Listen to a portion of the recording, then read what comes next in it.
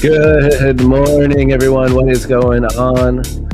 Good morning. Quick audio check. It looks like it's looking right. Can you guys hear me? Can you see me? So good morning. It is February.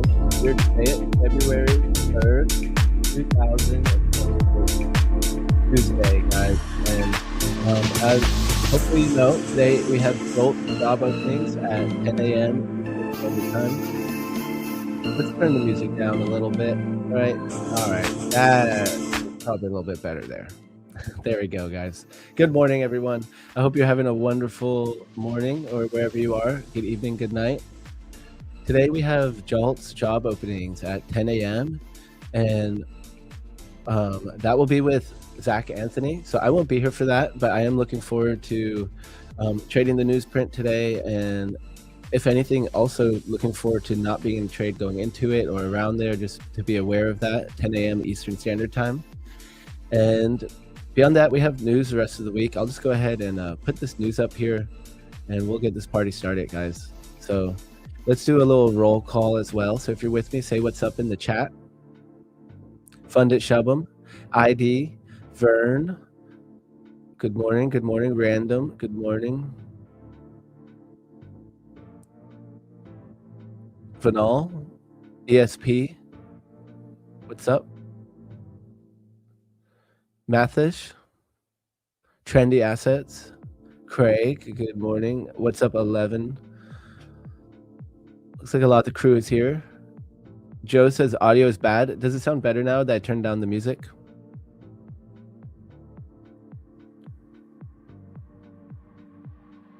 It still sounds bad? Okay, maybe I got the wrong microphone connection. Let me double check. Check. Here, let me, is this a little better like that, maybe? How about that?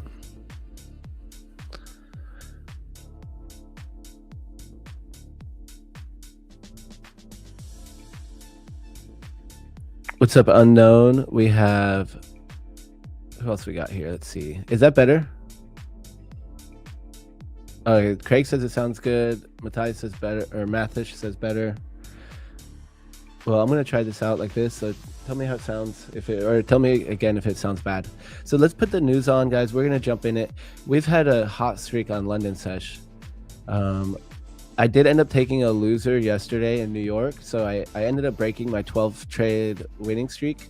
But when it comes to London session, we're still on a heater, and I'm just gonna be patient today and looking for really that. I only need one good trade to lock in the day green, especially with the sizing I'm doing right now, trying to push it a little bit. So let's get the charts on and we'll go from there.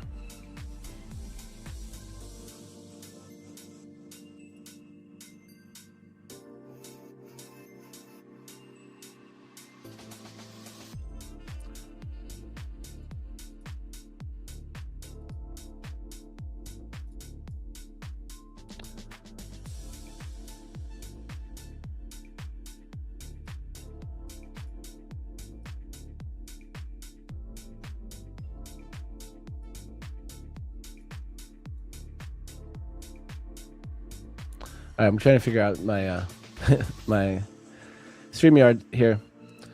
So I'm just trying to get this on. It's just gonna take 1 second. There we go. All right, guys, we got it. There we go. So how did everyone start the week? I feel like so far it looks like we're getting some opportunity. We're getting some price. We're getting some movement, right? We had a crazy. Oh, here, let's just look at the chart real quick. So here's Monday. So we had this dip on Monday to the previous week low, pretty much. I'm looking at ES chart, but ES and NQ have been behaving with each other pretty well. So we had this dip to previous week low, and yeah, ended up rallying, and we're still rallying. It's pretty much like a, I don't know, there's probably some sort of pattern here or trend, but look at this. So it is going up and to the right, and it's hard to be bearish. Well, it depends on what type of trader you are, but it's hard to want to be bearish. But I am looking that we have this target tapped, and Right now we are trading within the London IB, so I could be getting a London IB breakout trade. It is already past 4, so that means the first hour of the London market has happened, and this is a trade that I've been taking consistently on stream, and it's been performing really well. So I'm not going to overcomplicate it. If it's there, I'm going to take it. If it's not, I'm not going to take it. So this is something I'm already aware of on these 15-minute candle closes. So we actually could get a trade in 3 minutes. So I might actually speed through my top-down analysis.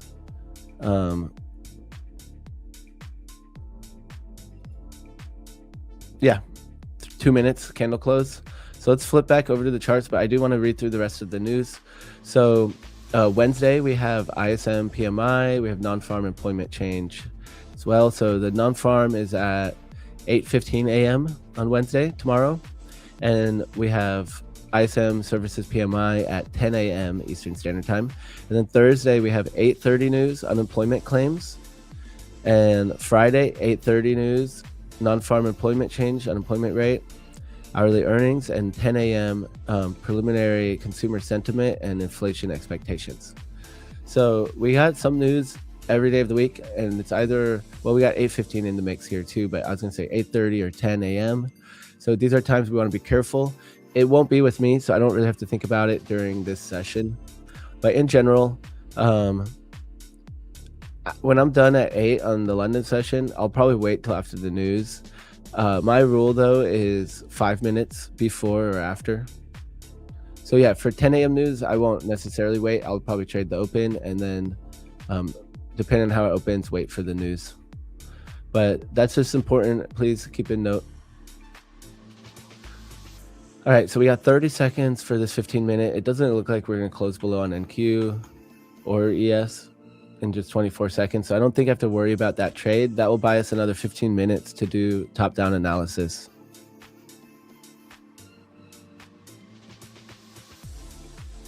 CFD giveaway. I don't think there's any plans for that at the moment. Just doing futures, because that's what I trade. That's what Zach trades, and it's kind of the purpose of the stream right now, is to be focused on futures from the price side. But you can definitely use prop4match.com for reviewing more than futures. Craig says, from the price action yesterday, the way to go, in my opinion, is to be very patient for setups. I agree. Yeah, I think that's a really good plan, because there were really good moves and setups, you know, like, so yesterday, one of my first ideas for the short for number 3 was to wait for the sweep of this area, you know. And if I had, well, it did give a little opportunity right here for that short. Maybe I would have gotten it there.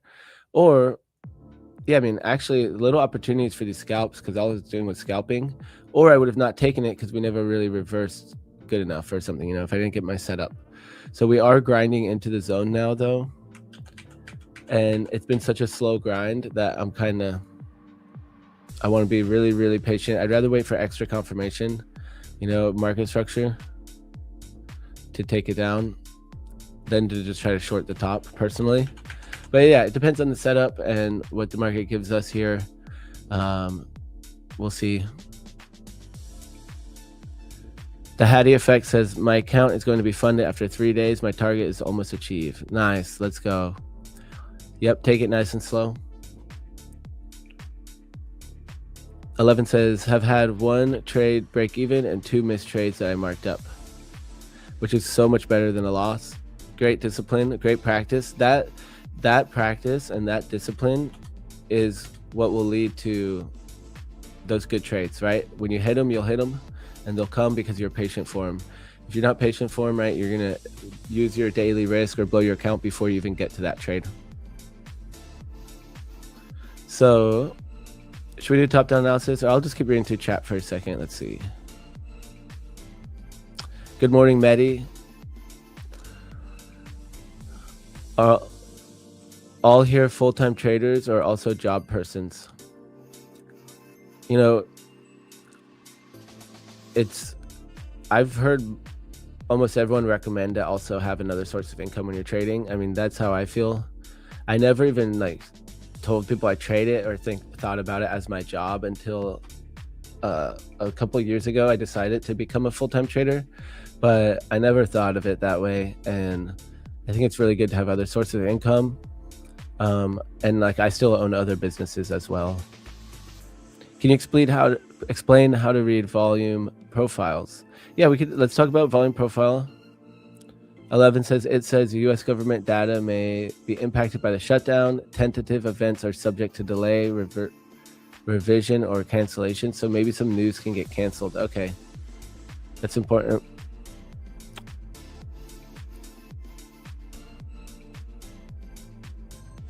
$69 million jobless since the 1st of this month. So I can call myself a full-time trader now. Dang.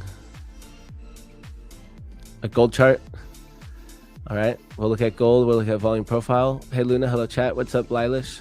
Good morning. Good morning, y'all. Blew all my accounts, but we good. Didn't have too much. What's up, Sean? Sorry you blew your accounts. Too much leverage. Yep. Thanks. Sorry you blew your accounts. Hopefully you learned some lesson. Maybe journal it, take some screenshots so you remind yourself. Actually, I lost all accounts and savings. Now I'm thinking to get a job to fund trading. Yeah, it's funny when I became a professional trader, quote unquote, when I decided it was my job,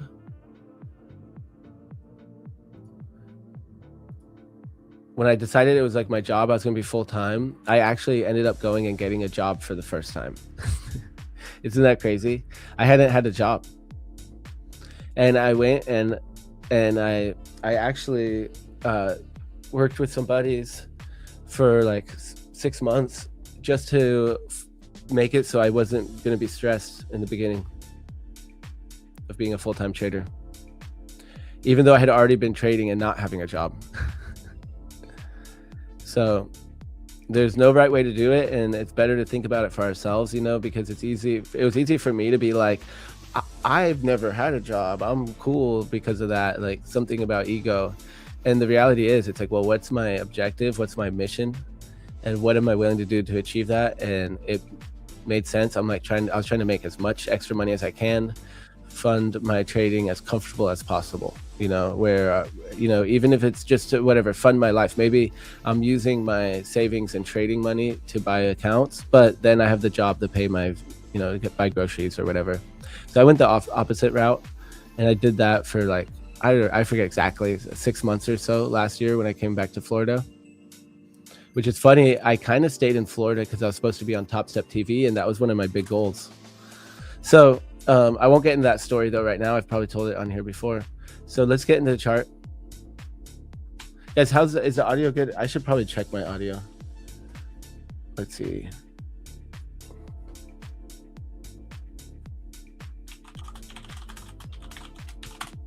All right.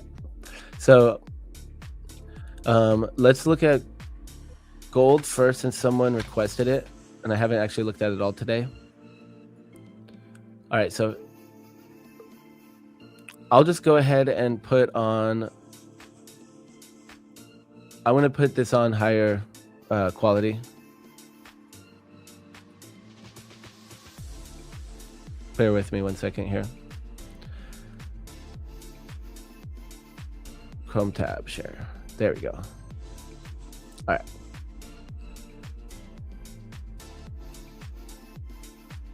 All right, here we go. So this is gold. Let's just start with some top-down analysis. Let's go to the daily chart. Wow. Anyone buy the dip? Easy, huh? Easy trade. Scary trade. Knife catch. So what I'm looking at here, like, I mean, this high time frame support resistance may be forming from these swing highs. Like, I'm not really going to draw that on yet, even though I'm going to think about it. Maybe we'll see it on the 4 hour.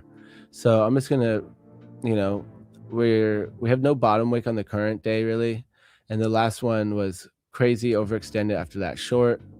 I mean, 3 red days and definitely room up to bounce here. So I'm not going to be too biased with that short. let's see, on the 4 hour we are bouncing. It's not the clearest support resistance, but the really only thing we have directly looking left, like we have this wall of red coming down, and then the high and the swing low down here on the 4 hour, but it's not even like a lot of structure, right? It's just where it reversed. So I'm gonna draw those on. I'm gonna go ahead and delete these old levels. So we'll start fresh. And yo, what's up, Frequency? Good morning. Random says, Luna, what did you tell to the relative when they ask what you do for a living? Well, I've always had other projects too. Like I had a food truck and I always had other businesses. So before I just didn't tell people I was a trader. I just, whatever else I was doing. But the reality was I pretty much had a lot of failure businesses that I was funding with my trading. And I wasn't, well, at least not all of them, but like not really making nearly enough money or losing money while trying to like invest in the business from my trading. So, the reality was that at some point I was sitting in a farmer's market selling produce from my farm, and I sold out of everything. I was so excited. I tallied up my everything for the day because there were some costs and whatever, and I realized I had lost money and I wasn't even paying myself for hours. And in that moment, I said, I'm just gonna, and I had just had the best trade of my life. So I was like, okay, this is the time I'm gonna go full-time trading. Well, it was like after I had one of the best trades of my life. So I was like, you know what, I'm gonna be a full-time trader. Yeah, so here's this 4 hour, 1 hour. I was like working so many hours too to not make any money. It was just passion project. I'm like, you know what, I can still do that stuff and not do it as a job. Okay, so this excuse me, this hourly, I mean, I'm not trying to just start drawing lines from this. This was just this grind down. So now we're going up. We're making higher highs, higher lows. So that looks pretty bullish. This 4 hour looks bullish as well. We still have room up. So as we go down to the 30-minute, I'm going to kind of use that as my perspective. I do see, I can't help but see this. I'm going to draw it out. Oh, look, we did close below it. I mean, above it. Yeah, so that's not really that clean. I mean, maybe this is cleaner right here as the top. And right here. All right, so this is a low of 47.85, just rounding it off, and then the high as 49.60. So, I mean, taking a breakout above that doesn't sound that bad. It's just hard. I don't have that clear of ranges or anything. But with this one off to the left here at 49.56.6, a break back above this, I think I could like. I want to move it to the 15-minute chart too. We kind of had this area where it reversed right here at 48.76. Yeah, this is kind of a hard chart for me to trade. I'm not going to lie. These ranges are pretty big without a lot of structure. So I don't really know how to trade this, is what it feels like to me. With the strategies I'm using for gold, which is different than what I'm using for NQ and ES.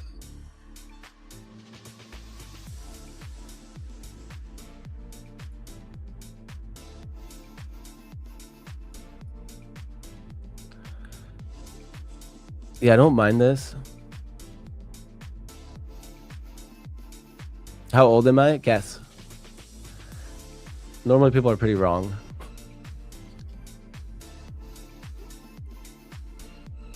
All right, so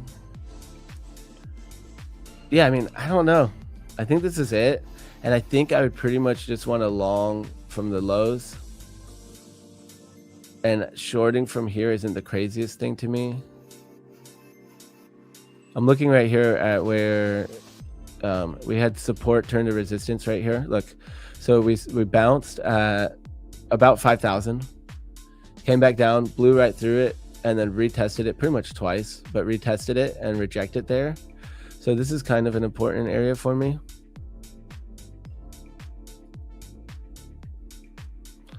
So I don't mind actually the longs above with the current trend. I'm gonna go ahead and number that one, but I might have trades I like better on ES, or so I'm gonna look at ES. Yeah, and like back down here, I could justify that, but anywhere in here, I'm probably not interested. So yeah, I'm gonna put this as number 2.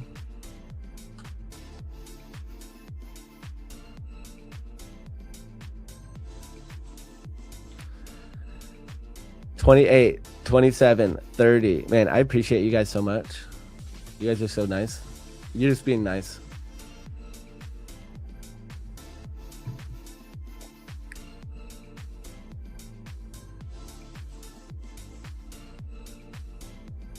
You'll probably keep increasing the age as you hear all the different things I've done.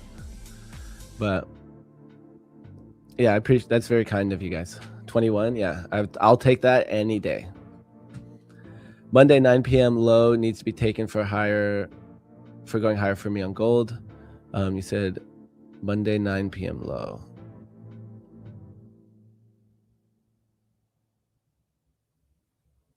That has to be, you're talking about this full low down here.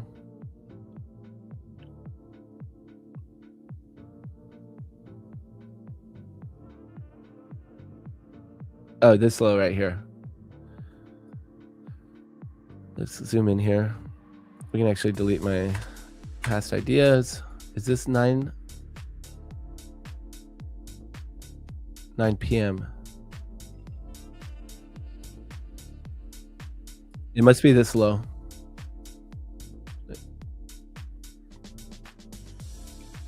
You like the short better? You just feel like a little short?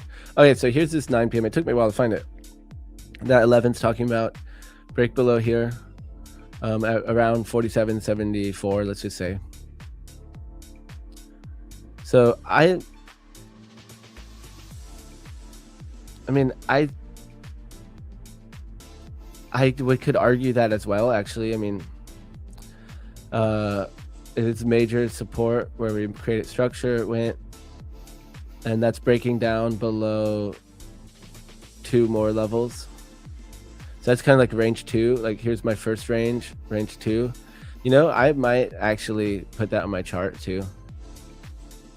We're all in this together, guys. I'm gonna put this on my chart too. Actually, I like that.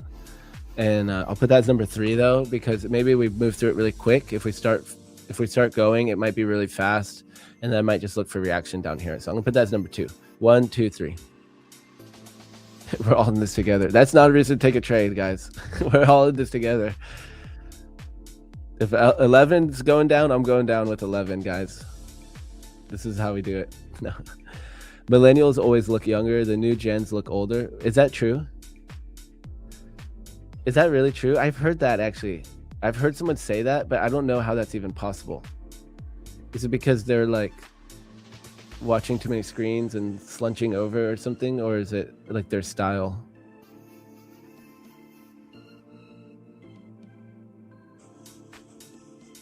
All right, guys, let's look at ES.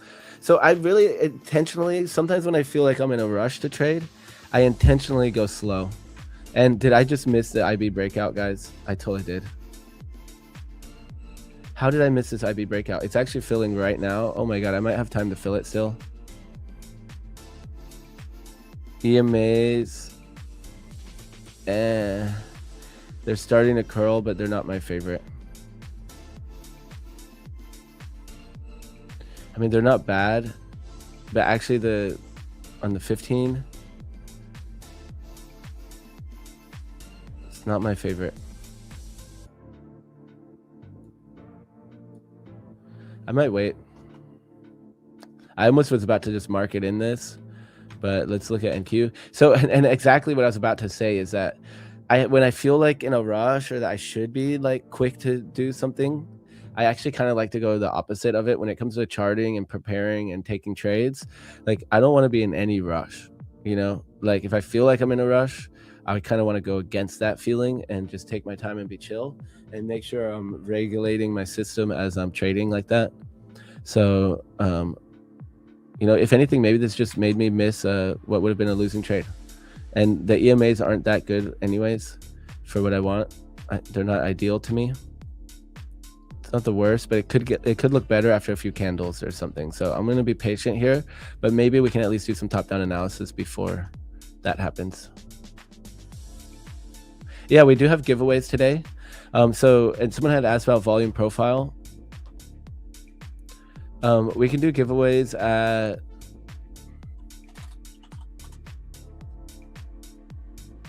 let's see, we have 54 on already. We already have 30 likes. Well, here, let's just do 2. Can we get to 70 and do 2? Or 60, maybe? We could run one at 40. We can do that if you want, or we can just wait and do 2 at like 60, 70. But yeah, more important to look at these charts, guys, and we'll get to the giveaways, because let's see if we can find some killer trades today. So here's the daily. Look at, so target tapped, guys. We're right into this resistance. I mean, I can't help, but it's the trade, it's the trade, it's the trade. It's the same thing I've been looking at here. Longs from these lows, shorts from the top. A breakout would also give me a long up here. So breakout of the highs, 7,043, spot 25. Breakout or retesting the lows, let's just say the previous month low, even around 68.29.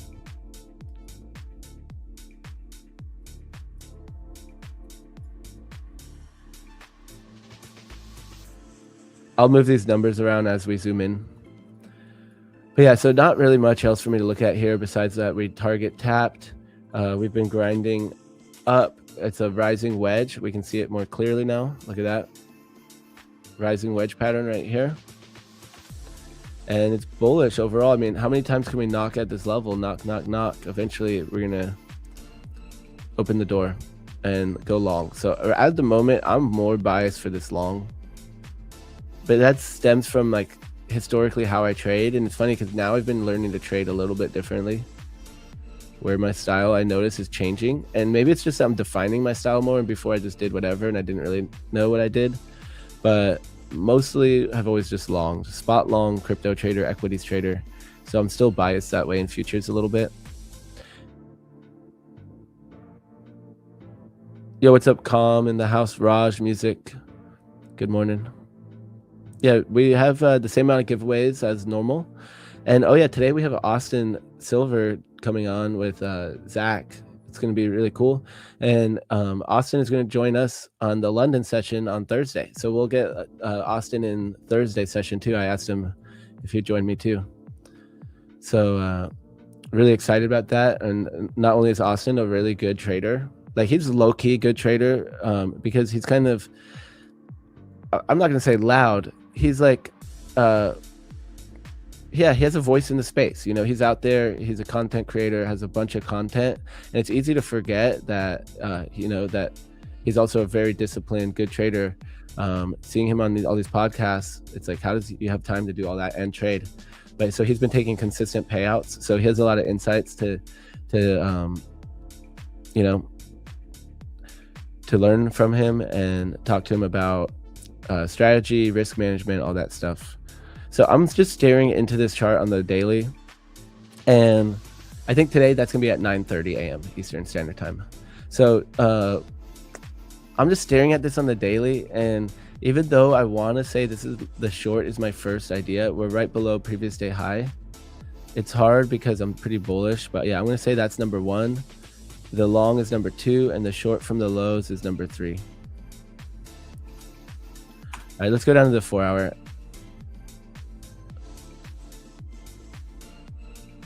I'm just leaving my indicators on. Yeah, we are rejecting this high time frame support resistance zone. As we make structure below, I mean, if we're going down, I'm going to be bearish. Let's look at the hourly. Okay, we engulfed the last 4 or 5 hours on the hourly, and now we're breaking down. Let's go to 30. 30's holding. 15-minute. Yeah, I mean, we're getting this IB breakout, guys. I'm not in it. A lot of times I'd be in that trade right now during the session. It really doesn't look bad with this high time frame support and resistance. It's looking for a move like that, at least. So I guess I'm just going to stay out of it. Maybe we get a second tap. So maybe what we do is maybe this comes down, comes back up, and we end up filling the IB again, and then it comes down. So that's what I'm gonna have to wait on at this moment. I'm not gonna FOMO entry this, and it is setting up though on an NQ as well. So we have the trade. I'd have to look at CVD too. CVD is a little bit bullish. Yeah, so this is a no trade for me. This is like just enough in my current level of discipline to hold off from taking the trade and jumping in or anything like that. NQ still hasn't even broken down that previous candle. So actually NQ, if we're taking this on NQ, it would be a market buy right there. I mean, sorry, market sell. And then on ES, it did already hit. So we'll paper trade it. It looks like it's really good, but we'll paper trade it and see how it works out, even though I'm not taking it. So this idea though is still here to me and still valid. I'm gonna zoom out again. Let's see, where's our P&L indicators? I don't see them. So let's go back to the hourly. Okay, yeah, so these ones I just have on the big chart. All right, so I'm going to reset them in my own way on the 15-minute. So that first idea is the short here. So I'm going to label this number 1. Oh yeah, there it's going pretty good, huh? So I'm still going to pay attention to this, see if we come back to IB and have it set up again with the EMAs and the CVD looking even more bearish. And that's going to be my plan. Great trade though. Already playing out right here, 3 points. All right, so next thing I want to do is make sure I have my accounts ready to trade. We can look at gold again. Yeah, nothing here. So this is really my only idea right now, guys. Shorting, if we're holding below, I could look for a divergence as well. So I could go down to the 5-minute and look for a divergence like this, right below previous day high, and look for that short. Or I could look for another initial balance breakout. So retesting the initial balance, closing back below, and then taking that one. So 2 different ideas to take this trade, div or initial balance breakout. I'm going to be paying attention to both of them. Otherwise, if we break back up, I have the longs above or longs from below. And that's pretty much all I can say here. And so maybe we'll look at gold too. What do I see that's making me hold off? So CVD is going up. So I'm seeing aggressive buys while price is still going down. So it's just not the confluence I want.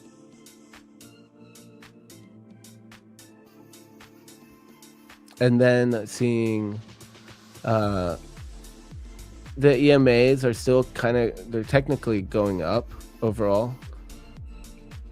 So if we were to flip below these EMAs, especially on the 5-minute, so 5-minute are starting to flip now. So this looks fine now. 5-minute looks great now, actually, to be honest. It's doing everything I wanted it to do. And it was starting to curl down before, but on the 15-minute, it's painting a much different picture, even though it's starting to curl down.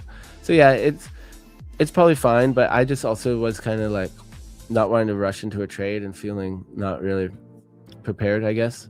I hadn't really set up my accounts or anything, which I need to do real quick.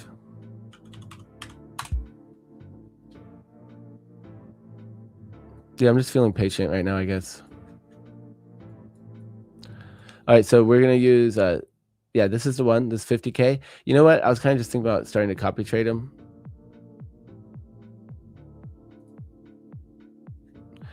Since I got a payout on Friday, my plan was to start copy trading at least the accounts I got a payout from. So that happened to be my other top 1 futures account. So I was like, oh, well, maybe I'll just start copy trading during London. But yeah, so this account I just took a payout from. Wait, is it still paused? No. Unpaused? Nice. I just took a payout from this guy here.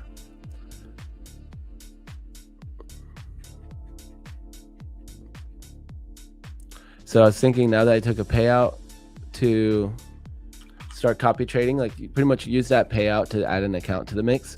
And so, but I was thinking to do that across the board. Okay, took a payout. So now when I trade 2 accounts. So I have like a bunch of Apex accounts. So I would trade 2 of them together. On top 1 futures, trade 2 of them together. And then, so I'm pretty much like reinvesting that payout into my prop trading to try to compound it. Oh, I'm not showing that account here. Let me switch it.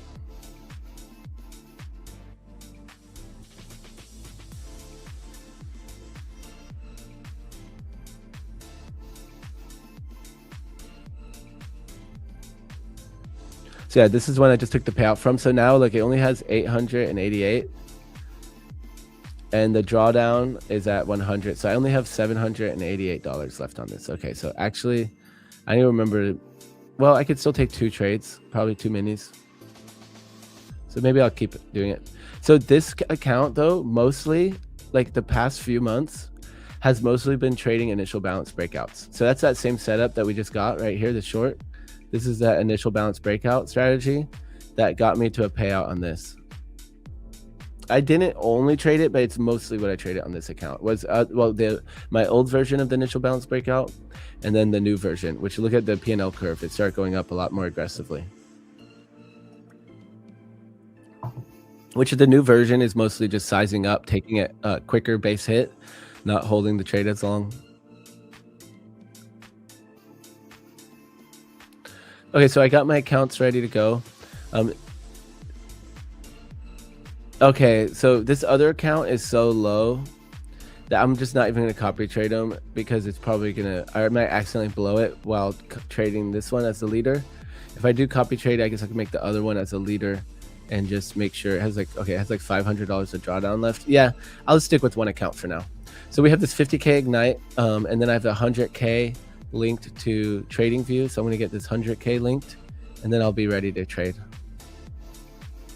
Yeah, and I'm gonna go over that volume profile. I'm really happy to go over strategy stuff today, especially right now. I have this one trade idea. So it's really easy for me to watch this compared to looking at multiple charts. So I'll be able to do some education if you guys want. We can go over strategy stuff if you want to learn any of this. I know one question for volume profile. Simba, what's up? Simba says, what is IB? So initial balance is the first hour traditionally of New York Open, right? 9:30 to 10:30. I trade my initial balance strategy for London Open, Tokyo Open, and New York, and I've had the same stats. I mean, I should go back and verify exactly how it's performed with each one, but I've always observed the same stats on each session with the initial balance. So I trade it on each session, even though some people have told me that's not correct. I'm like, well, there's no right way to do it. If it's working, it's working. And we've seen London, for example, we've seen London make these moves. We can go back. I mean, we can just back test this strategy so easy. The way I'm doing it now, guys, with the 15-minute closes, 15-minute closes outside of IB on ES and NQ. EMAs are angled down, CVDs going down, and then I wait for a wick on both sides of the next candle and then take it when it breaks the low of the current candle. So that would have been right here. But CVD is going up, so I'm not taking this one. But those are my 2 confluences, cumulative volume delta and the EMAs. But so if we go back and look at this, even without looking at the confluences, we can just keep finding it over and over again. So here's Tokyo session from today. So we made a breakdown right here, 15-minute close. I don't know really how this one played out. Yeah, the top wick. So my stop loss is only 8 points on this. How many points did it go? Yeah, it didn't go that many, 3.5. So that one didn't go to 5. So when I back tested this, I did it to 3 points. So the idea was at 3 points, you're locking in at least a break even, and then you're trying to lock in gains at above 5 points. So this one technically would have been a break even from the way I back tested it. So yeah, look, actually Tokyo was pretty choppy. We had a fake out to the upside too. But so we can just keep going back and testing this. But so I have, I think, a 70-something% win rate on it right now. But in back testing from December, it was at 80%. So here's one from yesterday. Here's yesterday's IB, London sesh. And this was a winner right here. Okay, so 15-minute candle closes above IB. And guys, I'm not even looking at the confluences, so I might not have taken these trades still, right? But so 15 minute of IB breaks out. Stop loss is 8 points. Oh yeah, see, this one I took, I got a profit on this one, right? Yeah, look, it went to 5 points. I didn't make the whole amount, but that one we took yesterday on stream. And so it's a really easy trade, right? 15 minute closes out. Next candle makes a lower wick. And then when it breaks the high of itself, market stop in, go for 5 points, stop loss at 8. 8 to 10 is how I technically have it written down, 8 to 10. So, I mean, you can just, this is one's easy to backtest like that because it's 15 minute candle closes. Here's another one. 15 minute candle close down. Look, the EMAs are nice and steep and close down. So this is what I'm talking about, waiting for the EMAs right here. And that's what we don't have right now. If we go back to current time, look, EMAs are up. Down here, EMAs are down. And look at this one. This was a really good one too, right? 15 minute breakdown. Next candle makes that top wick, and then it breaks the lows, which a lot of times it ends up being around where this other candle low is, right?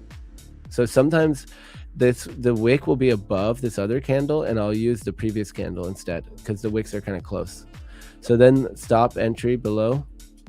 And this is a very easy beginner setup. And I mean, I just haven't stopped trading it because it just keeps working, you know? And this is an evolution, actually. This is a more way, this is my newest way of doing it. I've slowly evolved this strategy over the past year and a half.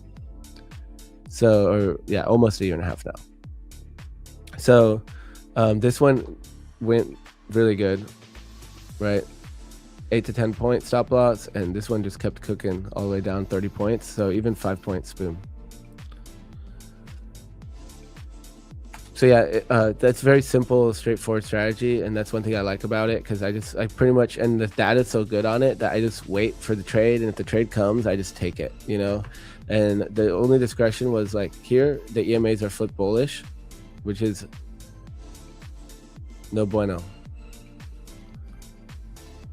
5 minute though, we just got that flip down. So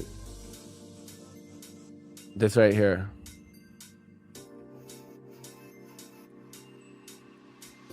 Is actually exactly what we want to see. So we're getting it. Not having the higher time frame confluence on the 15 is making me iffy. And then also my CVD has been rising, and that makes me iffy too. So I'm just going to be chill about it.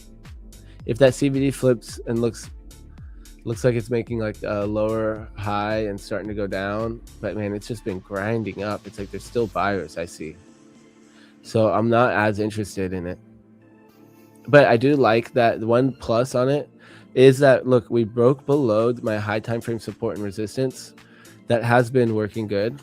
You know, we've held above it multiple tests, and we've also held below it multiple tests. Right there, right there, right there, kind of right here. So yeah, I'm going to be patient though with this right now.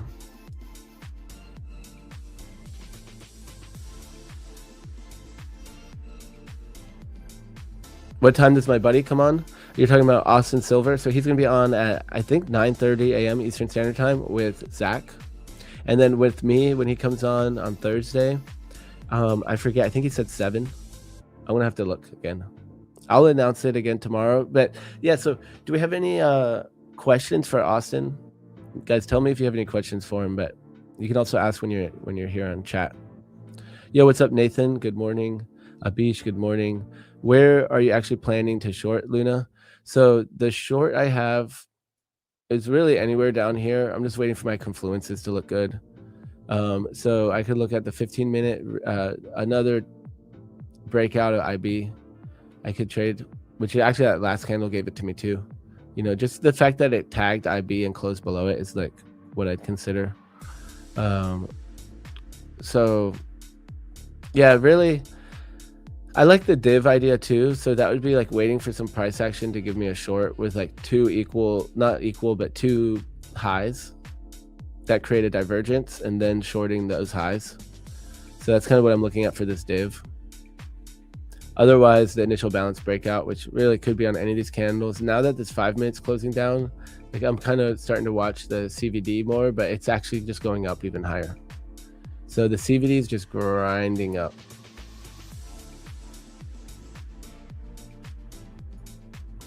Yeah. So it's making me want to wait. Meanwhile, though, I do have my account set up here ready to go. So that's important to me. Make sure this is good to go. We can look at gold.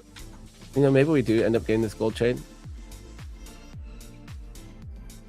But what I'm not going to do is gamble on a trade that's not one of my textbook planned setups, you know, my playbook setups.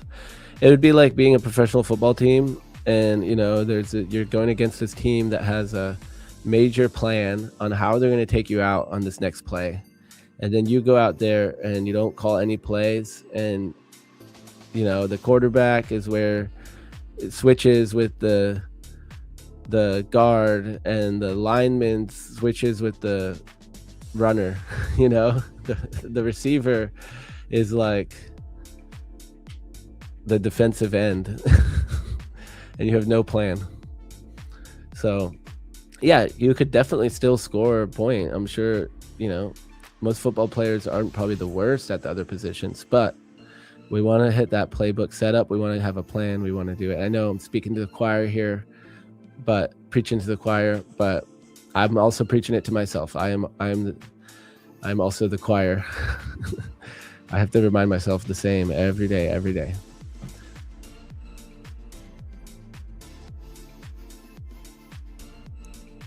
Aditya, what's up? Good morning. Says, hey guys, like the stream and subscribe. Yeah, definitely subscribe to Prop for Match. You can also head over to my channel and subscribe there. I'll say what's up from it in chat, so you got the link. I'll say yo.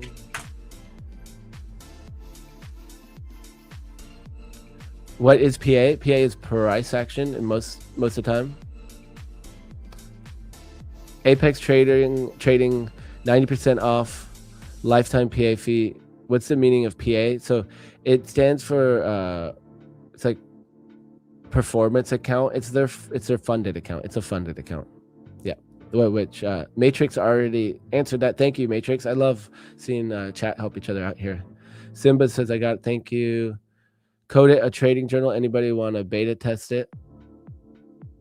I might be into beta testing it. You can, if you want to email me or DM me, best way is probably to email me, lunatrades@tradesauce.co. I might beta test it for you. I'm a big trade journaler.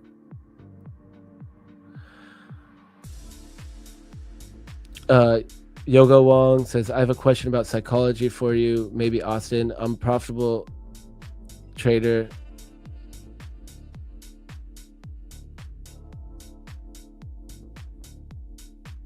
Yeah, happy to ask Austin any question or to answer it too from my perspective if you have a question.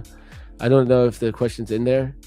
You said maybe, I said, I'm profitable trader, not consistently yet, question mark. Yeah, maybe rephrase the question a little bit. Smash the like, guys. Thank you. Yeah, we have 47 likes. Is on 50. Let's go. All right, guys. We're going to get this giveaway going. What's up, Bankroll in the house? Good morning. Shout out for Luna. Let's go. Okay, you said your question about psychology. I'm a profitable trader, not consistent. I know my stop loss placings and I know my dollar risk amount. However, I often shortchange myself by putting stop loss tighter and higher leverage. Most of the time it is lost in a series of trades after that. What is the psychology behind this, please? Oh man, I feel you. Guys, this trade is working out pretty good right now, huh? 5 points is right here.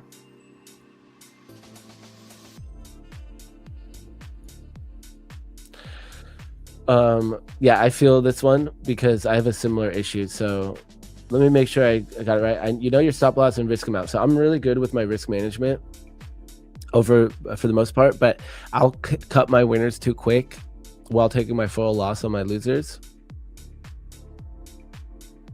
Oh, you said you often shortchange yourself by putting your stop loss tighter and to leverage higher. So it's harder to identify if there's a psychology problem here or what the psychology problem is exactly, or if it's your trading plan. Because if your trading plan is to have that stop loss tight, then you do need to change your trading plan if it's not working, right?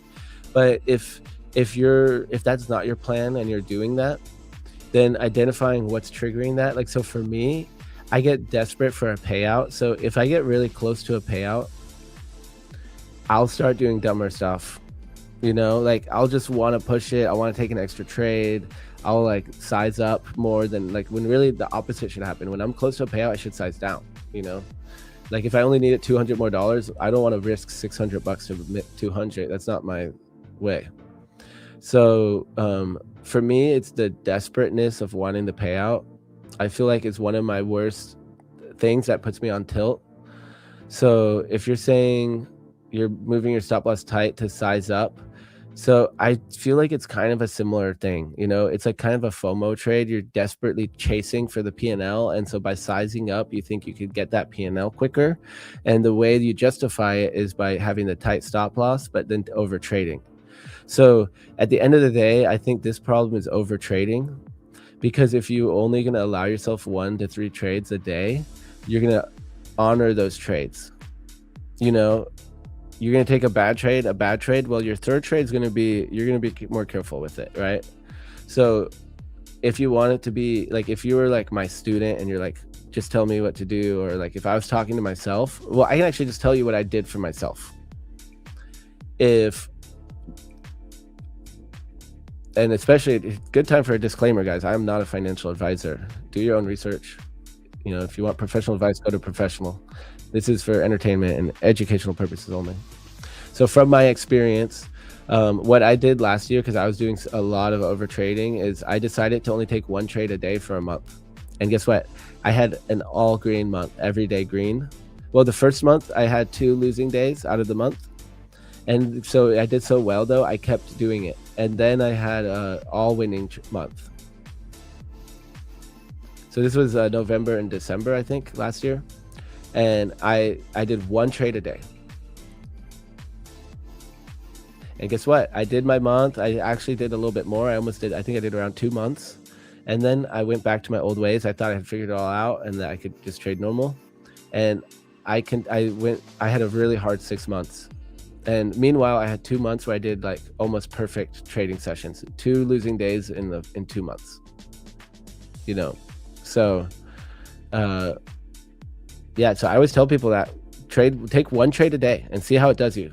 If you're really struggling and you want to make change, just to build the discipline, that's what I did for myself. I decided I'm going to do 1 trade a day, because one of my mentors told me, he said, you're over trading, you need to take less trades. I said, okay, well then I'll just do 1 trade a day. And I know for sure you won't tell me I'm over trading anymore. I did 1 trade a day and it fixed me. But then I went back to my old ways. And now I'm being strict again. Now I'm doing like 3 trades a session, but it's a little different since I'm streaming these long hours. I'm kind of allowing myself to find 3 trades. But a lot of times we only do 1, or we do no trades, 1 or 2, 3. So that I think is the best advice I could tell myself. Like if I could start back with my futures from the very beginning, making sure I'm not over trading, because it makes you think about the trade all day long, and then you get to your next session already prepared, waiting for what knowing what you're gonna wait for. I'm not gonna enter when the CVD is going up, because look, guys, maybe I try to hold for 5 points and look, we're going right back up. Well, why would I want to short right now while I'm seeing all these buyers not stopping? Well, even though price is going down, man, these buyers are still here. Okay, I'm gonna do it. I'm just using that as a random example. But so yeah, let's keep going down here, because I could talk about that for like 4 hours. Are y'all planning a giveaway? CFD accounts, futures accounts.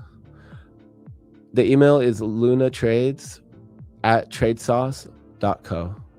Today is your day. Let's go. What's up, Annie?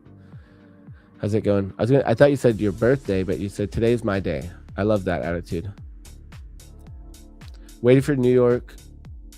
Make 400 on 2 accounts, fund it and lock out by 11. Game plan. Let's go. Bankroll in the house. My man.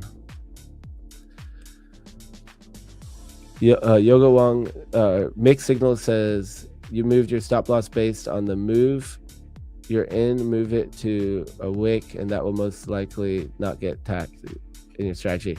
Yeah, so I've read that very poorly, but Yeah, mixed sounds is pretty much saying put your stop loss so that makes sense with the trade, right? If you're putting the stop loss just to build the size up and get it really tight to try to grab something, most likely you're not basing that on trade. If you do have the data to back the system, then that's one thing. But if you're basing it on a chart level, yeah, that's, you know, what invalidates the trade idea. Lord says, Diam.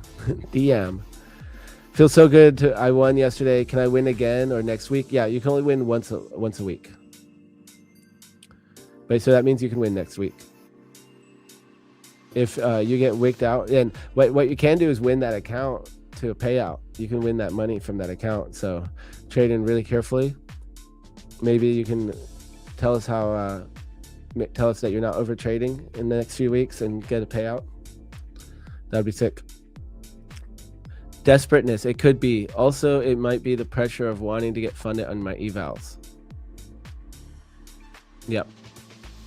Which is kind of the same thing, right? That pressure. So it leads to me to like chase trades that aren't really there and just try. I mean, I showed it on stream the other day, but like when I go on tilt, I can go on tilt really bad, and especially in the past, like with day trading, I would just go on such a micro scalp that I just don't care anymore. I'm just slamming the buttons, buy, sell, buy, sell, buy, sell, sizing in, sizing in, sizing in, trying to win it all back, and then until I blow the account. You know, I've been there so many times. DM'd you on X, Luna. Okay, I'll keep my eyes open for that and get to it when I get to it. Hope you don't mind. 50 likes is done. All right, guys, we had giveaways. We're almost at 80 likes, guys. Man, maybe we can just do all 3. Can we hit 100 likes and do 3 giveaways? We'll run it either way. If I get bored here in a second, we'll run it. So I'll just keep rolling through chat for now. Thanks for sharing that trade a day. I was doing well when I didn't know we had 9 contracts per trade. I always knew it was per day, then made profit by being choosy. So you're right.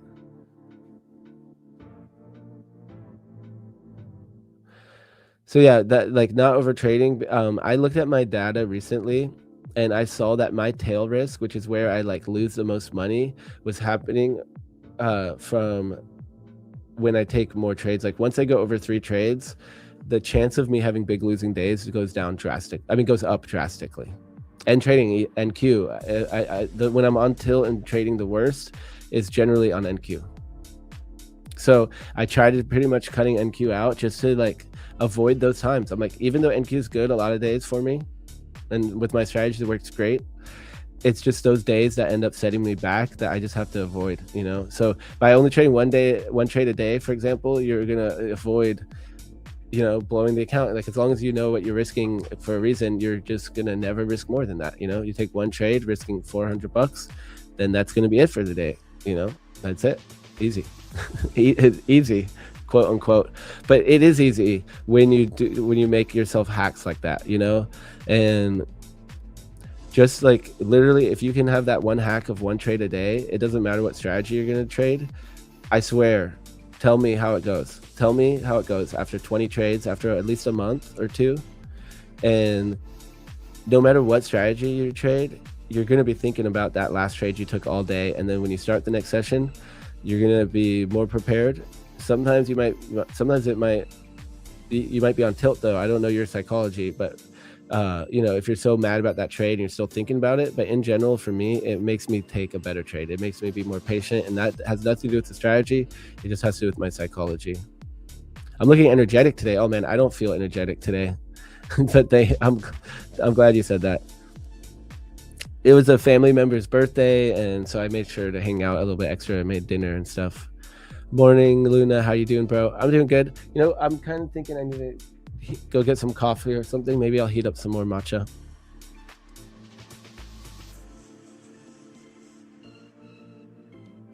There you go. 2 losses, call it a day. Yep, I love that rule, Vern. So one of my standard rules from a mentor of mine, one trade, first trade. Wait here, let's how are we gonna do this? Let's use a text box. All right, first trade is a win. Lock it up. First trade, first is a loss. This is from my one of my mentors. Loss. First win, lock it up. First is a loss, get one more trade. Get second trade. If second trade is a loss, lock it up. If second trade is a win,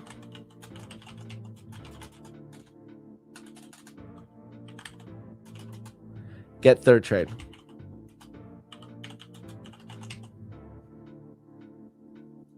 Right?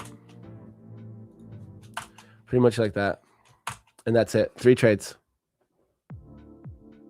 Can I make this bigger? I think you guys can see that. So this is, I mean, this is just from one of my buddies, one of my trading buddies, and it works. You know, it helps. It helps a lot. It helps a lot. And guys, how about your boy Luna over here? I'm gonna talk to myself in third person. Sounds more normal when I use my nomiker. But look at your boy over here, not taking this trade, being disciplined. CVD is going up. I'm not going to take the trade, and here it is bouncing against me. So we're going to get, if this trade does work out, we're going to get more opportunities to take it. So GG's on that patience, guys. Less is more, right? No trade is a trade.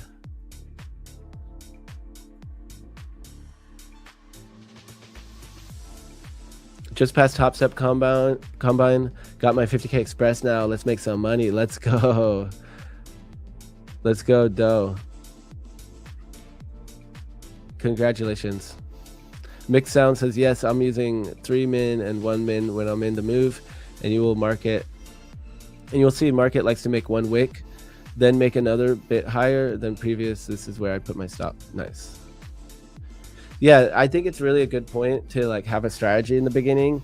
And I know like, yeah, it's probably more important to learn how the markets work, learn your psychology, like learn market auction theory and like fundamentals. Like in the long run, like at some point you gotta learn that stuff, I think. But to have a system where you start gathering data, you know, like I started my initial balance system super simple. I didn't know exactly how to do it, but someone was like explaining to me the initial balance idea and I was watching it work. And so I simplified it because they were talking about all this stuff with order flow. I simplified it to myself and I just decided, you know what? I'm going to start it with no rules. All I'm going to say is one rule. A 5-minute candle opens and closes outside of IB, I take the trade. So here's a 5-minute candle, open and close outside IB. That could have been my entry right there.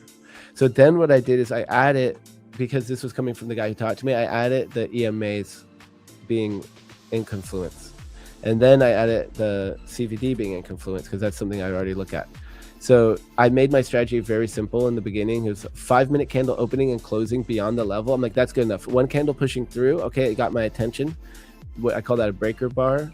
Next candle confirms outside of the level, you know, maybe it has a wick in it and then opens and closes outside like this one right here.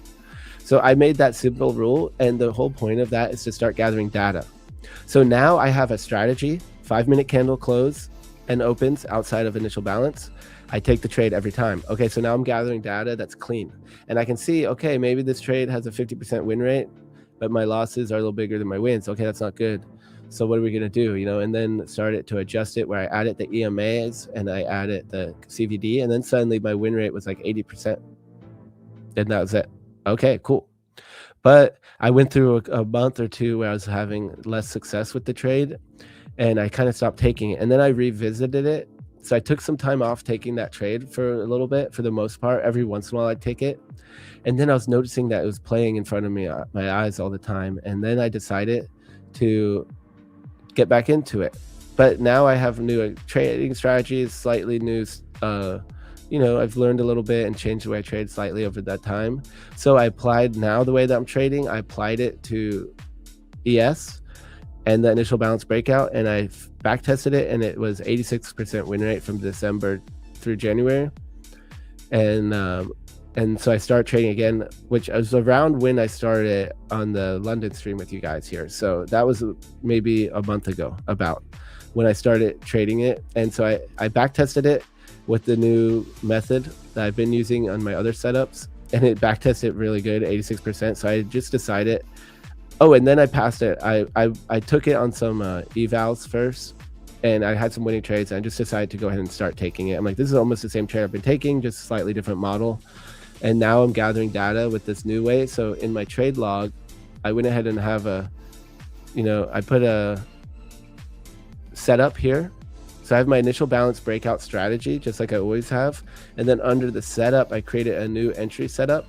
So I have like my old way, traditional, or I have, which I called the BOC, breakout, open, close, continuation, when I did that 5-minute open and close outside of the level. And now I have the 15-minute 8-5, which is doing it on the 50-minute time frame, stop loss 8 points, targeting 5 points, keeping it really simple. And I hate fixed stop losses and targets. It's not my style. I want them to be with the market, but it's just working. And so it's a minimum, trying to lock in 5 points at least, holding more and trying not to lose more than 8 to 10 points. So I call it the 8-5, but the reality is I can put that stop loss tighter and I can target more. But that's just the minimum and the maximum, right? Maximum 8 to 10 point loss, minimum 5 point gain. So I now have it in my setup. So I'm going to start gathering my data. Well, I have been. We got January 2. Look at all these trades. Look, 15-minute 8-5, win, win, win, win, win. So now I can go back and sort through my data. We only started trading that 8-5. When was that? Right here. 120. It was the first one in a fund it.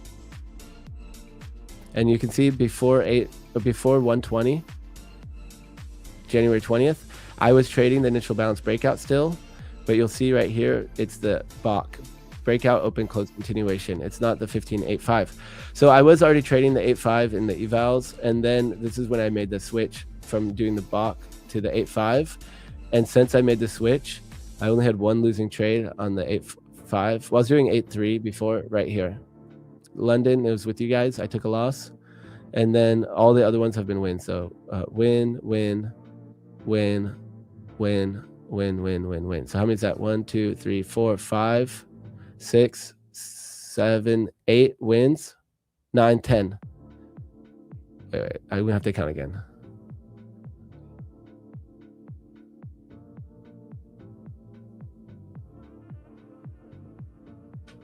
So 9 total, 8 wins. So what's the win rate?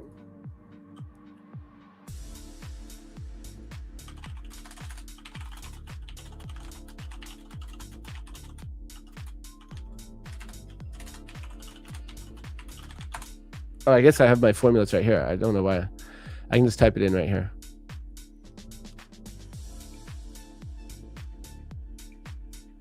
But 88.9% win rate since I started this new setup in funded accounts. And that's not very much data, guys. We're talking 9 trades. 9 trades, pretty much a 90% win rate. 1 loss, 8 wins. So how am I not going to take that trade every time I get it? I'm just going to take it. Oh, and then February we got one too. So actually, guys, we had 9 wins, 1 loss. So that's exactly 90%, right? That's sick. Luna, can you tell us the origin of how you became the host of PFM? Yeah, I'm happy to do that. Let's check the charts real quick. Let me skim through the chat. Okay, Andy says, can you do, I'm gonna speed run the chat real quick, and then I'll go back and answer anything, because I love the questions right now, and I also want to make sure I'm not missing any trades. Yeah, nothing here. Look, it went right back. So I got really, I don't know if it's lucky or if that was just, I happened to be regulated enough today to have not jumped in that trade. So I'm just gonna skim through real quick, see some questions. Luna, can you do an IB video? I think that's a great idea. I'm gonna actually, Joe, if you're watching, let's do that.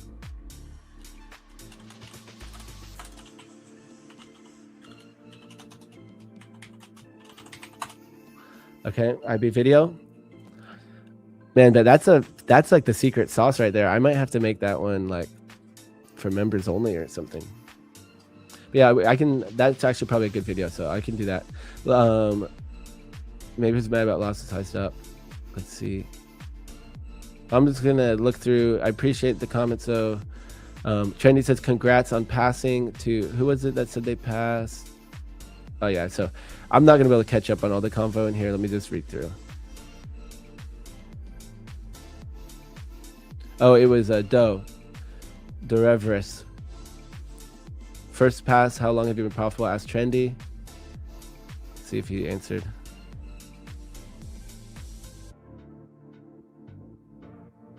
$90 watching, 56 likes. Yeah, guys, so we'll do those giveaways. We can do 3 giveaways now. Let's see, how many likes do we have?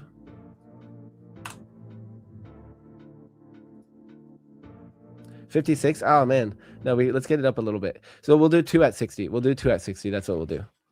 So okay, what was the other question? Oh, how did I become the PFM host? I mean, I just started my channel a few years ago and I grinded it without views in the beginning. And I just showed up every day, and slowly people were finding my channel, and there's some people who liked it and stuck around. And so it started with literally like I'd have like 3 to 5 viewers, and then I built up my channel. And so I have like 4,000, which doesn't, I know it's not a lot in the grand scheme of things or whatever, but it's crazy to be at that point now and having just followed my vision of it. You know, like I wasn't really doing it with expectations of it growing that big where I'd make money from it or anything like that.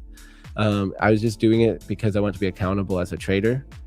And, you know, I was blowing through a bunch of accounts trying to switch to day trading from swing trading. And I also was inspired by other streamers I saw who also built a really good business for themselves, for sure, and saw that like that also my examples of successful traders in futures were also streaming. So I started doing video reviews of my trades to post in a Discord group. In Rips's group, I'm one of Rips's mods in there, and have been for a few years now. And I was posting trade reviews, so I'd make videos and just post it for the group. And then eventually I tried to release some videos, and man, they're so bad. My beginning videos, like it's so hard. It's so hard. But I stuck with it. You know, I was embarrassed by the videos. I didn't want my friends to see them, that's for sure. But it was just my trades. And so I was like reviewing my trades in the videos, and then kept making videos to start going live. But yeah, so how did that lead to PFM? I guess some people from PFM had been watching my stream, and so they reached out to me and they said they're fans of the stream and asked me to come on as a host. First as a co-host. So it's pretty crazy, but when I started my channel, my goal was to get on Top Beep TV. So I really want to get on there, and they invited me on actually at some point. I was making these review videos and stuff, and I signed up to, I like applied, and they invited me on, and Dolby sent me an email. And then they kept pushing me back and canceling me. I actually changed flights, and that's actually probably why I ended up staying in Florida that time. I ended up, someone was house sitting for me and they wanted to stay longer, and it was like a perfect storm of things. So I just stayed longer because I wanted to be on Top Step TV.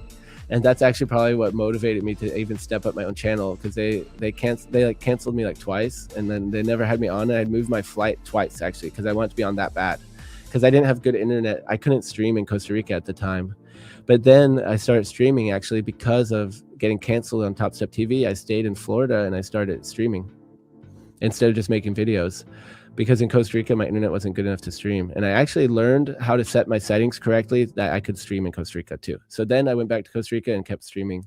Yeah, the story is actually pretty cool, I think. It's just how everything works out. Like, I'm a big believer in that, you know, everything kind of happens for a purpose. And, you know, I don't like to just say like, oh, that, you know, if something terrible happens, well, it's good that that happened. But in life in general, for me, I've always kind of felt that way deeper down inside, somewhere in my spirituality or something, that everything happens for a reason, and that everything's kind of guided in a way. And not that I have to even know that, but that's just my experience. Like later in hindsight, I look back and I'm like, oh, wow. You know, I wouldn't take that back. I wouldn't wish that on anybody, but, you know, that experience led me to a good life lesson, you know, and especially with trading, we see that all the time. Like, we need data. You need to collect data. And so, you know, that means making mistakes. Like, how else do you find your trading psychology? Like, you know, you have to go through experience of what it's like to go on tilt and how you're going to react and get that experience, you know, otherwise, you know, you're not going to be prepared when it happens by reading a book or whatever.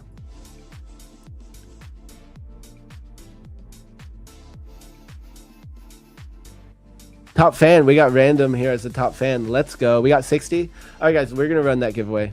I'll stop my TED talk.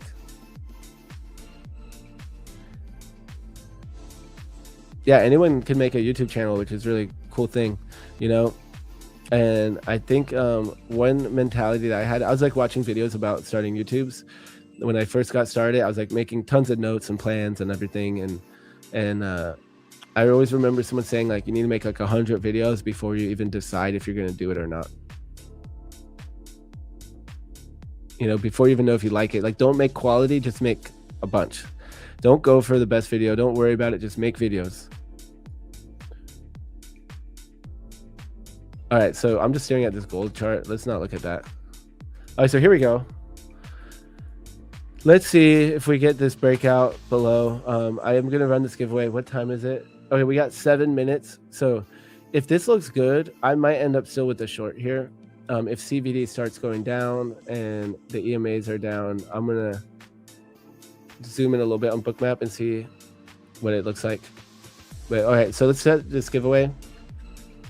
What's going to be the word?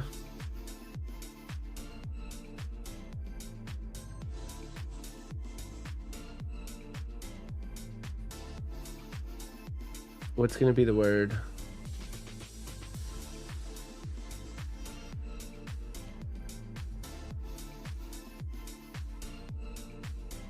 Well, so first off, I'm going to invite you guys to the server. So if you're not already in the Prop for Match server, this is how you enter the giveaway. I'm going to drop it in chat right now. There's a link in chat, and I'll go ahead and pin it. I think that pins it when I start it. I don't really know. Yeah. So it's pinned to chat.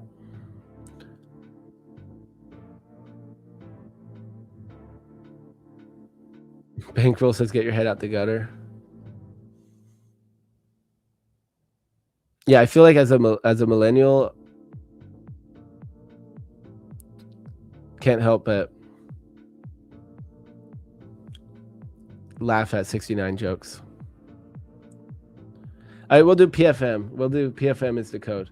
So I'm going to get it started. So what you're going to do is go over to the Discord. Link is in the chat. Verify your account under the Start Here section. And then once you verify, you'll see the stream chat under PFM TV. And the code is, which actually I'm going to delete, make sure we haven't done that one yet. Actually, we'll do code match. Okay, so hold on a second. So the code is going to be match because you can use that to get the best deal at your favorite prop firm. And you can use propfirmmatch.com to review and compare all the different prop firms and look at non-biased reviews. And what else? Oh yeah, gather loyalty points. So you can gather loyalty points every time you buy an account and put that towards a future purchase.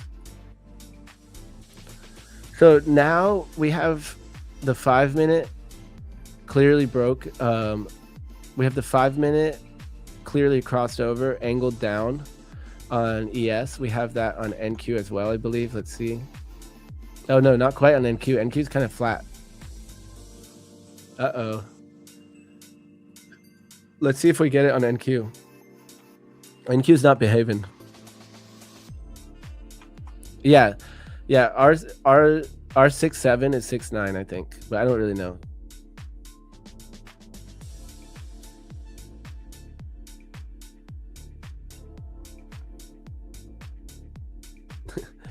Bankroll says, get your head out of the gutter, or, you know, just don't act like you're 12. Well, some of us can't help it, Bankroll. Yeah, so this is a tough place for me, guys. NQ's not doing it, so I probably won't be taking the short. All right, so I'm going to switch my screen back so it's the full resolution.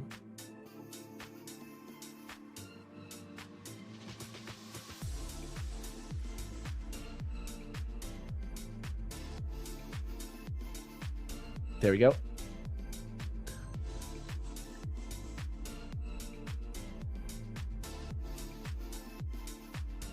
Yeah.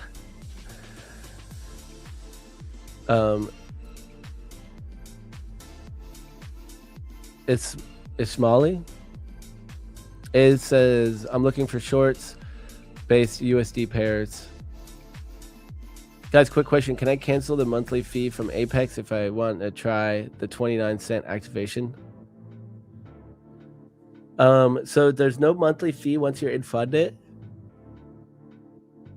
So it's just a monthly fee for the account. So like the way I do Apex is I try to pass them in like 1 or 2 trades and just be done with it. So I'll pass my accounts in 1 day and then pay the activation fee. So I almost treat them like they're instant funded. I just pass through the accounts as fast as I can. Like I'll wait for a good trade and then just full size it. Like by full size, I mean like the account would get blown if I hit my stop loss.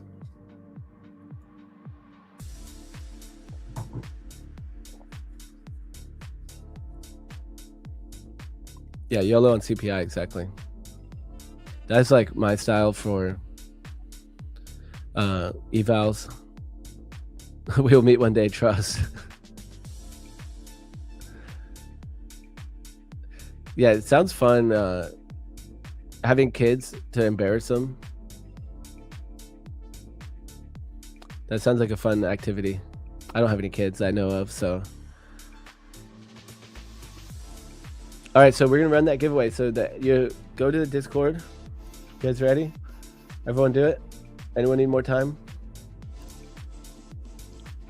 If you need more time, write time in the chat.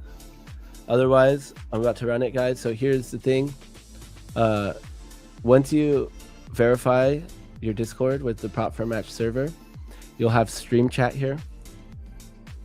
And click on stream chat, and then you'll see enter match. Okay, click that. And then you'll type in match. And you know what, guys? I'm going to give you guys 1 second. Let me grab some more. I don't know what I'm going to do. I got some more matcha out there, but hopefully I have some coffee too. So let me go grab some more beverage, and I'll be right back. Don't go anywhere at all, guys. We're going to run that giveaway right when I get back. I do want to see the likes higher than when I leave. Otherwise, I don't know. It's just not right. So we're at 68 likes. So I just make sure they're higher than that when I get back. Otherwise I can't guarantee anything here. All right, guys, I'll be right back.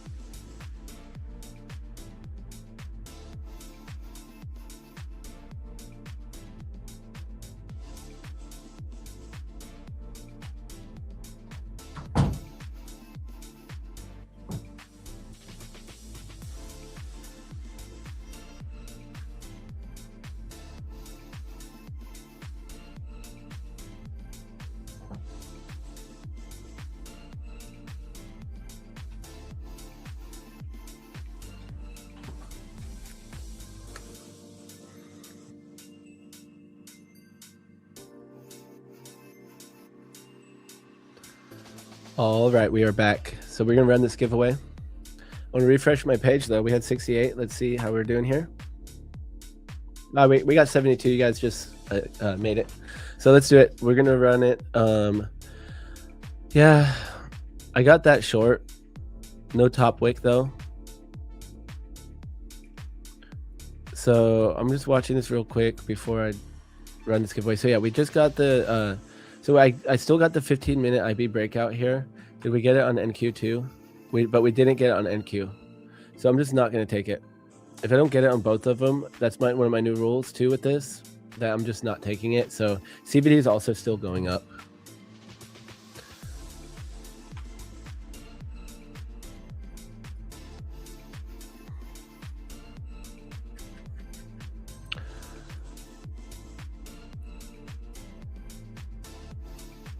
Guys, what do you think I should do? 1, find a 9 to 5. 2, borrow money on interest and start again. Last time, please vote. That's an easy answer.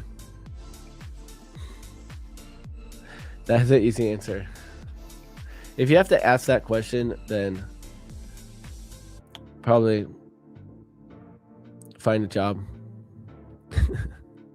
But I don't think I mean, personally, I think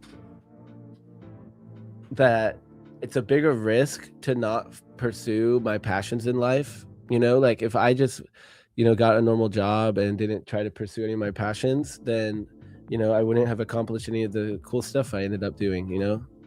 So I think there's a very fine balance there. Like having a job for me, like when I got my job last year, it was literally so that I could trade full time comfortably, because I didn't even call myself a full-time trader before. So I did it only with that plan, and then the moment I didn't need it, I quit. But I know so many traders who said they went all in and all that stuff.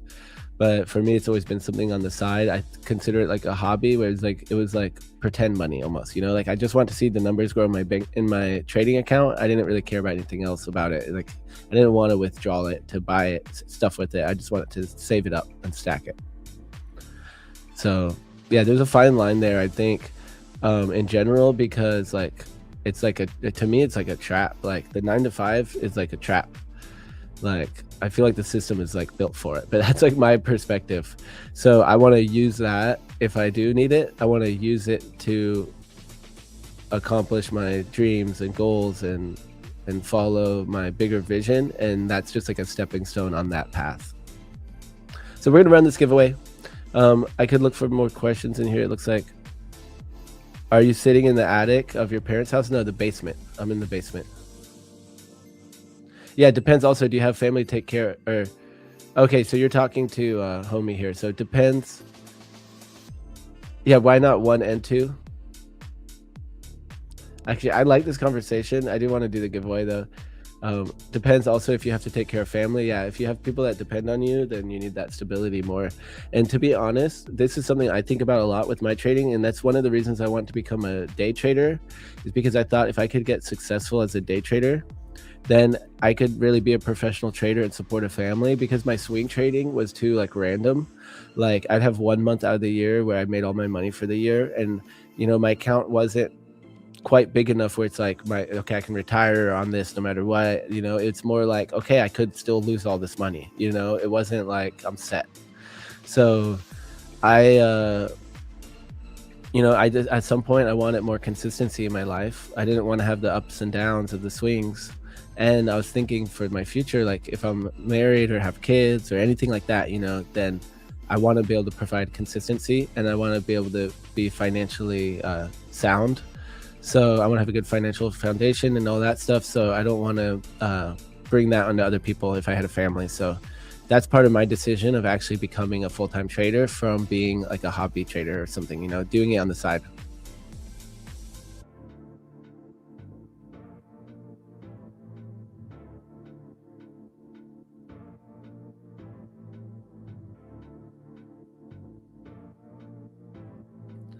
And Tony says, love this community. Hope it never dies. Let's grind together. Love you all. Yep. I love that. I mean, I'm so inspired by everyone, and literally how I became a streamer and going full-time like this is just being inspired by the other ones already out here doing it. So it's so cool to be sharing my journey now, knowing that hopefully I can help other people save some time or save some hardship, or at least have some company on the way, you know, company on the journey that we're all on. All right, so yeah, the NQ is breaking out.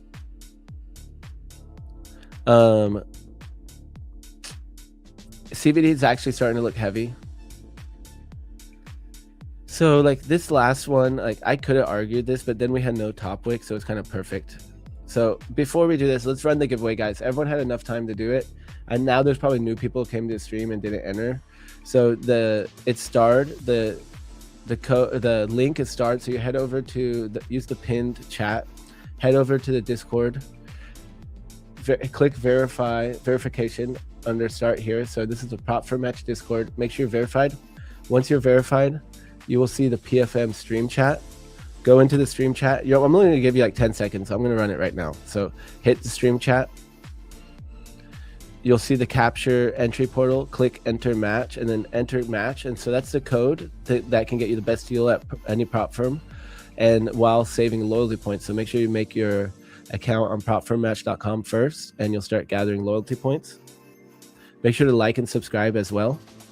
And if you want, you can even head over to my personal one and like and subscribe there too. Well, I'll say what's up, since I'm a millennial.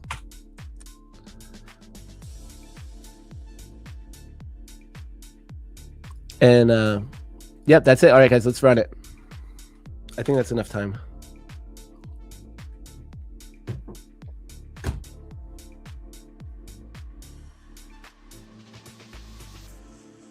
Yeah, this is such a good comment.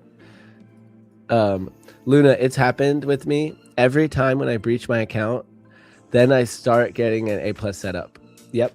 And that's why my one trade a day recommendation is my favorite thing, because it fixes it fixes a lot of things. But one trade a day, you'll wait for that A+ setup, because you'll only do that, you know, you'll do that first day or whatever. You'll take a bad trade one day, and the next day you will want to wait. You'll want to wait. So really just locking in your max risk per trade, even if it's aggressive, just know that you have the budget for it. So like if I'm going to risk half my account per trade, that means I might blow my account in 2 days. In one trade a day, risking 50% of my drawdown. Well, in 2 days I might blow it. That means on that third day I'm spending another whatever on an account.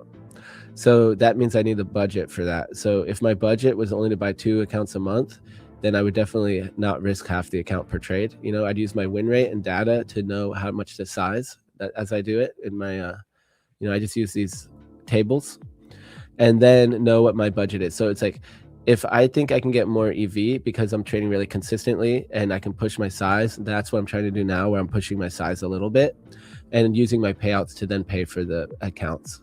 So that's what I'm on that journey right now, trying to get more payouts. But by just taking that one trade a day, you know, it'll train us to wait for that really patient, good trade. You know, even this one, I'm watching it go. I'm not feeling any FOMO in it because I had no top wick. I had multiple reasons why I shouldn't have taken it. And so it's such a W fact that I didn't take it, you know, that I'm being patient. I'm practicing my discipline and all of that. So here's this win rate chart that I was talking about. So here's one that I just made. But so like this is what I use to size, essentially the concept of it. So well, let's run the giveaway. Most in here want to be profitable, but can't even go a day. Yep. Yep. There's a song I've been listening to that's pretty much about that. That is like, yeah, it's literally, it's not saying exactly about that, but it's talking about people smoking and drinking, not being able to spend time alone or in their own thoughts or something like that. But yeah, discipline has to be in every other part of our life. That's something that actually I heard from Rips. He said that, and it's probably a lot of people probably say that. It's probably like some common thing. But he said that, you know, if you want to practice discipline, you can't just do it in your trading. You have to do it in every aspect of your life. Otherwise, it won't really be there, you know? Like, we have to practice it in all ways. And that's what true discipline is. And that's where we'll actually be disciplined. Otherwise, we won't actually cultivate true discipline. So, yeah, watching this trade go. IB breakout, guys, clean. I really could have taken it on any of these candles, and we would still be in the trade, right? 8 points. So 8 points is up here. If I took it on any of these 15-minute closes outside, it would have worked. Here even, you know, we'd still be in the profit right now. So it's kind of interesting to see. And I do really like that we have this high time frame support resistance and this previous day value area high. So maybe I could have used that as confluence to take it short. You know, I hadn't really pointed that out before, but this was choppy and this has no wick. So what can I do? Let's run the giveaway, guys. I gave everyone ample time. So I'll actually put the screen on this time.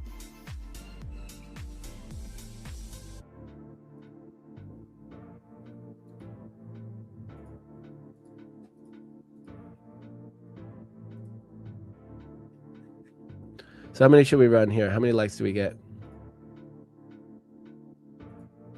If we get 90 likes, I'll run 3. Let's see. 77. Okay, I'll just run 2.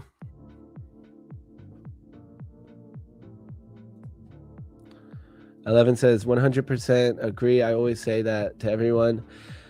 Start a daily routine. It helps you to gain that discipline. Maybe have a fitness goal to work on every day or something like that. Yep. Yeah, to me, like coupling multiple things actually makes it easier, which sounds crazy, but doing more makes it easier for me. I had a great, I walked into a talk from, what's his name? Stock Market Wolf? I forget his real name. That's what he goes by online at the conference I was just at. And so he was in this room about to start a talk. I didn't even know who he was. And I walked in and sat there, and it ended up just being a meditation the whole time. He was teaching pretty much his morning meditation before trading. And I guess like one of his big aspects that he teaches is just about discipline. And that's like the most important thing we need to know.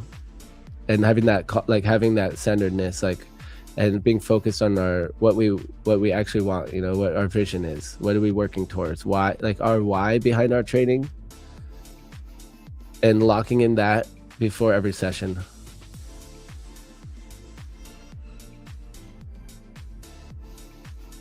All right, so let's run it. I'm gonna pull the names.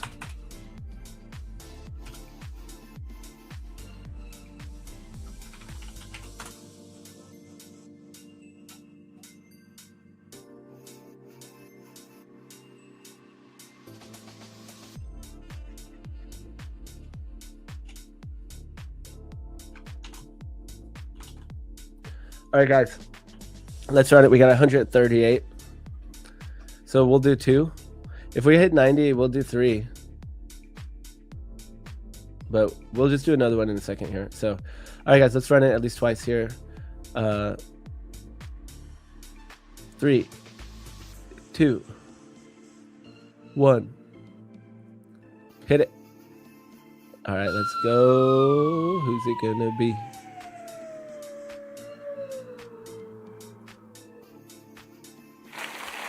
We got Homie 2206. Homie has taken the first giveaway of the day.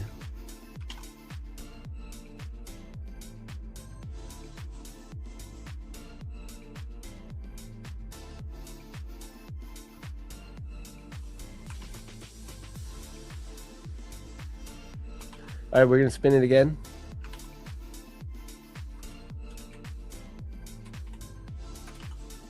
Three, 2, 1, hit it.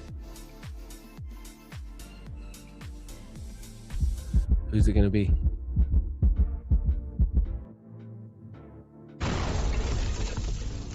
Push paw. Let's go. GG's. So say what's up if you're in the chat. If you're over on X or Instagram, that's cool too. You can say what's up in the Discord. Congratulations. Congrats. I'm going to go and tag you guys in the Discord too. Congrats, Homie. And Push paw.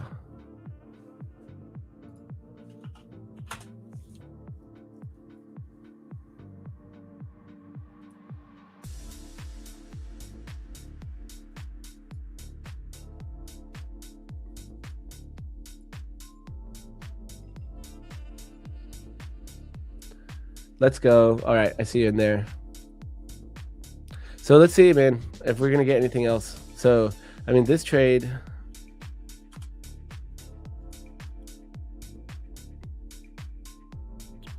still hasn't hit 5 points from that first breakout. If we had taken the first one, we'd still be holding this for 5 points, but it would be up like 4. Yeah, so that's pretty good, guys. That first breakout is actually playing out, right? That first candle that we looked at when I first got on stream, 15-minute close, is totally playing out right now, but we would have just been holding this the whole time getting chopped. So overall it looks good, but CVD is still chopping a little bit but grinding up. So yeah, I just don't have anything here. Let's look at gold.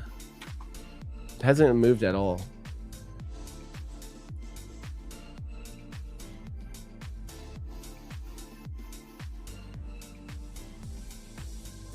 Oh yeah, so I never answered like the first question, guys, about volume profile.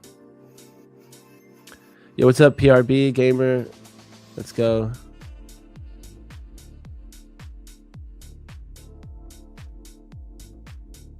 Yeah, we can run another one at like 90 likes or something if we want, especially if we're not going to get any trades here. Market is chopped right now. Can't even get my entry. Yeah, I'm not looking for entries, to be honest. Even though my trade's going right now, I wasn't really wanting it. It's totally going, but we still have time too for a trade here. We're not even halfway through the session, so things can totally change. And the other trade idea, guys, this divergence we might get. Look, we have that high. We have the first high. So I want to redraw it as an example. So we have the high from right here.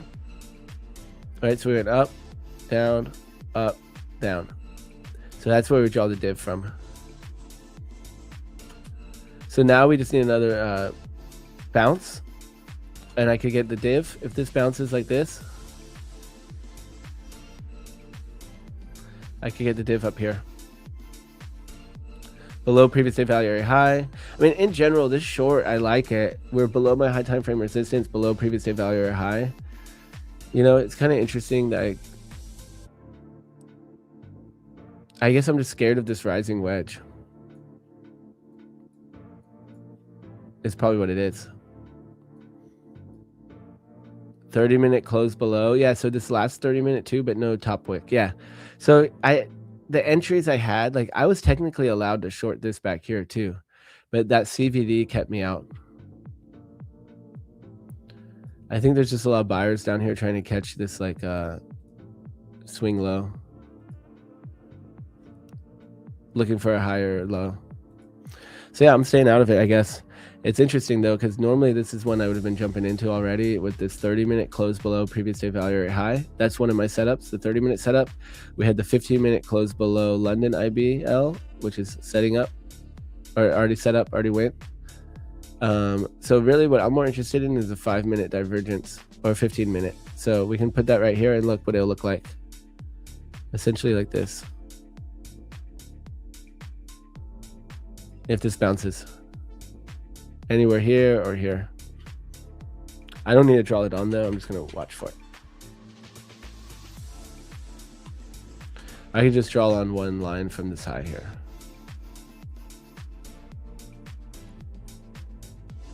So waiting for a bounce. This keeps going. Great. My strategy, my volume profile. So speaking of, that was one of the questions in the chat. So how do I use volume profile? So, I mean, to put it really simply, so if you want to learn more, like, you know, all these things, it's a lot of context, and, you know, it's not just like one little discussion on it, but to keep it simply and keep the ideas, like the important part, I'm pretty much trading rotations between previous day value area low and value area high. The value area is where 70% of the volume was contracted. So we could have like it during the current session. We could have RTH, ETH. We have like fixed between any new, fixed session, fixed just for New York or the Globex, or you could draw it on anywhere, but wherever you draw it on, you're gonna have, let's see if I can put one on here. You're gonna have the volume of the profile of that area of price. Where was price, where was volume, at what levels, at what price was how much volume. So on the right side, we can see a visible range volume profile. That's going to give me the volume profile of whatever I'm looking at. So if I zoom out all the way that this 5-minute chart lets me, you can see most volumes down here. And the volume value area is from 69.25 up to around 7,010. And that's just random time frame, right? This is a visible range volume profile. So I've always used the volume profile, and like one way to keep, I'm just like simplifying it, is like looking at it as pretty much expecting reactions from these areas. So we have like support, not like that support and resistance exactly, but we expect there to be there to be more buyers and sellers in this area. So maybe I would think that price would get trapped there. If we did come down here, it would be a target also to where the higher volume is, higher liquidity. And then from here, maybe it'd be like a decision point. Maybe it chops and goes back up or breaks down. So that's just like an example of like, but there's many, the context is much deeper than that. And so my particular way of doing it though, is just looking at that previous day. So when we're within the previous day range, previous day high and low, then we have the previous day volume profile or value area. So pretty much I like to trade the reversion between the extremities of the value area, targeting point of control for the most part. So right now we have good R&R down to point of control. So these shorts are actually very valid just on the volume profile aspect. And like, look, we retest it and then close below this high time frame area, close below previous day value area high and IB. This is actually a pretty good setup here. Like the more I look at this, the more, and of course in hindsight of it going, it's like all of these things are overlapping. Generally that would be like a C setup. And meanwhile, if I showed you guys book map, I'm not gonna show it on Instagram. I'm just gonna show it on YouTube. So it's easier for me to change my screens.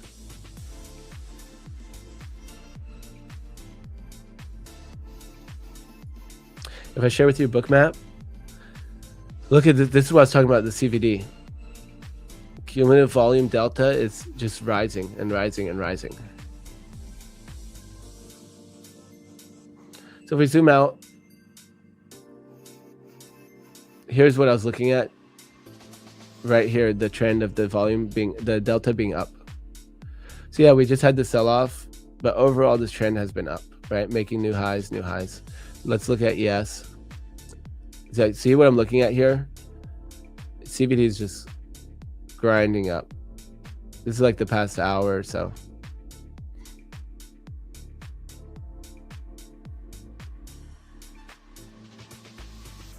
So even though the price is going down, man, these buyers are here.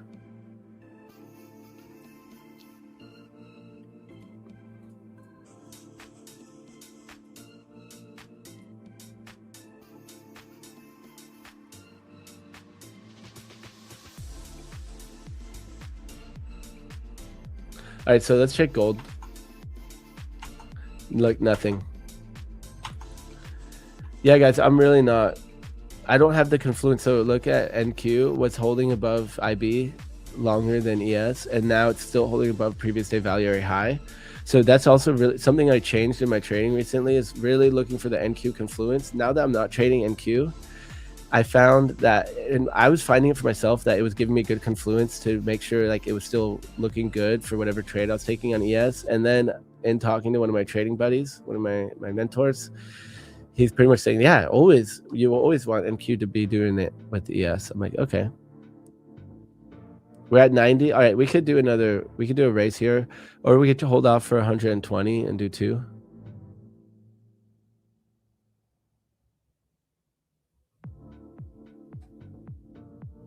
Oh, I forgot I have my matcha. I don't want it to get cold. It's already kind of cold. So yeah, we'll run another giveaway. Okay, Bankroll says, I'm long. I got a signal, but legit micro 2 TP 1 risk free. Wait, hold on. Okay, so TP1 risk free already. So you just did 2 micros. That's what I'm reading this as. Not supposed to be in, but $14 risk for all day hold. So you're trying to hold it all day. Man, this was a hard thing. I had to like descript your message here. So you're long 2 micros, risk free already, and only risking $14 on that trade. So that's not bad. But yeah, I mean, I find that like sometimes in the markets, so I have a rule like half size or eval for choppy pre-markets, so that will just save me. So I think that's kind of like a similar thing there that Bankroll's doing. Like, you know, because of the conditions, I'm still going to trade, but I'm just going to size down really low. And if you can always stick to that, then I think that works great like that. For me, sometimes it leads to me over trading because I'm like, well, it's just $14. I'll take another $14. And then I'm like, well, now I'm down 30. I'll actually risk 50. That's not very much. 50 to try to make it back. So it can be a slippery slope for me.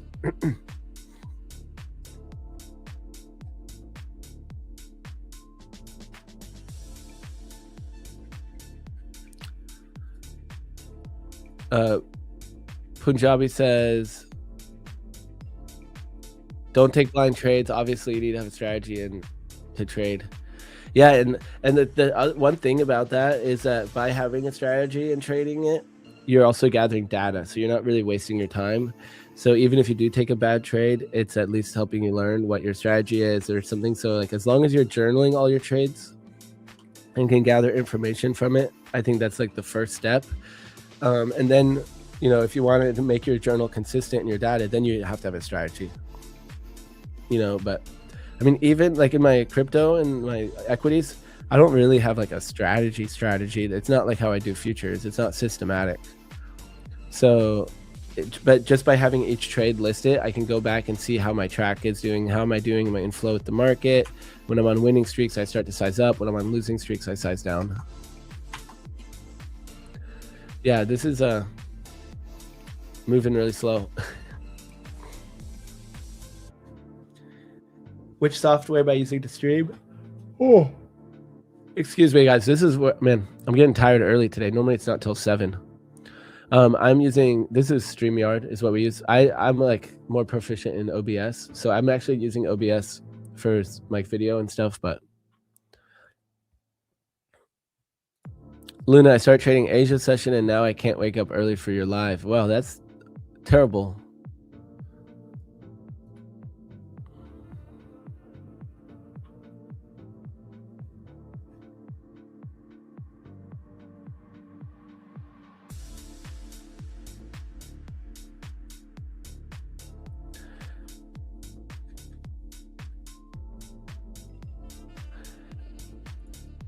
Mathish says, I think I need to trade demo 3 months at least to become profitable in 30-second chart. Ooh, you want to try to trade a 30-second chart? Yeah, it's funny. I've gone the opposite route where now I'm trading 50 to 30 minute. Yo, what's up? Adam K in the house says, caught some nice longs during Asia. Good job. There you go. Like from Asia Open. Yeah, this short is still looking really good on ES. Guys, I'm going to try to get some more caffeine. Let's just try to run some more giveaways, I guess, because right now I'm not getting any trades. I'm happy to keep breaking down some strategies or something too. So let's just try to get those likes up. And shout out our sponsors, Blue Guardian Futures, Alpha Futures, and Top One Futures, making these giveaways happen. I've seen people take payouts from giveaways. So that's pretty cool. Big opportunities there.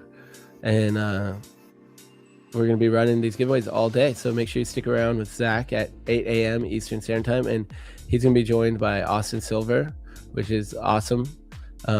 Just to be in Austin's chat and be able to like ask him questions and stuff, guys, take advantage. Very experienced trader. and also just a knowledgeable person in the space. Like he knows a lot of people in the space. He's interviewed a bunch of traders, so maybe you can get some hot goss from him or something. 100 likes, 2 spins. At 90, I said 1. We'll do 2 at 120. 2 more at 120, or 1 at 90. Show gold.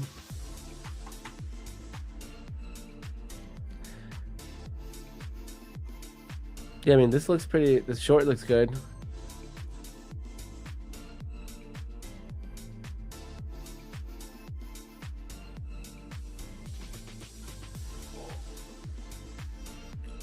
I'm gonna think about it if we keep going down below here. All right, guys, I need the caffeine. Okay, I'm at least gonna heat up my matcha, but I'm gonna try to get some coffee. So yeah, get maybe I'm gonna take 5, I guess, to make this coffee. Maybe I'll be back sooner, but it could be up to like 5 minutes. So let's get those likes up in the meanwhile. Make sure to keep you guys can keep each other company here in the chat, which will help keep the people coming in, get the likes, so we can keep getting these giveaways going. We have 93, so we could run one, but let's try to hit 120, and then we'll just do 2 together. But guys, I want to take good trades. I want to take winning trades. I want to find trades if they're here, but right now it's just not my. We just don't have anything. I mean, I got the first short, but it wasn't what I wanted. So I was disciplined. I didn't enter, and now I'm just watching it go, right? So even though it's funny because when I back tested it, I wasn't using my confluences. So in back testing, I would have entered that, but I didn't enter it because of the CVD and some other stuff. So I'm going to stay disciplined, and yeah, we just have to sit on our hands here. If we get a bounce, I'm looking for a short RSI divergence or another tap of IB, which we actually got, and I still didn't enter because look, we had no top wick. So the reality is though, in testing, this could still come up and it would be a valid trade, either testing IB again to just take the IB breakout, or to take it as an RSI divergence setup. Even if it doesn't hit IB, I could still get a short here. So that's what I'm going to be watching for. I'm going to be watching for the short. And I'm going to go grab some coffee and just take a few minutes here and get hype to end the session strong. Guys, we got a few more hours. We have the top of the hour, and that's it. We're going to stay strong. We're going to stay disciplined. Not going to FOMO in, missing a trade or anything like that. See, now NQ is looking like it wants to break down that previous day value high. So this was one of the big reasons I didn't take the trade, was NQ wasn't looking like it knew what it wanted to do yet. All right, guys, I'll be back. So I'm going to leave on what chart do you want? NQ, ES? Oh, never mind. I'm not even going to leave a chart on. I'm going to put the BRB thing on. All right, guys, so I'll just be right back. Don't go anywhere. 120 likes, we'll run 2 giveaways, or we'll just run 1 anyways when I get back, but maybe we wait for 120. We'll just run it. We'll at least run 1 when I get back, and if we have 120, we'll run 2, and then we'll set another target. So we'll at least run 1. All right, guys, don't go anywhere. Maybe I'll switch up the music too, because I've just been jamming this one out now for a while. What do we got? I'll crank it up a little bit.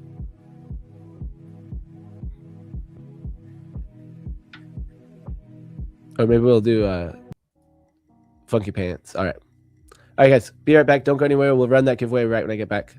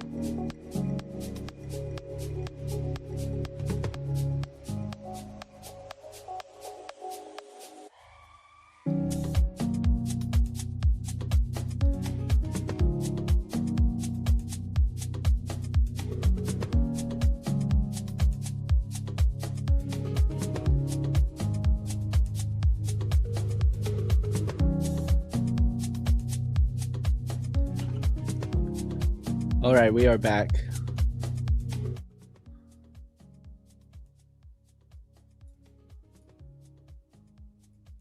All right, we're good to go.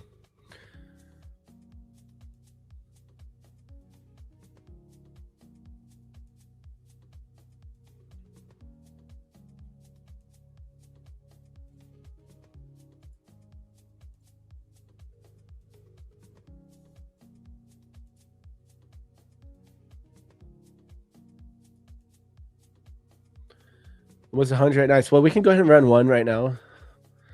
We'll do so go ahead and head over to prop for match.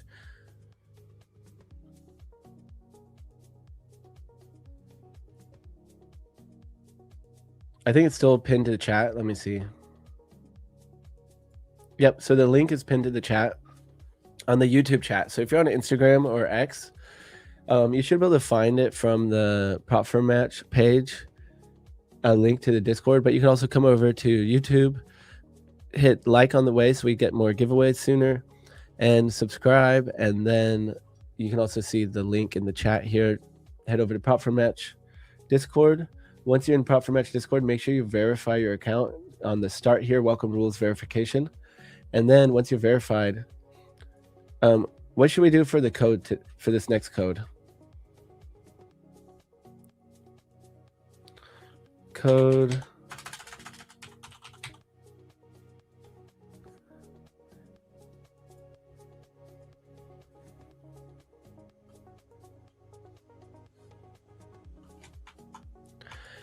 It's going to be consistency.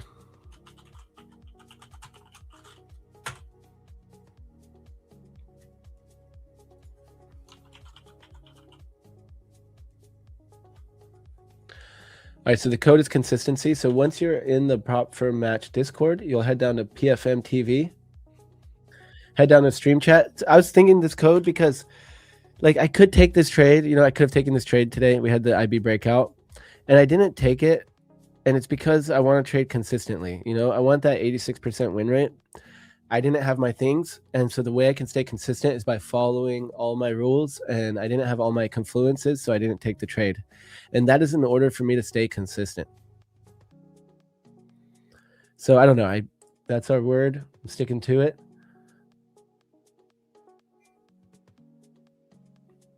So head over to the Prop for Match TV stream chat in the Discord. Click that button, enter consistency. I'll have you type in consistency, and that is how you enter the giveaway.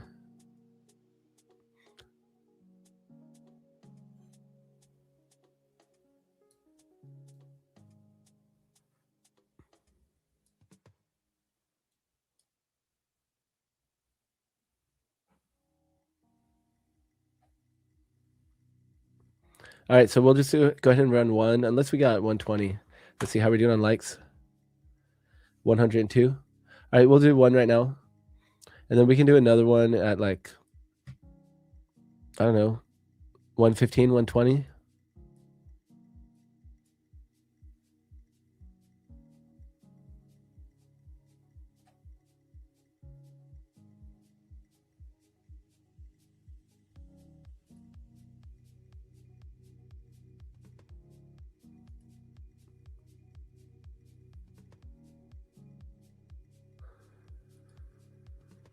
I'm looking through chat. Let's see.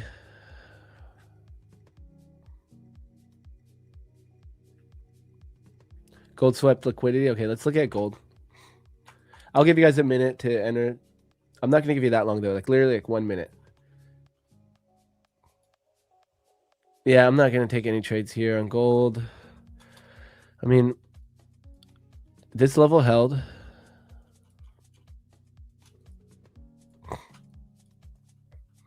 I much prefer, I mean, it's much bigger move, but the longs above, shorts below. I mean, I'm starting to think I could look for the short below this range.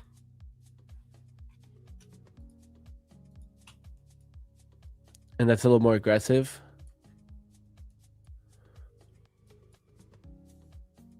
I could do that.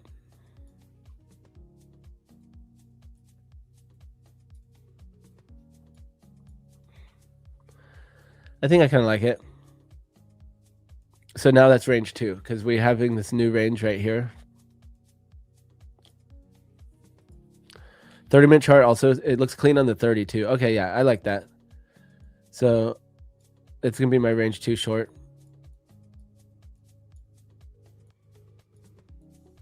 So that's going to be my second trade idea. Well, really, that's my first trade idea now, to be honest.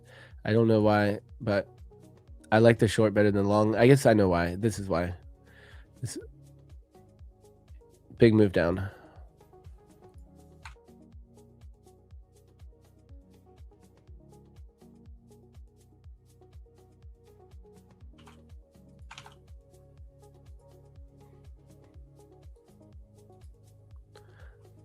All right, so we could do a duck race if it's less. If it's more than 100 people, I don't think I can do a duck race. Maybe I could get like a premium thing, but I don't want to give them my money.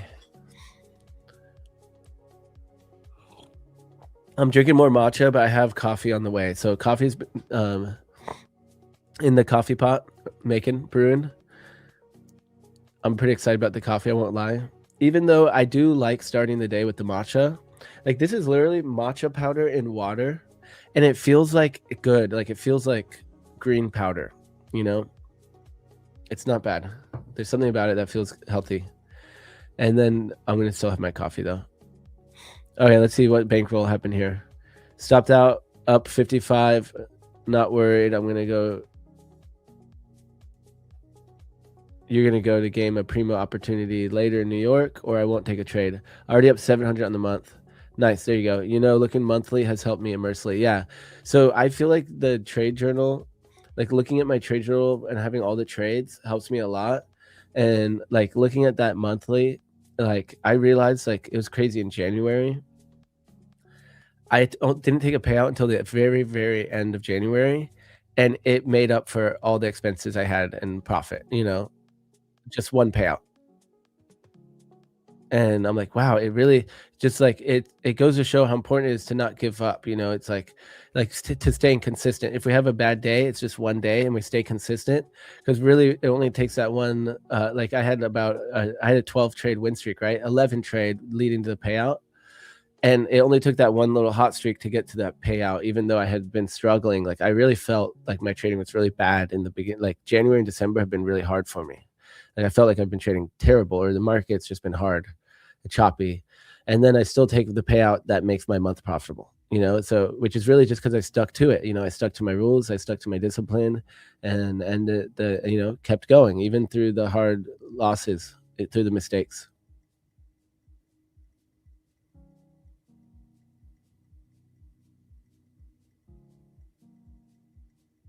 Is market down compared to yesterday or not? Haven't had a chance to look at the charts yet.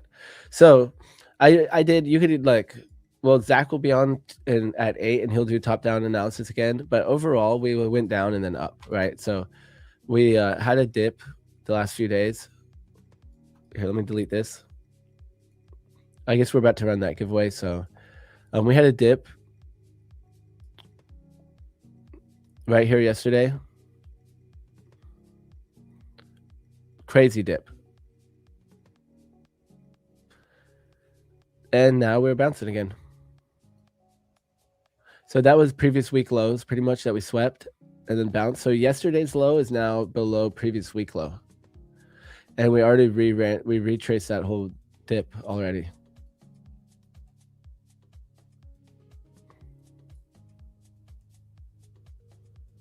So yesterday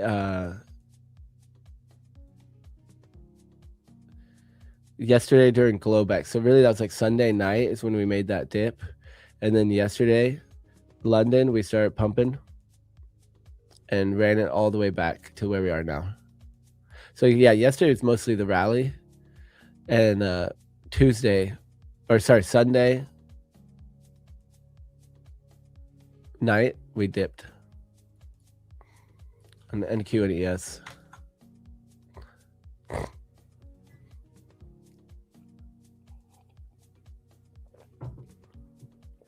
Yeah, not very exciting price action from here. And look, we're actually bouncing.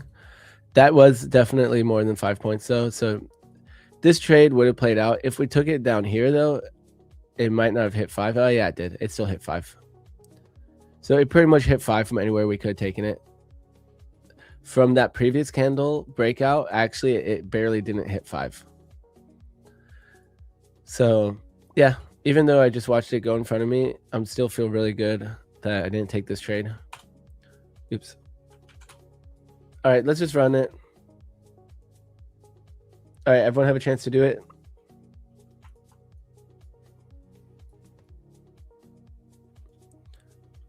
All right, so I'm going to pull the entries.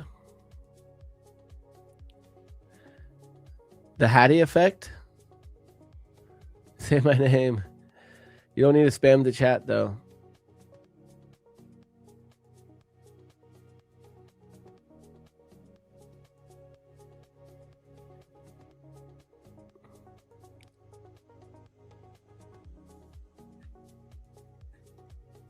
All right, guys, we'll run it. I mean, you would rather me say your name because I'm calling it for the giveaway, right? You just don't want me to say it randomly.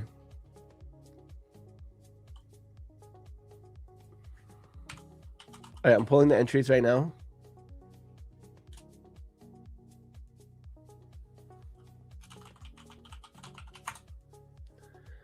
How many we got? Let's see.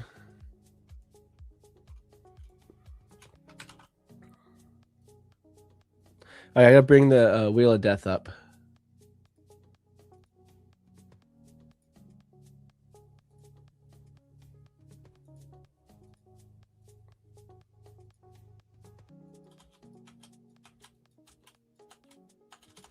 All right, we have 131 entrants. Oh, you just entered? Here, let me pull. I'll pull it again.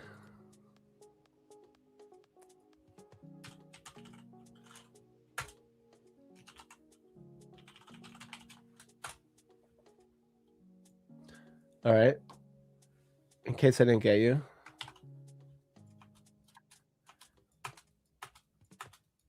Yeah, guys, this market is tough for me here. All right. Yep, 134. All right, guys. So this is for 1. Let's see how many likes we have. If we could get it to be 2, that'd be awesome.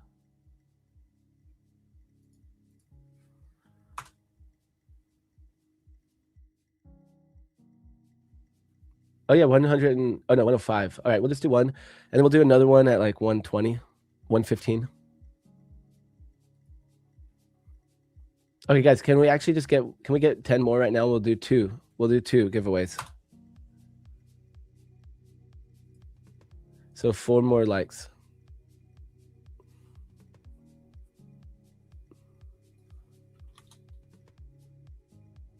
Three more likes. 3 more likes, guys, and then we'll do 2. All right, so here, let's roll the first one. You ready? 3, 2, 1. Hit it.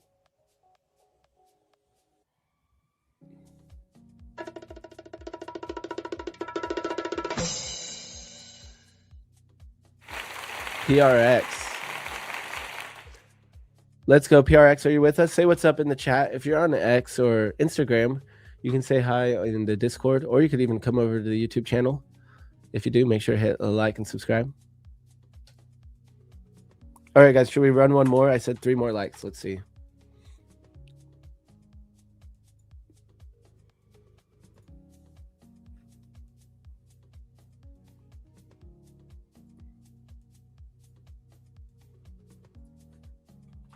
We do have 127 on the stream, so I don't see why we can't get a few more. All right, guys, let's run one more. There we go. 117 likes. Let's do it. All right, so I'm going to spin it. 3, 2, 1. Party siren. Hit it. Guys, what happened to my ads? I'm getting progressive ads. What happened to the Porsche ads? All right, we have Uncle Manda. Let's go.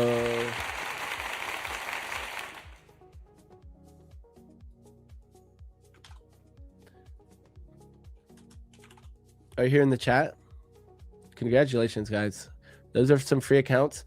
So what you're going to do to claim your free accounts is head over to x.com/PFM support.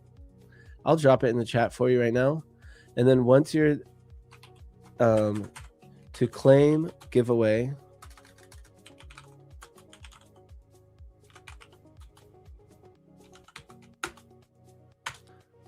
all right, there we go. To claim the giveaway, DM PFM support on X, and you're gonna have to prove to them your Discord handle, so you have to send them a screenshot or something. And they'll make sure to give you a platform that works in the country where you are, because each platform has some different rules. So before we say which account it is, we'll let them figure it out and see where you're at and give one that works there. All right, anything else? ES still looks like it wants to keep going down. Not a good enough bounce to get the RSI divergence. So still no trades, guys, on this session. Let's see gold.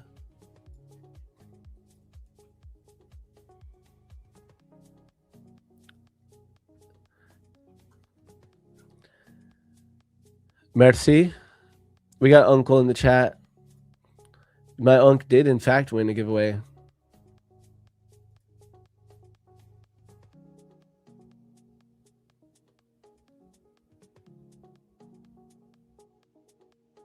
Let's go. What's up, Tails? Wait, was that you, Tails? PRX? You want to look at Bitcoin Rare? Yeah, I'm scared to look at Bitcoin, but I did publicly sell most of my Bitcoin a few months ago.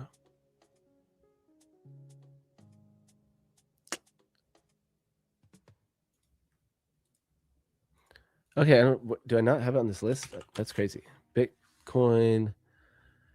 I still haven't traded Bitcoin futures. Man, that'd be interesting to look at. But okay, let's pull up the Kraken chart.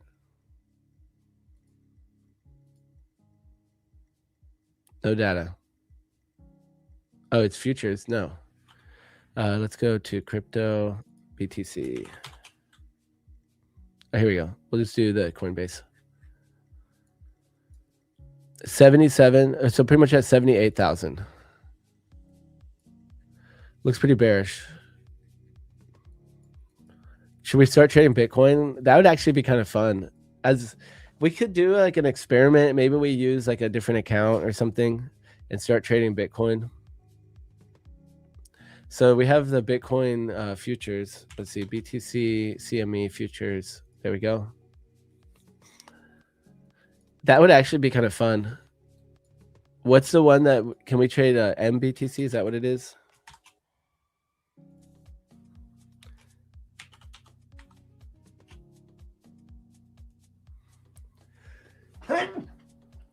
BTCM? Nope.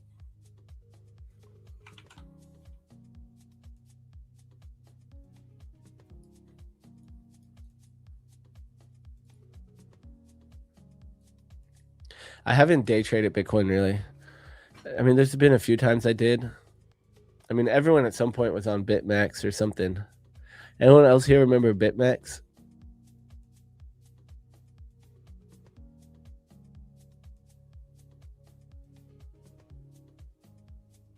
Tail says, I'm always on stream. Even yesterday, I was there the whole day. Let's go. Are you pretty much, you're going to learn really well how I trade and how Zach trades if you do that. That repetition every day, every day, every day.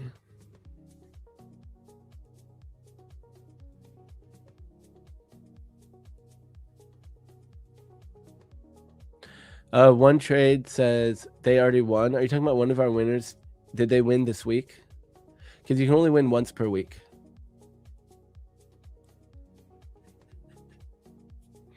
All right, so let's put the gold chart back on.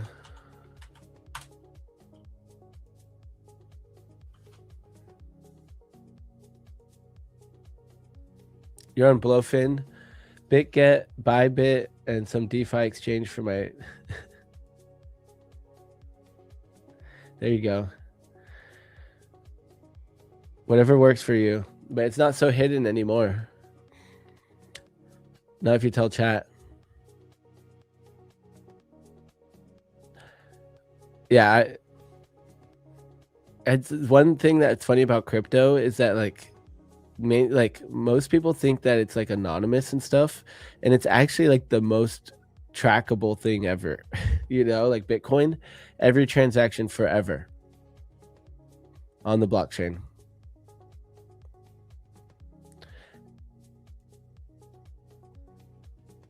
And especially with technology and stuff, I feel like all the wallets have pretty like, no, I shouldn't say all of them, but so many of the wallets have like proven to not really be as secure as they claimed.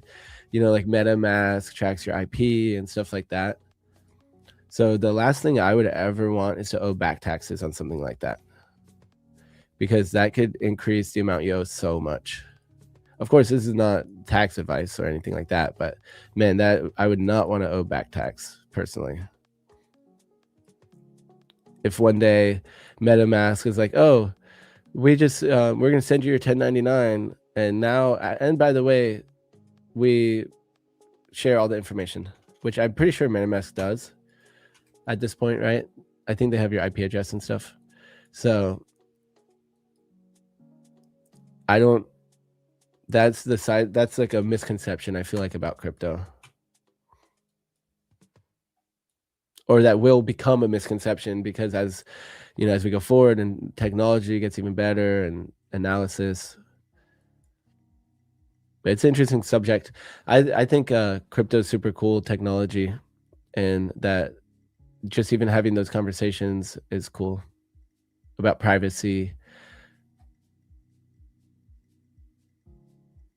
Your MetaMask got hacked? Oh my god, what happened 11? Did you get phished? Did you click something bad?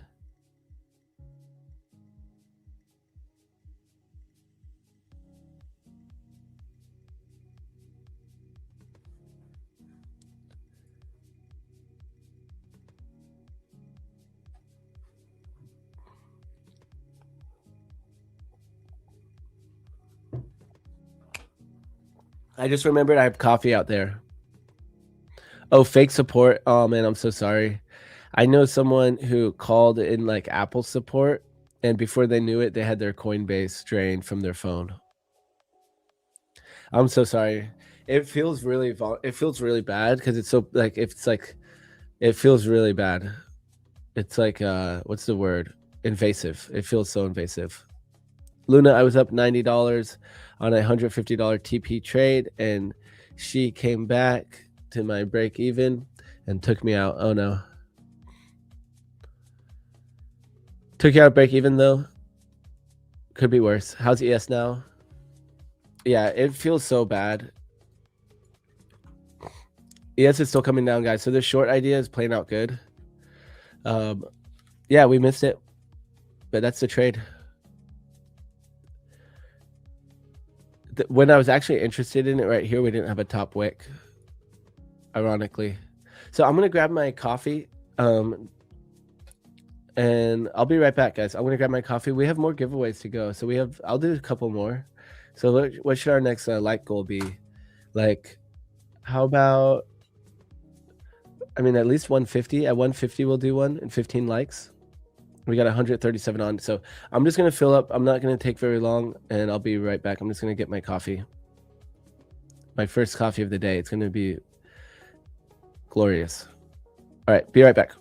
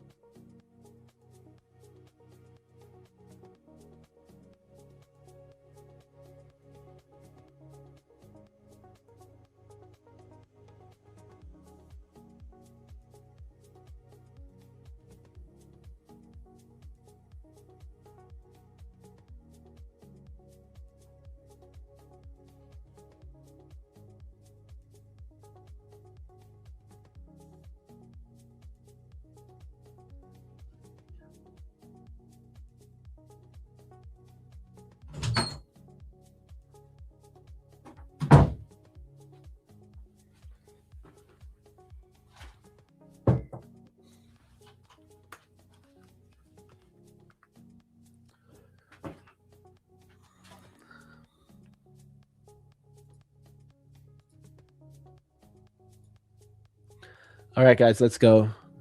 I got my caffeination. Oh, it's so good. Oh, yeah. So, Ben, this short, it's like one of these things in hindsight. I see how clean the trade was. I did get the crossover, the EMAs I was looking for, which is just the IB. I only do that with the IB, which is hilarious.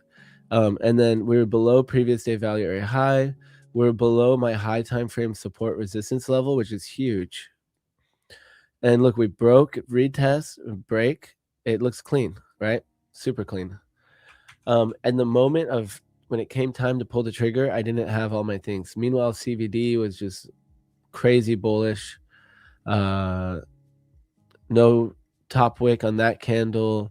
Before here, NQ hadn't broken down too. I'm looking for confluence on NQ. Meanwhile, NQ is pretty much above previous day value area high. NQ is somewhere like up here, above IB. So no trade there for me.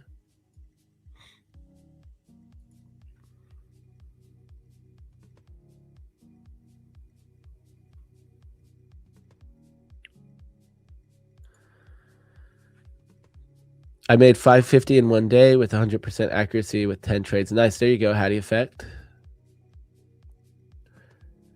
That's a really good start, right? That is huge. And keep gathering those statistics. Tell me what it is in 20 trades, 30 trades, 100 trades.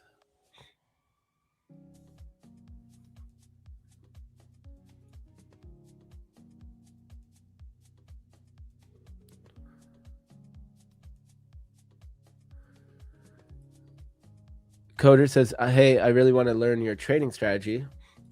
So if you stick around, I'll always kind of break it down as I take trades. So you can even go back to each one of my streams and see the trades I took if you did want to learn it like that. And then also I do have a Discord. So it's a small Discord, like very small.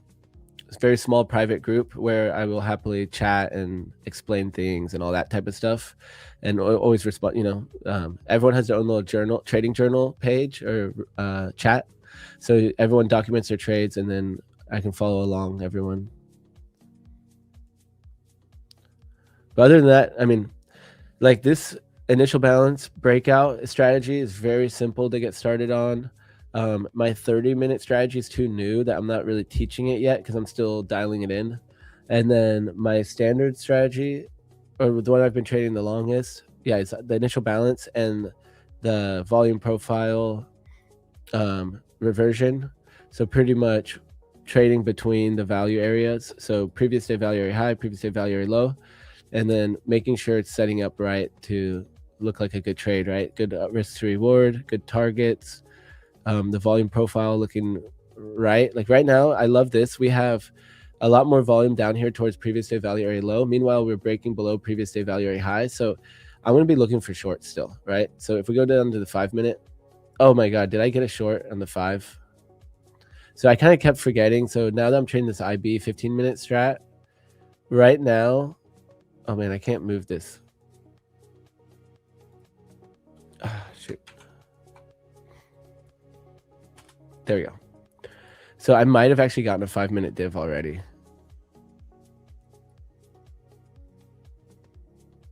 Yeah. So I did get a short entry right here.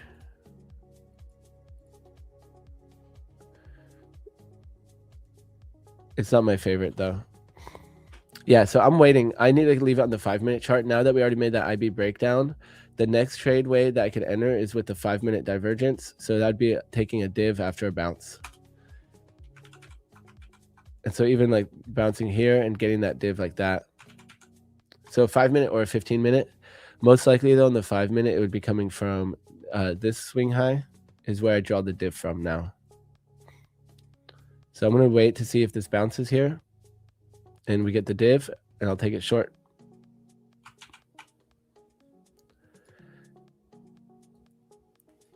Could be on the 15-minute too.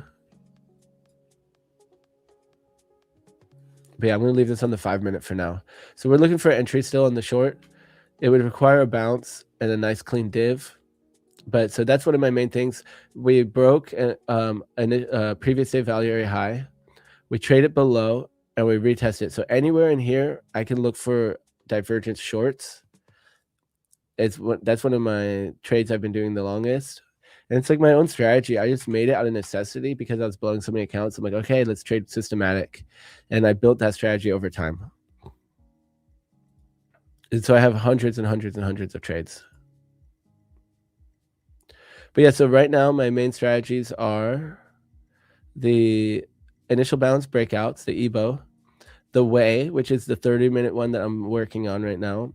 And then the time to eat strategies, I trade on gold. So right now, of all his strategies, I'm pretty much just trading celery, onion, and the breakout, and only doing it on gold. I'm not doing it on NQ and ES. And then my strategy is the code.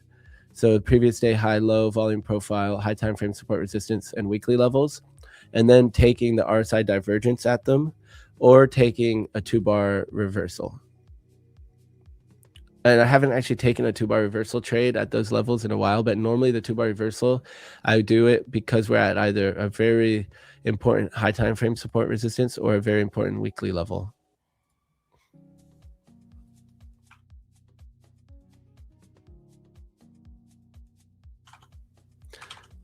But yeah, I'm always happy to answer questions about the strategies or anything about why I'm taking a trade or anything like that. So right now, I'm looking for this RSI divergence. Man, it actually looks like we might get it here on the 5-minute. So what I'm going to do is draw a line from the peak of the RSI right here, the last peak, and make sure so it's overlapping, or it's happening at that swing high right there in that candle, which is perfect.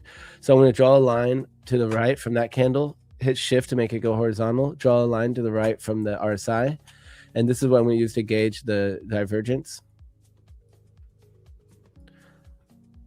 I mean, I could also, I have my indicator here, my Luna levels, so I could actually turn on my divergences too.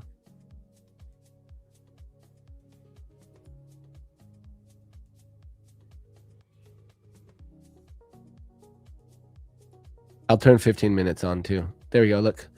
So we did have one back here. I already showed you that one. Yeah, I said that was one, but it didn't look nice.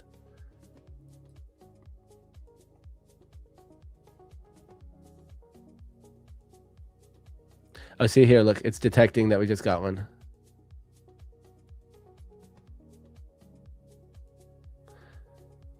So I don't like that last one though. That wasn't even a div to me. This next candle is creating one though, so maybe we'll get one on this next candle. So we gotta wait 5 more minutes. And see, my indicator is detecting that. So this is my own indicator. I give it to people in my Discord. This whole thing, it's it has a bunch of different stuff on it. Previous day levels, previous day high, low, mid, point of control, previous day value areas, current session value areas. You can change like the labeling and the stuff like that. Opening range. So people in my Discord trade opening range. I use the initial balance though, so I have those on here, all the initial balances. And then even like you can have it so it'll highlight candles when it breaks through levels or confirms past the levels, and then you can do multiple time frame divergences at the same time. There's a couple other stuff too. But so I'm going to wait for this next 5-minute candle. I'm actually going to turn off though. People will always be like, why do you have so many indicators on? So I'm going to turn off these RSI divergences because I just see them anyways. I don't need the indicator.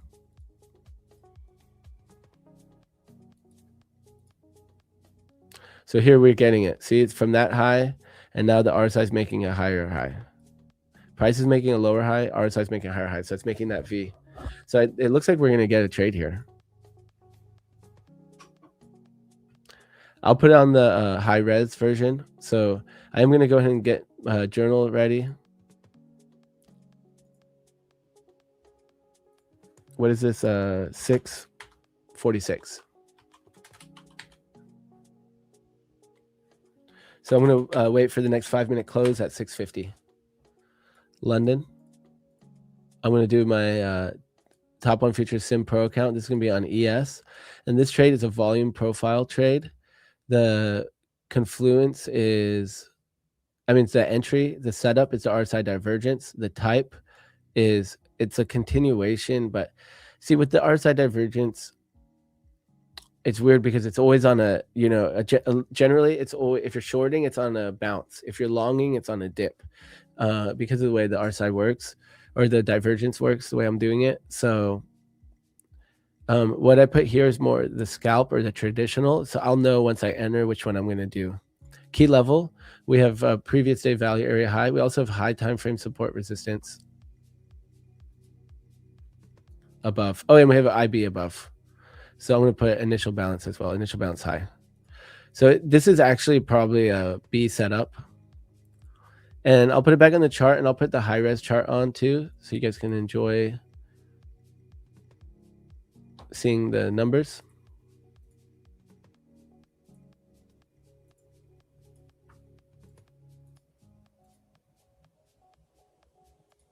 There you go.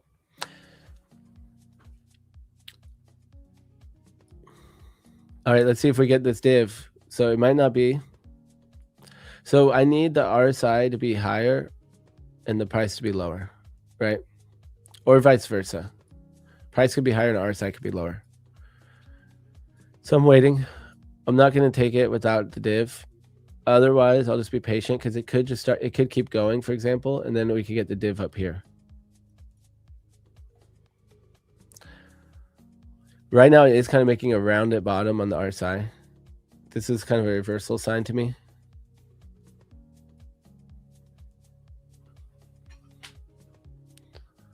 So I'm just going to be patient. We have 59 seconds for this candle to close.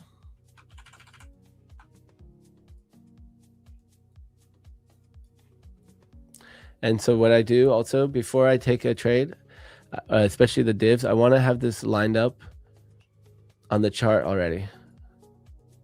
So I'm not getting the divergence. This has 40 seconds left. We'll see. There's still a chance. But the cool thing is, even if it doesn't happen on this candle, the next candle could literally make it perfectly, right? And it could look way better. I'm like, oh, wow, I'm so glad I waited for that next candle.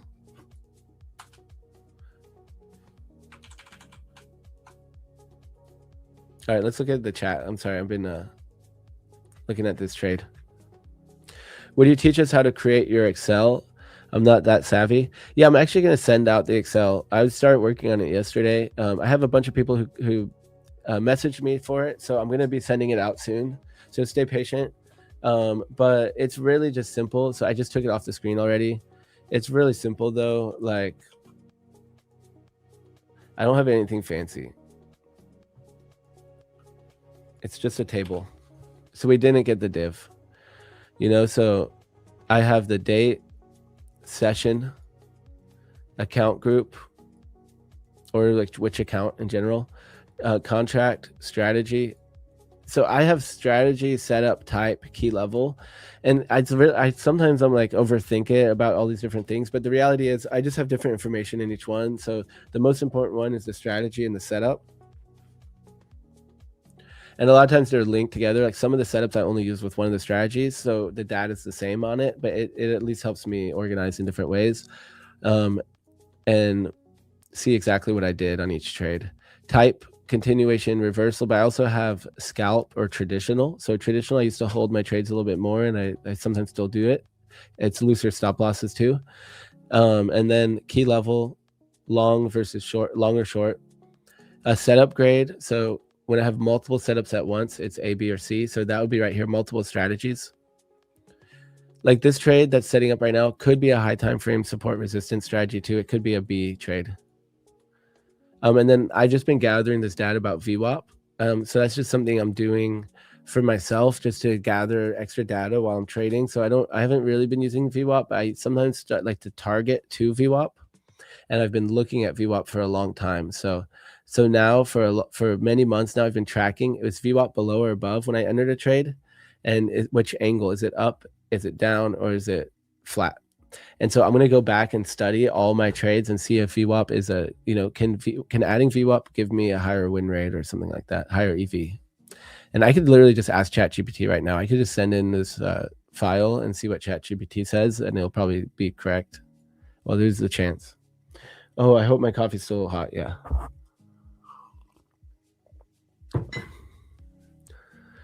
So I didn't get this one. I would have needed that RSI to close up.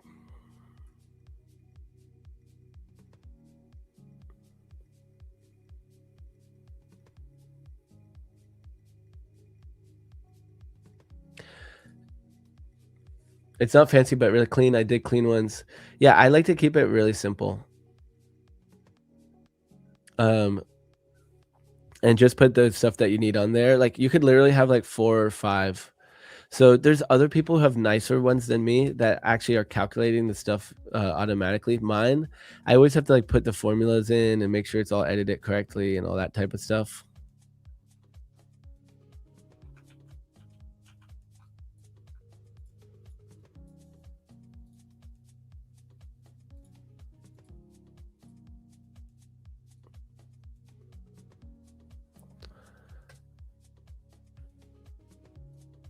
Yep, still no.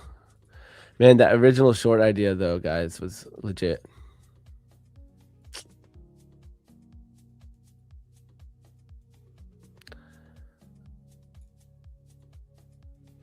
Yeah, the market's just a little grindy. I mean, it's making these moves, but right now it's like choppy while it's doing it. Like this breakout from IB was such a slow, painful one.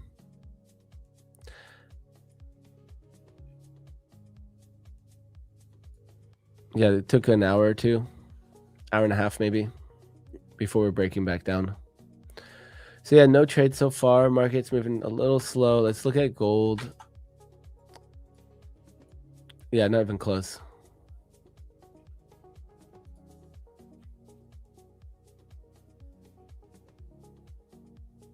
Guys, what happened to my oh, I guess I was charting on MGC. I was gonna say, I'm like, where's my trades? There we go. Okay, I'm gonna make sure to hit save. Every once in a while, I don't save my charts and then I exit off the tab or something. It's annoying.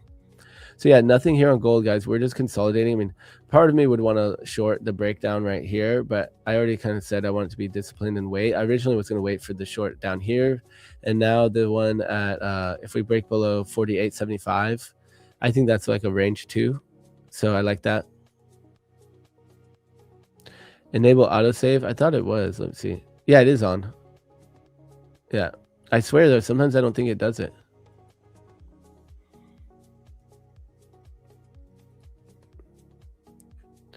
Yeah, the short was the right idea. But, you know, no need to dwell on it or whatever. I know why I didn't take it. And look, NQ is still struggling to break into previous day value. But if this does, this is going to look really good to me. Like, it's hard to not want to look for a div on this.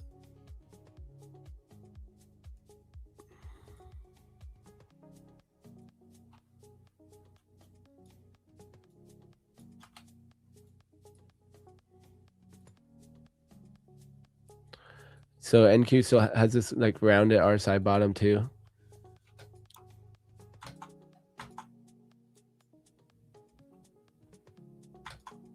Yeah, the main thing that's been guiding my trading lately is like the essence of what I'm doing in the 30-minute strat.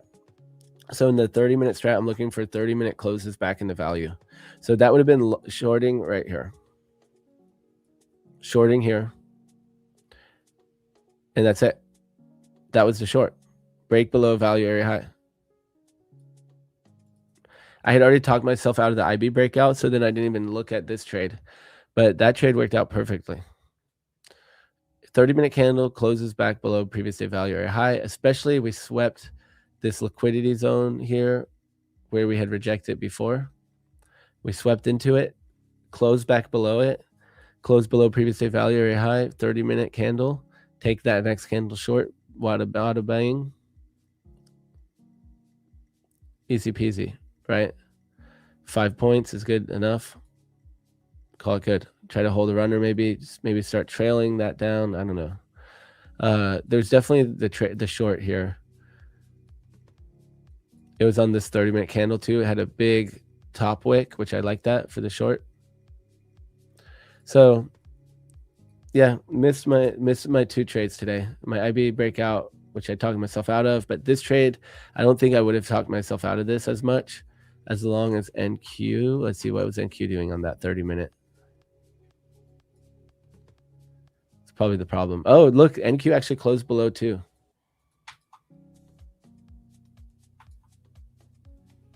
Okay, so the 30-minute that broke down originally, though, was at 4 o'clock.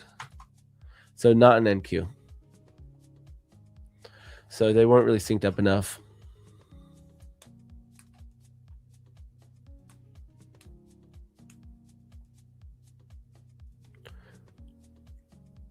All right, guys, it's almost 7. I gotta drink my coffee so I don't get sleepy.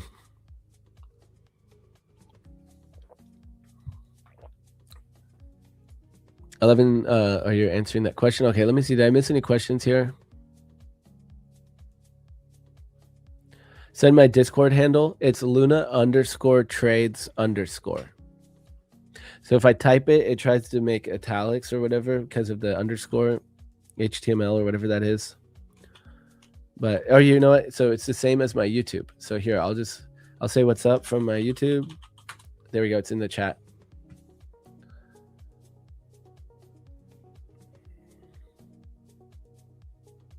Anyone else trading volume profile in the chat?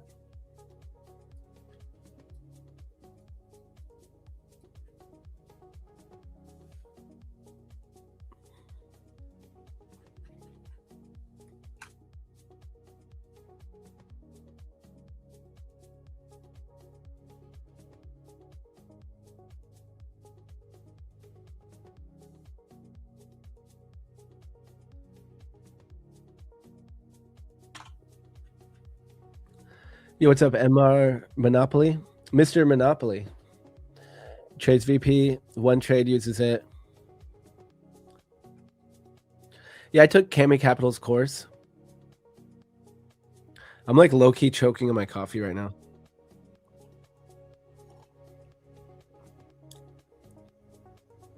Okay.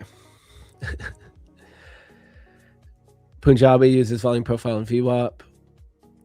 You drink it black or with milk? Black. I don't, well, I'll drink with cream too, but not sugar.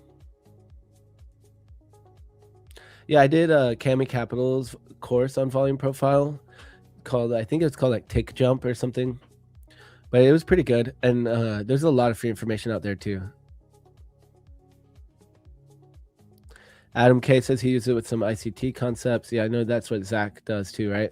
Luna, by any chance, are you a student of Coach Ray? Nope. Yo, Luna, you kept staring at NQ while GC is giving good buy signal. Well, here, let's look at... yeah, I mean, I have this level here that we're holding. The strategies that I use are either breakout or the range, which is an onion. So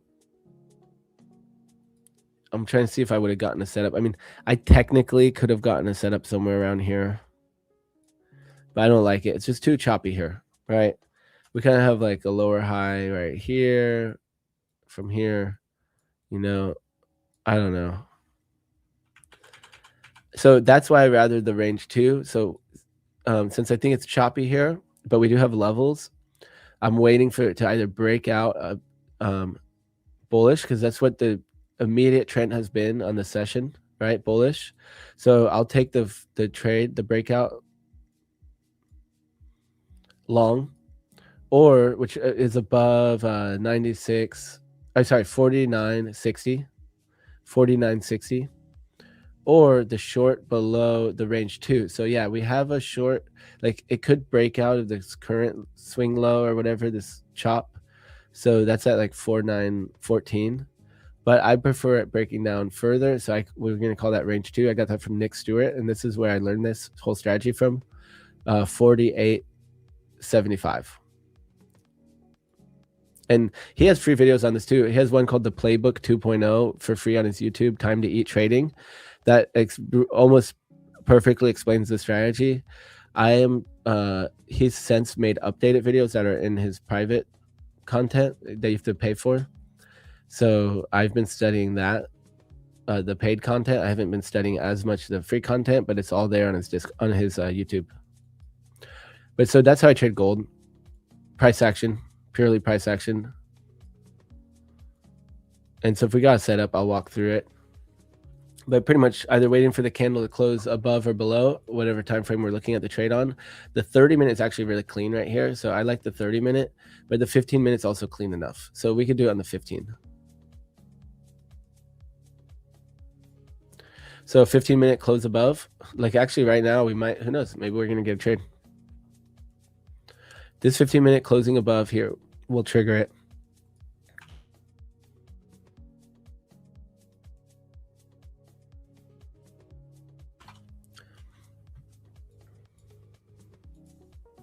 Yeah, I don't mind that. The other long I liked was if we made this full retracement again.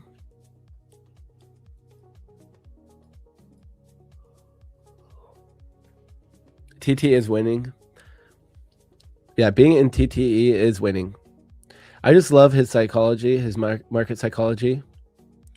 I'm like, yeah, I'm just going to let you brainwash me a little bit. It's all good. Brainwash me to be more disciplined. I'll take it. And Nick Stewart's vibe on like continual education, and it's very encouraging, inspiring. Like I am constantly watching videos. I'm constantly educating in some way. Like I'll randomly switch to like learn something. I'm like, you know what? How does it work to like melt metal and create knives? Okay, I'm gonna study that, you know, and I'll just get into a YouTube wormhole and find the best knife maker. And I don't know why I picked that one because I haven't done that exactly, but like carpentry, I watch videos of trading, but then also just a lot of motivational type stuff that keeps me locked in. Like when I have strong goals, like right now I have very strong financial goals, and that's what's driven me to probably want to focus so much on my trading and staying locked in with people that are inspiring that too. Like just by even like there's people I watch, like self-help type of people, like this one guy Gabe Built on YouTube.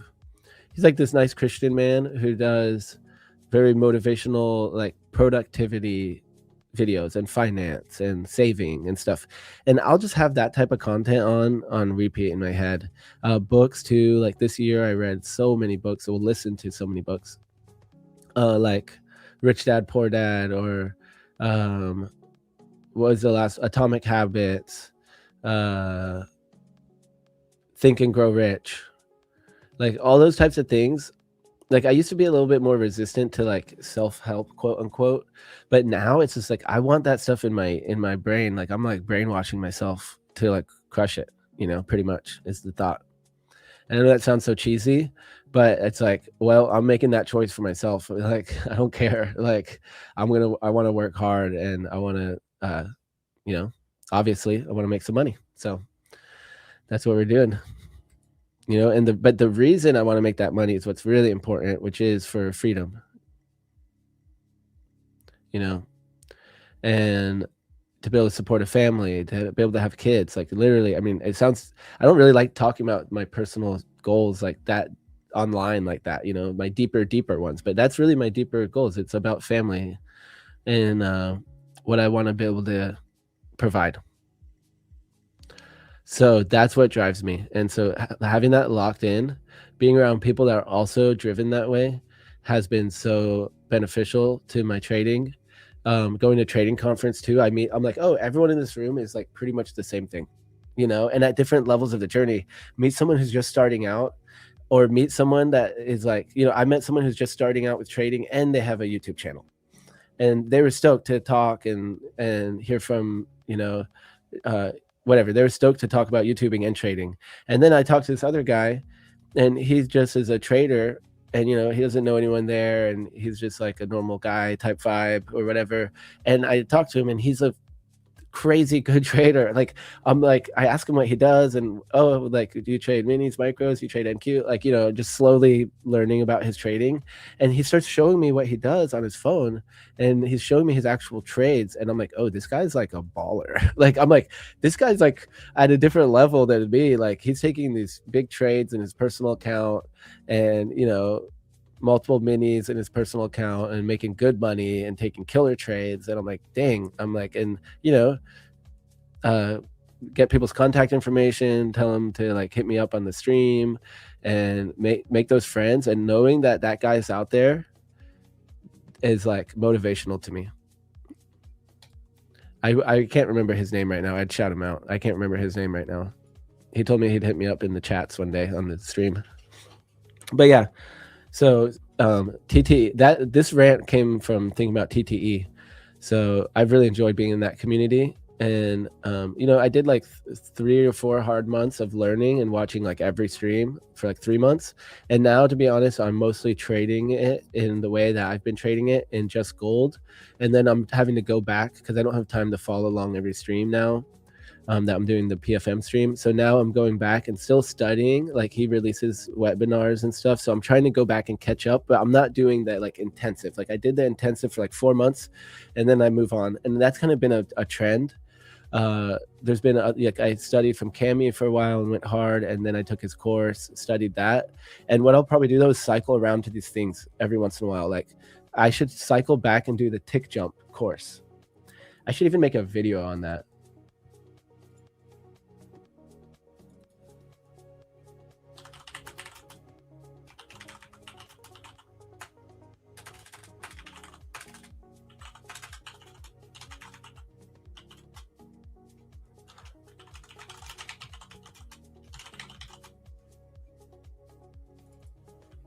A video reviewing Cami's volume profile course would be cool.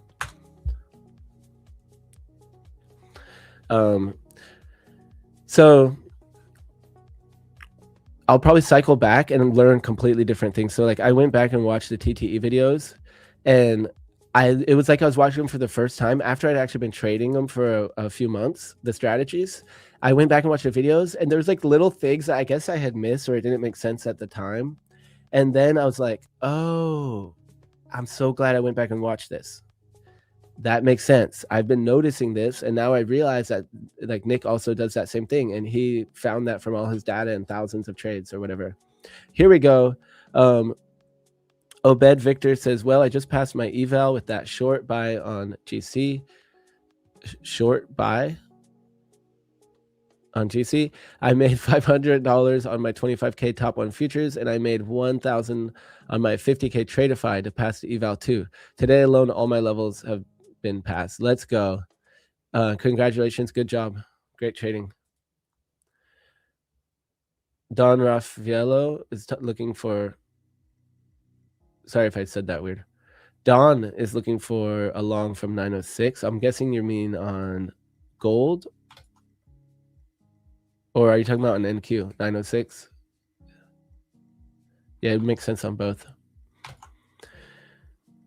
So I'm sitting on my hand still. We are pushing on ES. Let's make sure I stay locked in. Let's see if we get this diff. So here's where I'm really looking to get the diff. We are going up. Let's see on the 15-minute.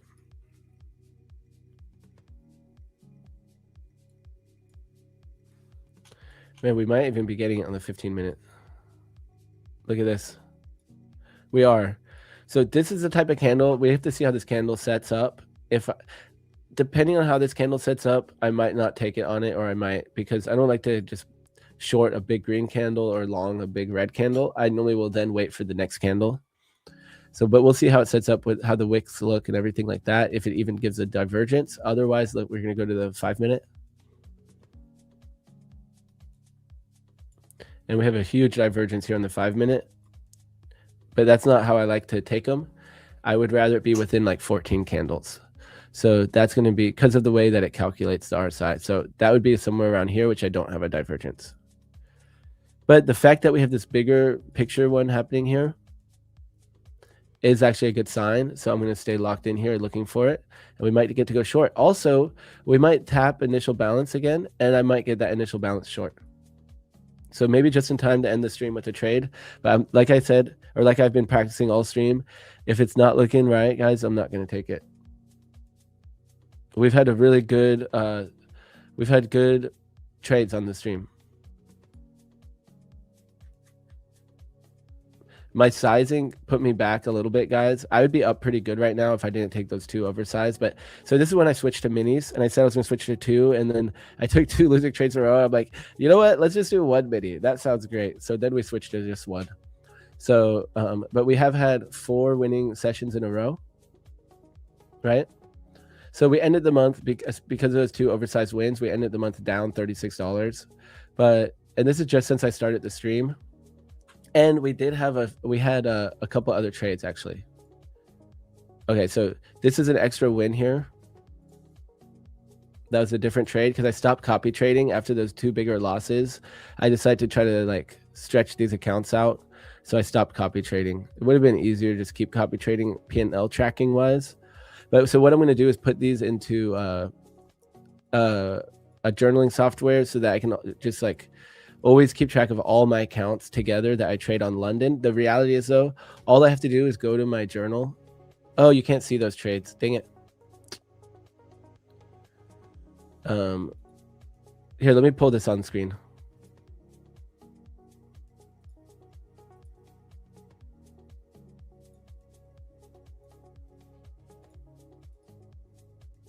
Here we go. Okay, so this is what I was trying to show you. Sorry about that. So I stopped copy trading. So this is since I started the London stream. So I wanted to track everything. I did size up. I went from doing my normal sizing, which is very, risking like $200 or something, to risking 2 minis. And I realized I'm like, you know what? 2 minis is a little intense. Let's do 1 mini because of my daily loss limit on this is $1,000. So we're just doing 1 mini. So I did take those 2 oversized losses, which made my monthly down $36. So if those were the same sizing of the other ones, we'd be up right now. But that doesn't matter. I'm more concerned about how good my trades are and the longevity of my trading plan, which has been good. So we also did have another trade in this account because I stopped after those 2 bigger losses. I stopped copy trading. So we did have one other win here, right? So this past week, we actually had 1 day with 2 wins. Oh, look, interesting. Last Tuesday, we didn't trade either. So now it is February. Let's go to February. We had 1 win yesterday on just that one account. And so my plan is to add these accounts together on a journaling software so that I have it. But the reality is what I was saying, I have every London trade in my journal. So I could literally just sort London from the session here. Sort column A to Z. Boom. Here's all my London trades, and since I started the stream was like the 13th. So I could just count right here 1, 2, 3, 4, 5, 6, 7, 8, 9, 10. I could add up my win rate pretty quickly. Here, actually, while we're here, let's just do that.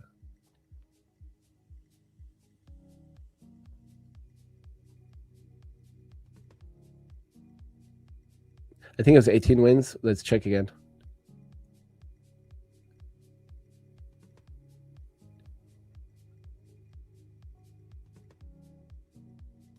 So just since I started streaming London, 14 wins and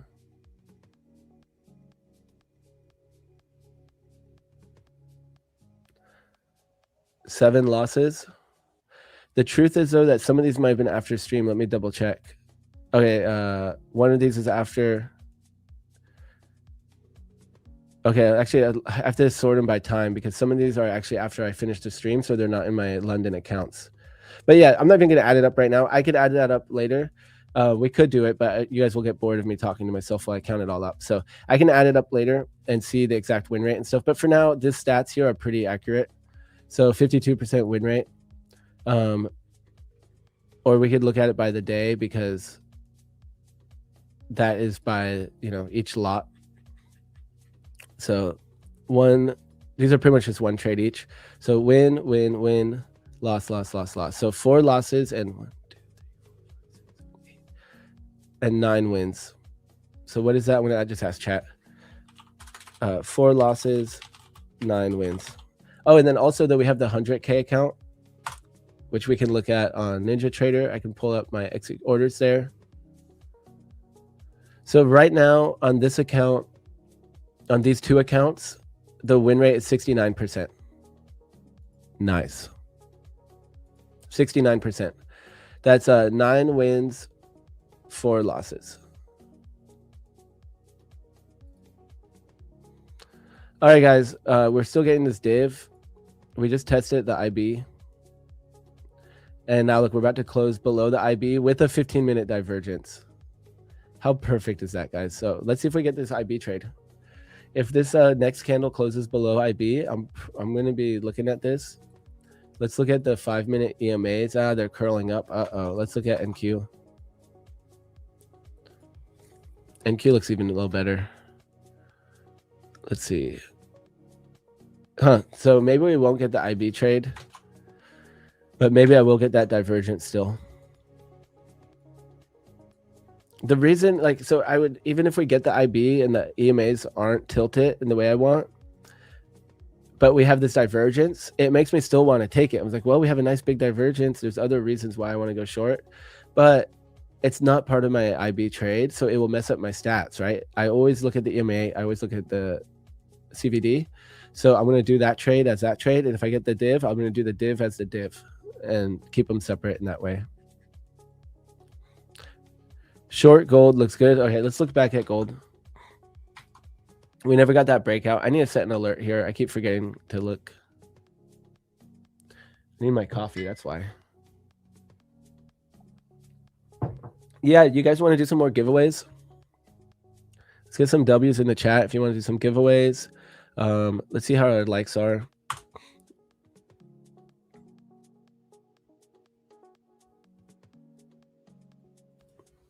I feel like my mic has been a little hot, guys. Oh, we got 150 likes. Let's go. All right, guys, let's run a giveaway.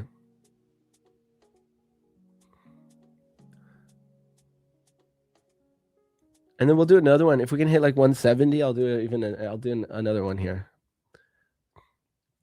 But let's do one now. Let's see. Can we get up to? Can we push it real quick to 160 and we'll run it? I'm been all stuffed up, guys. I'm sorry, but it's been so cold, and I have the heater running, and it just stuffs me up.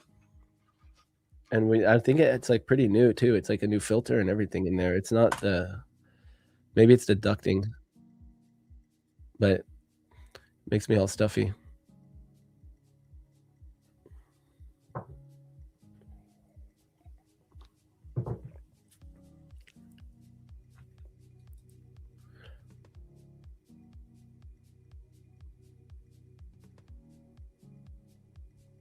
All right, yeah, it looks like, yeah, let's just run it.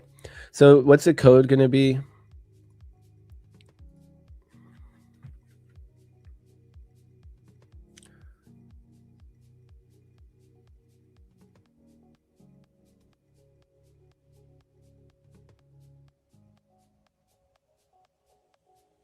I'm trying to make sure I didn't miss anything in chat.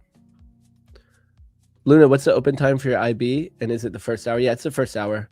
First hour, so 3 to 4 for London, 8 to 9 for Tokyo, and 9:30 to 10:30 a.m. for New York, which I have, like, one of my trading buddies is like, dude, that's not IB is only New York. Like, London IB, what are you talking about? And, you know, and he's like a legit trader. Like, he's like a real trader. You know, he's not just a prop trader. He's like a real futures trader. And I was like, well, you know, my data shows that taking the trades works the same on all the sessions. The data isn't any different, so I'm taking them on all the sessions. And, you know, I've been showing him the trades too. So I don't know. I don't know what to tell him.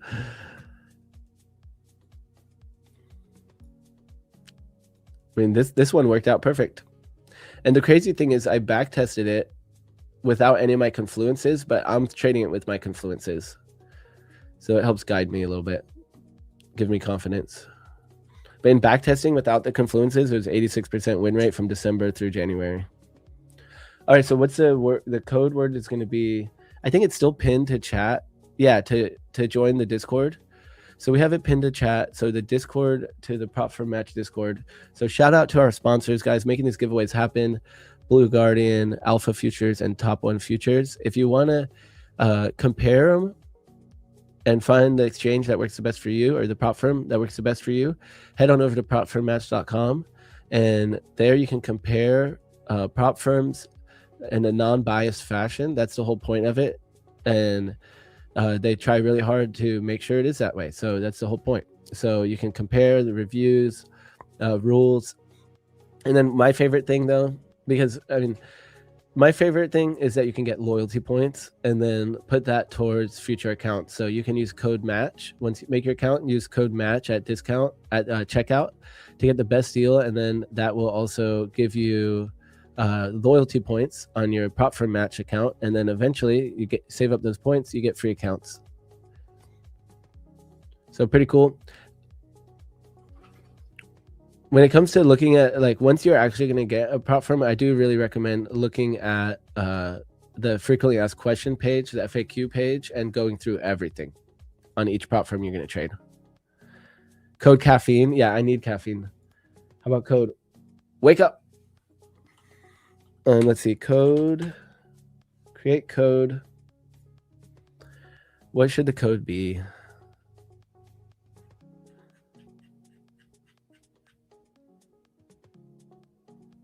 Slow, steady.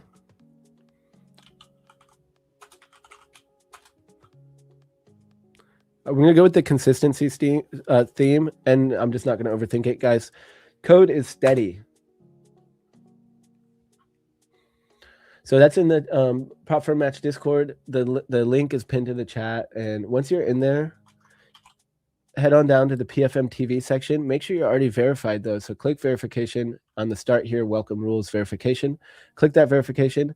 And then head on down to the stream chat. You'll see right there. Click on that, and then you'll see the entry portal. Click enter steady. Click that. And then it'll prompt you to type it in, and that's it. Guys, I'm getting tired. But we might have a trade here. So let's see what happens. I'm going to make sure to draw it correct because I have a rule with this. It's either a div or it's not a div. If it's exactly equal, I don't take it. If it's one tick off, I take it. And it still looks nice. If like this, wait, we're not on the, we're on the 15 minute. Okay. Yeah, look, exactly equal. Right to VWAP, right to that value area high. So I don't think we're going to get it. It's technically a divergence because the RSI is higher and the price is the same. But, well, the price is actually lower now. But so it's technically an RSI divergence. But with the way I've done it and backtested it and everything, I'm doing it from the candle high and low. So in this situation, since we're looking for the short, it's the candle highs. Technically, though, where price is like this. So it is a divergence, but the way I trade it, I want it to be a div on the wick.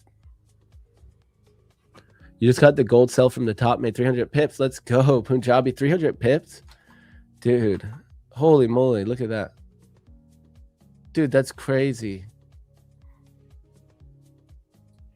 Yeah, look, tag that level and reject it. Yeah. I mean, I could have seen longing from these ones. Excuse me. And shorting from up here. Yeah, I think that's a great trade. I'm just going to stay out of this choppy zone, though. But that's a great trade. GG's. Look at that.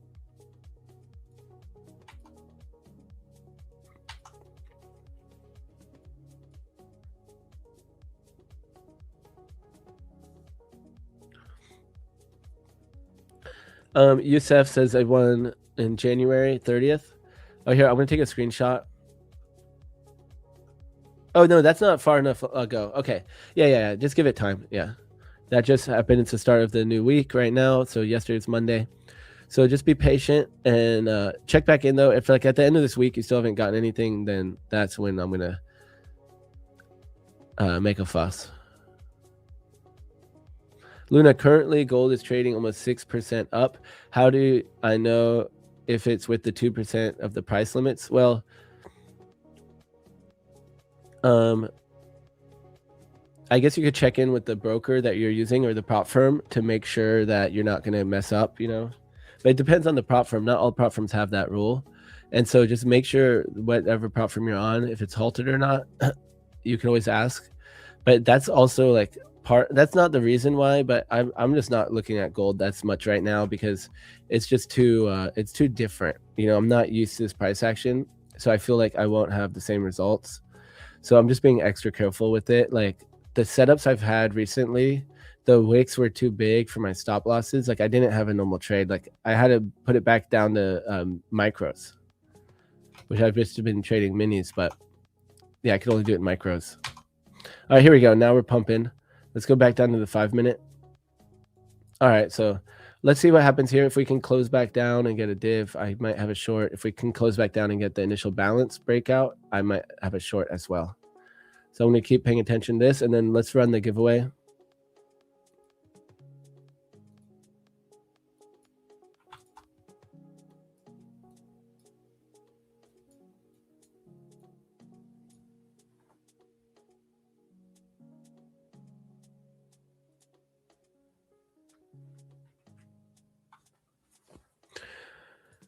My divergence wins are 90%, so best reversal trades. Let's go, dude, 90%. And you're doing an RSI divergence, or you're doing that the SMC?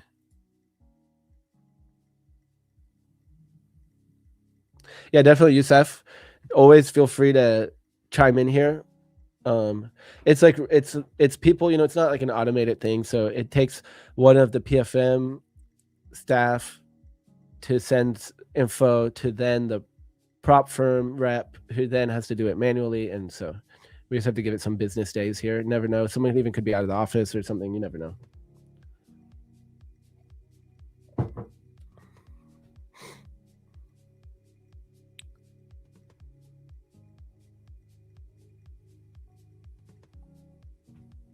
You're doing RSI divergence too? Nice. Yeah, it's kind of an old school thing, the RSI divergence, and just oscillators in general. Like, I've seen a lot of old school traders who use tons of oscillators. Like, they're literally looking at confluence over a ton of different oscillators, and even some pretty advanced. I was watching, I forget where it was at, what university it was at, but a very advanced course on like analyzing the markets, and it's really getting down to like pretty much, it looks like waveform, like the level that they're looking at it at is really, really crazy. I forget what I was going to say about that, but I'm reading the chat now. Okay, so I received a PFM TV role. What is it and what does it do? I'm not sure exactly what you mean. Like, you're going to... Like, you mean in the Discord?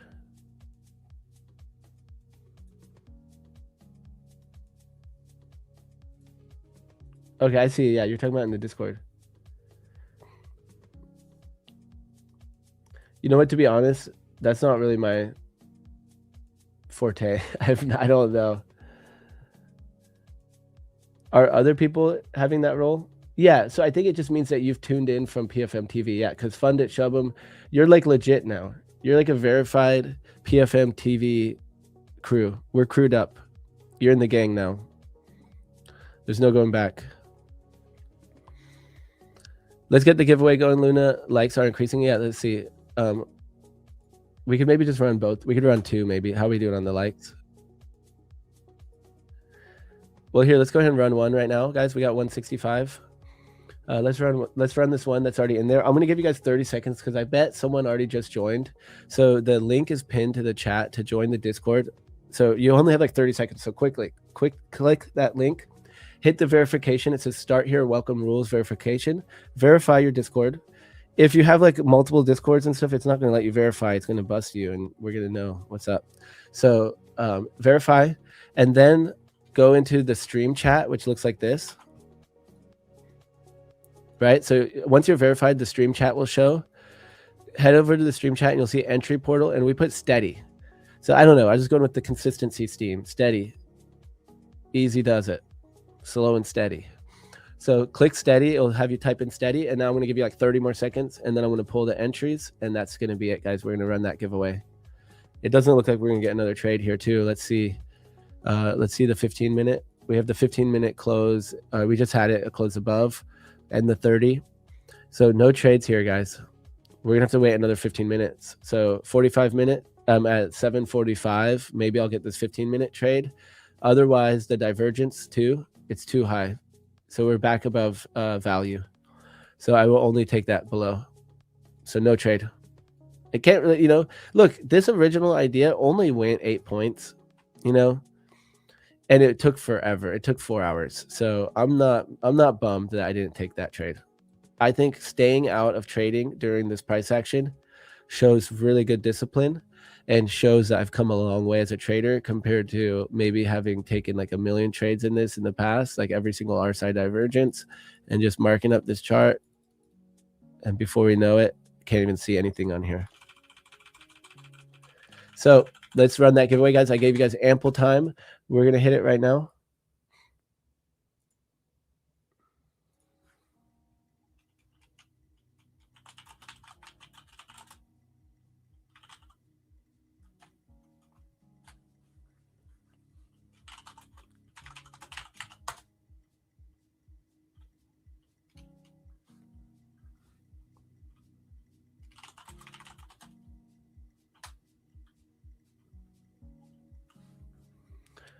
It means you made it big time.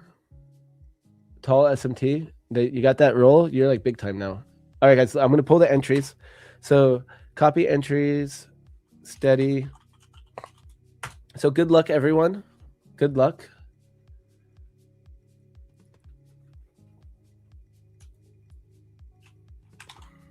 We'll do the wheel of death.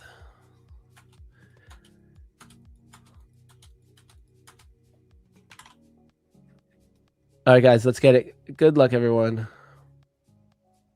So, y'all know what time it is. It's the party siren. Party police. Party police are here. Let's spin it, guys. Good luck, everyone. Drum roll. Oh, not Fano again. You can't win that often. There. Oh, Makumu trades too. You also just won, but that was last week. All right. That's what you get for showing up all the time. What's up, Makumu trades? So we're going to need to see a payout from one of these accounts, though. We're going to have to cut you off eventually. Guys, if you get a payout from one of the accounts, please come on stream with me. Let me interview you a little bit. Yo, what up? Savus in the house, my guy. Com says, retesting Asia session high. Interested to see what movement we get from here. Could be a key deciding level. Yep, I agree with that too. Yep, and we're finally getting a little movement, right? Look at that move. Clean move. Okay, so see how choppy this is? This is what I'm talking about. That is choppy, and look at that. Bam.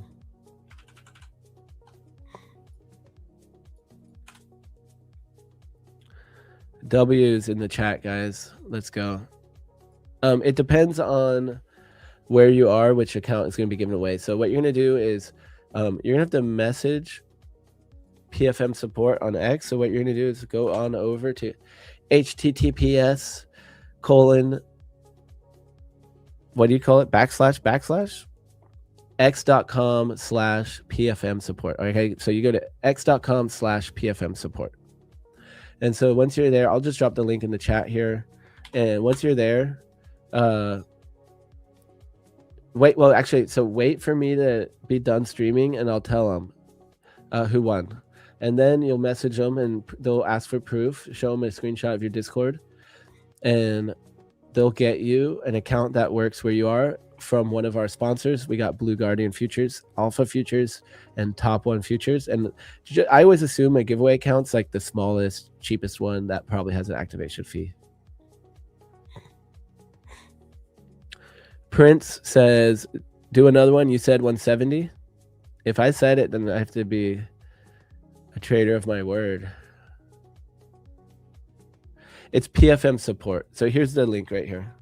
Oh, I already dropped it. It dropped it in the chat. I can start. We can have 2 starred posts. Nice. There we go.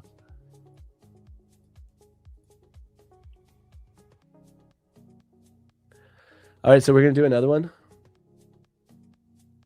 I said 170, huh? Well, my page says 165. So if I don't refresh it, then maybe we can try to get it a little bit higher. All right. I'll refresh it. All right, 172. All right, I'm gonna actually do a second. I'm gonna do a second entry. So for another giveaway here, we're gonna do code. What should be the code, guys?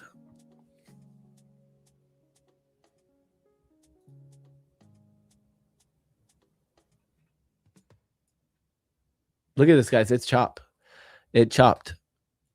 I somehow actually I feel like this is like a good sign of growth for me that I managed to stay out of trading during this.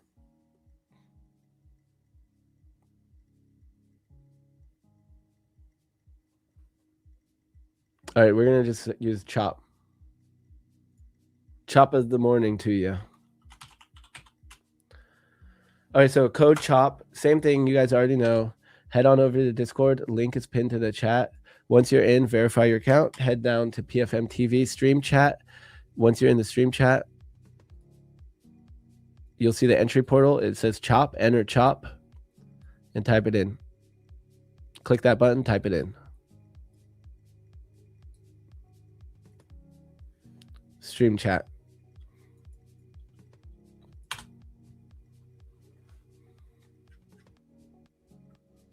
I'm just cutting elder trees, RuneScape chopping wood like the market. Wait, what? Is elder trees from RuneScape? So I never did RuneScape, but I like seeing like videos of people playing it. I did Diablo 1, StarCraft, like vanilla, and StarCraft 2, and Diablo 2. Diablo 2 was really, really goated. And then I did... those were really the main video games. I had a little run at playing League of Legends as an adult. An ex of mine liked to play it, and it's pretty fun. I got into it a little bit. But I wasn't that good at it, so it's not as fun when you're not good at it. Like when you're getting owned by some 12-year-old kids and they're calling you brain dead in chat all day, it gets tiring.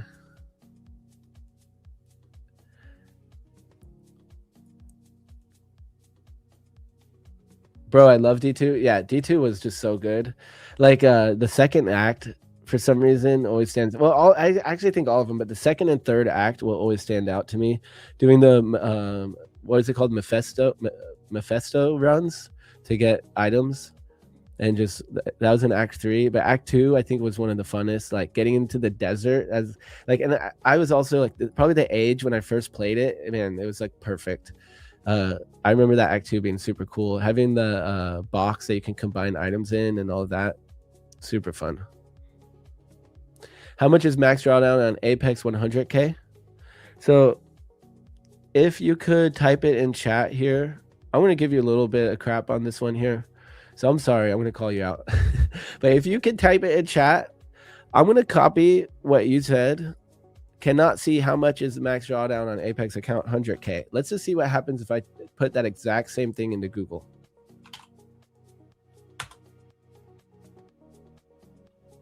Okay, first thing that comes up, evaluation rules. Let's click on it. Oh, look, we're in the look, we're right where we need to be. FAQ, evaluation rules. But so you said max drawdown Apex account 100K. So do you want the evaluation or do you want funded account? So for evaluation, oh, look right here, 100K. Max drawdown, $3,000. Man, it's really a good thing I'm on here. I don't know what you would do. I don't know what you would do without me. Seriously. So I'm just kidding though, because for real, I'm totally happy to look that stuff up. And know why though I'm happy to look it up? Because I want to know that stuff for me. I want to be always knowing what's going on with the props. I want to make a lot of money from trading props, so I need to know this stuff. Bruv. Seriously, I want to have every advantage I can have. So it's like, yeah, knowing our drawdowns, knowing all that stuff, and staying on it. I'm super happy to look this up. So I'm calling you out a little bit there just to have fun. But for real, I'm super cool to always answer these questions. You just, can't take the heat. Get out of the kitchen. So on I'm pretty sure it's the same. On Apex, I think it's the same on the funded accounts. So I've just been doing the 50Ks. So 100K, man, there's a 75K. I didn't even realize that. But I've been trying to switch to 100Ks to just have a little extra so I can do minis.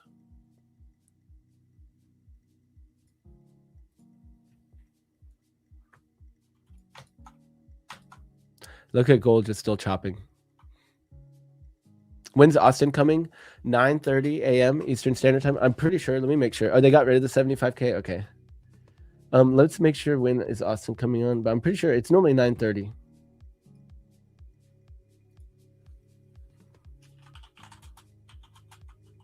It's normally at 9:30. But when Zach gets on here at 8, we can clarify that.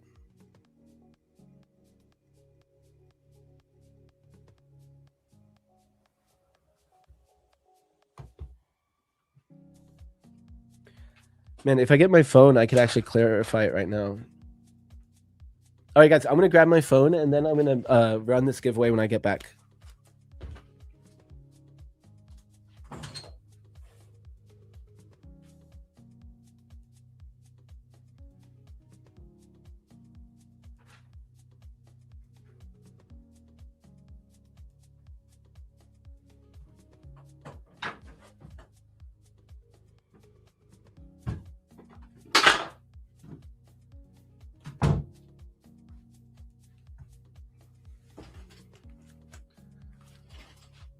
Ooh, I want more coffee. Okay, I'm going to verify that, but I'm pretty sure 9:30. And I'm actually going to grab more coffee. We got 15 minutes left. We're going to run that giveaway. I don't think I have any more trades, so excuse me 1 second.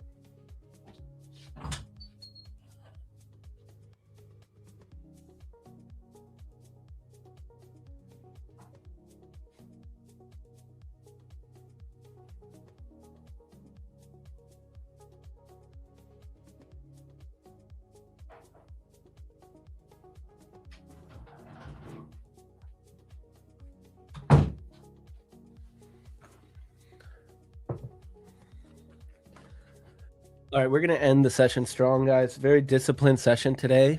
I had reasons to not take my trade. I didn't take it. My pre-flight checklist is set copy trader, risk limit, profit target accounts, check previous day journal entries, trade log, high time frame analysis, plan my trades, look for reasons not to take the trade, correct mistakes immediately, ask myself if I'm okay taking a loss on a trade before taking the trade, trade within my hours, grade my setups ABCs, risk accordingly if it's A or B or C. Write on the screen 1, 2, 3 for each trade per session. Write the planned out trade ideas, reminders, half size or eval for choppy pre-market. So today's one of the days where I would have been half size or eval if I did take a trade because it's choppy. No trades is a trade. Make every trade count. Check rebuild dates. No entering trades 5 minutes within market open to red folder news. Don't let a runner get in the way of a scalp, and complete journal entry for each trade. So I just want to read over that real quick. I'm still have a full trading day ahead of me. So even though I'm getting off stream now, I want everyone to stay locked in and make sure we remember, just because we're on here doesn't mean we have to take trades. So let's run the giveaway.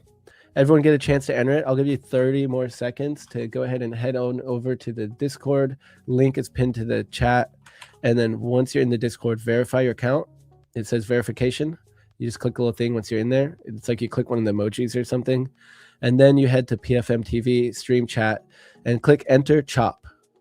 We're already in the chop, so click that button, type in chop, and that's how you enter the giveaway. I'm going to give you guys 30 more seconds, and then we're going to run it.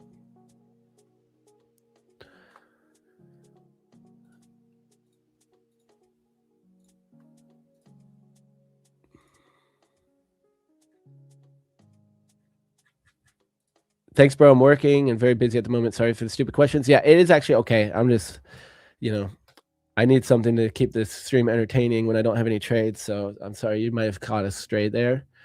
But I think it's a good point, though, to bring up that, the continual education thing and how important it is to understand this stuff. Like if someone's not finding consistency and, but we're not even following the rules on our account, it wouldn't matter because we could get to the consistency and then blow the account because we're not actually trading prop firm accounts. We're just, we're not accounting all the different details that we need to be. So, we're here trading prop firm accounts. So we got to play that game and make sure we follow all the rules. Like I broke a rule yesterday by risking more than the amount. So I'm down on this account. I could actually show it real quick. Let's see how it looks on this.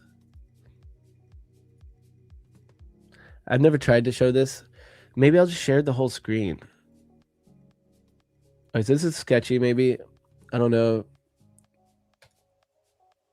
if I'm going to dox everything. Here we go.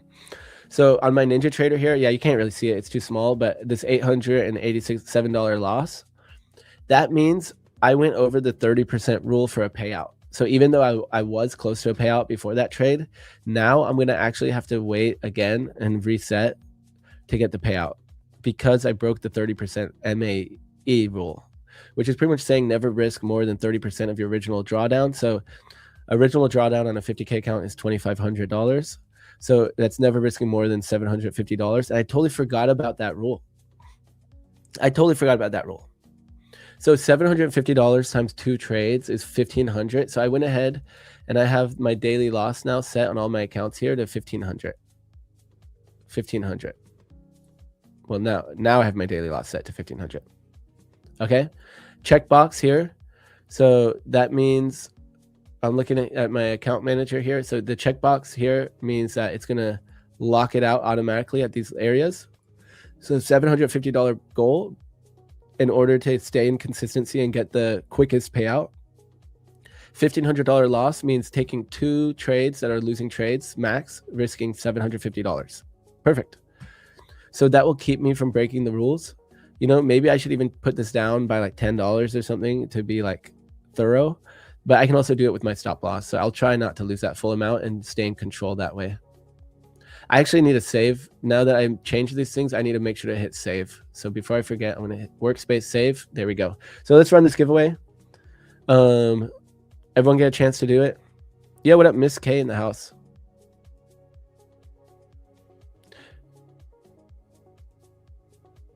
Okay, this is an interesting comment here saying, wait, not that one. Where is it? Too much rules equal too many mistakes.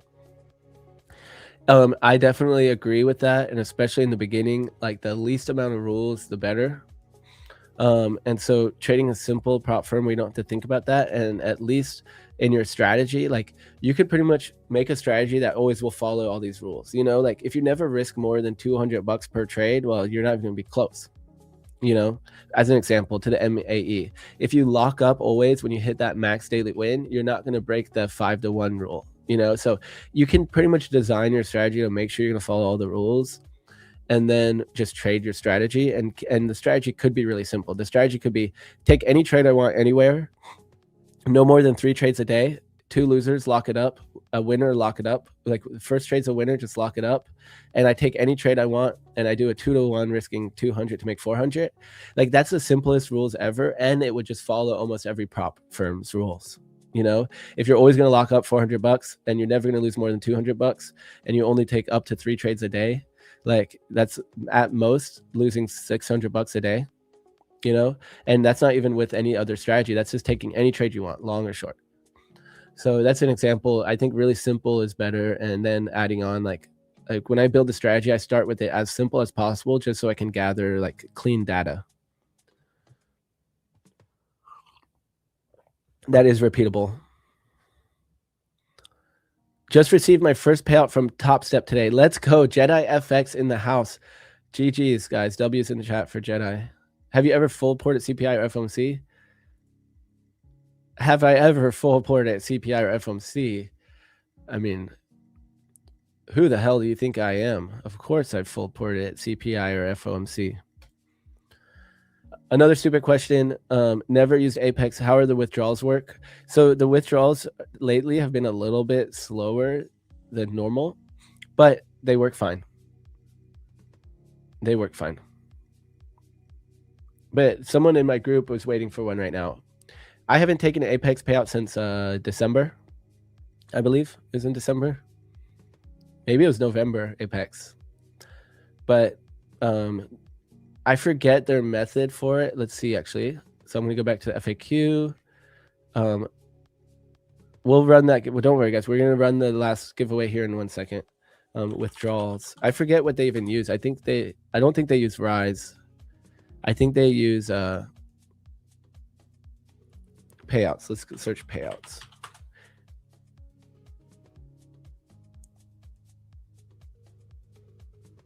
Oh, you can see a list of all their payouts? No, it can't be all their payouts.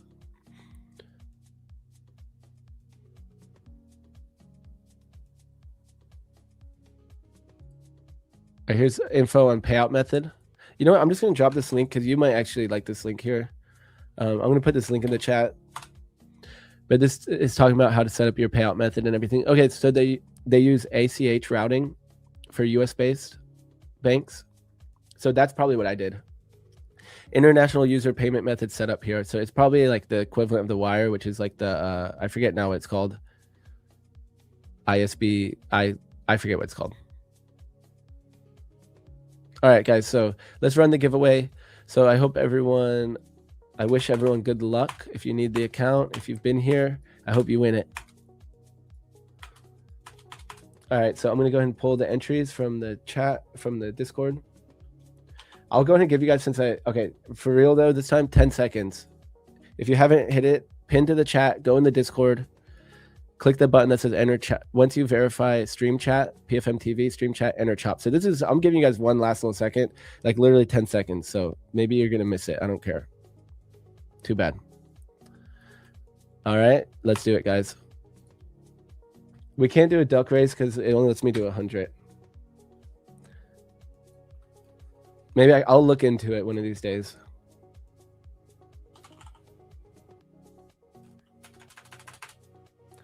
Oh, copy entries, code, chop. All right, guys, we're going to get it.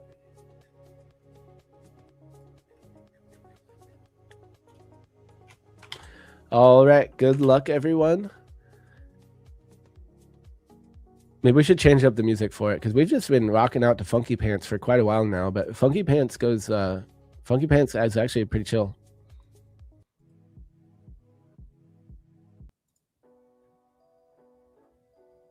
Oh, here we go. Let's turn it up too. All right, guys. Oh, I'm sharing the wrong screen. Okay, my bad. Hold on. Let me remove this.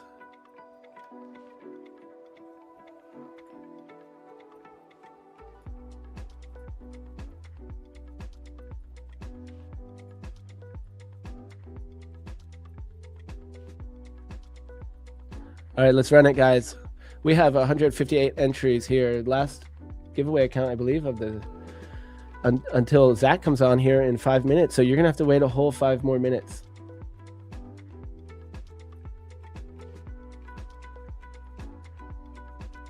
All right. I think I might have forgotten to write one down. Oh no. Who won the last giveaway?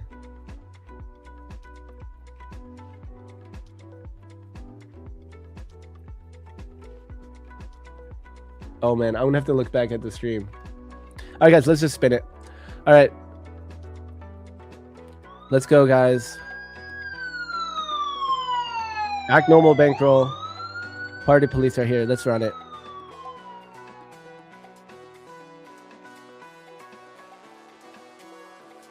Who's it gonna be? Tejas. Tejas 9181. Let's go. Congratulations. You have won an account from one of our lovely sponsors, Top One Futures, Blue Guardian, and Alpha Futures. Depending on your location, we will find the best account for you. So to claim your giveaway, head on over to, it's already pinned in the chat, to x.com/PFM support. DM them after I'm off stream and they will hook you up. Guys, I already forgot. I think I didn't write down one of the winners. Oh no. F's in the chat for whoever won last account.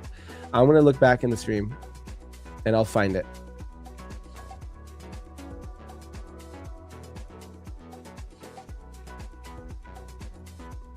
I'm missing one. I know it was the last one though. Okay, I'm going to find it.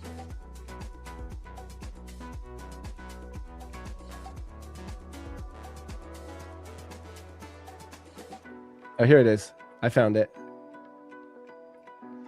It was Makumu Trades. That's right, Makumu. There we go. Well, congratulations. If you're with us, Tejas, say what's up in the chat. If you're on Instagram or X, you can say what's up in the Discord, or you could even come on over to the YouTube chat and say what's up here. And you can also hit like and subscribe on the way over. Feel free to links in the description to my socials at Luna Trades _Luna_Trades_. You can follow me there. And Zach is going to be picking up here in a few minutes.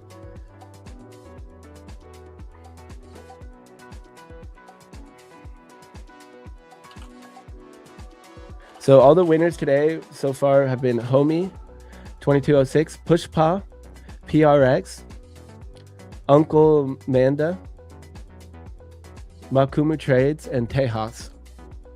So congratulations. Don't forget that link for the Twitter support for PFM support is pinned to the chat. You go there, message them, and they will arrange the giveaway count with you. Be patient with them. If it's been like more than a week, then please tell me on the chat here. Luna, can you please explain the meaning of activation fee and where it is applied? Yes, the activation fee is when you pass an account and then they charge you a fee to then enter the fund it phase. So what they'll do is they'll make the account cheaper. So normally, the cheaper the account is, people just blow through more of them to pass it. So they might even end up paying more. But point that aside, generally the cheaper accounts have an activation fee and the more expensive accounts might not have an activation fee. So there's like pretty much like 3 different models there. We got that eval with an activation fee that then takes you into the fund it. So that's like one of the cheaper models. Middle ground is an eval without an activation fee that when you pass, then you go into the fund it, which is normally a little more expensive. And then the most expensive type in general is straight to funded account, where you don't even have to pass an eval. You just get right in. You have the rules to get to fund it. But because of all the other rules, consistency rules and all of that, you might even be able to get to fund it, pay out quicker on one firm than the other, regardless of if it's straight to funded or not. So just depending on the prop firm's rules, you will be able to, gauge the cost, the real cost. Like, is there an activation fee? Is there not an activation fee? How many accounts does it take me to pass? And you have to think all that stuff through. But I like my favorite model right now is straight to fund it models, because you don't have to change the way you're trading or anything. You just get in there and trade it, and you're already working toward the payout. So there's no change in psychology, because some people get all stressed when they switch from an eval to a fund it, and it's like, oh no, now I'm in fund it. Like when I first passed an account, I was so nervous to trade that account. And Rips actually told me, he said, start another, like, don't trade that account. You just passed it. Well, start on another account and then start that one tomorrow. Or whatever. Like take a day, take 2 days, take a weekend.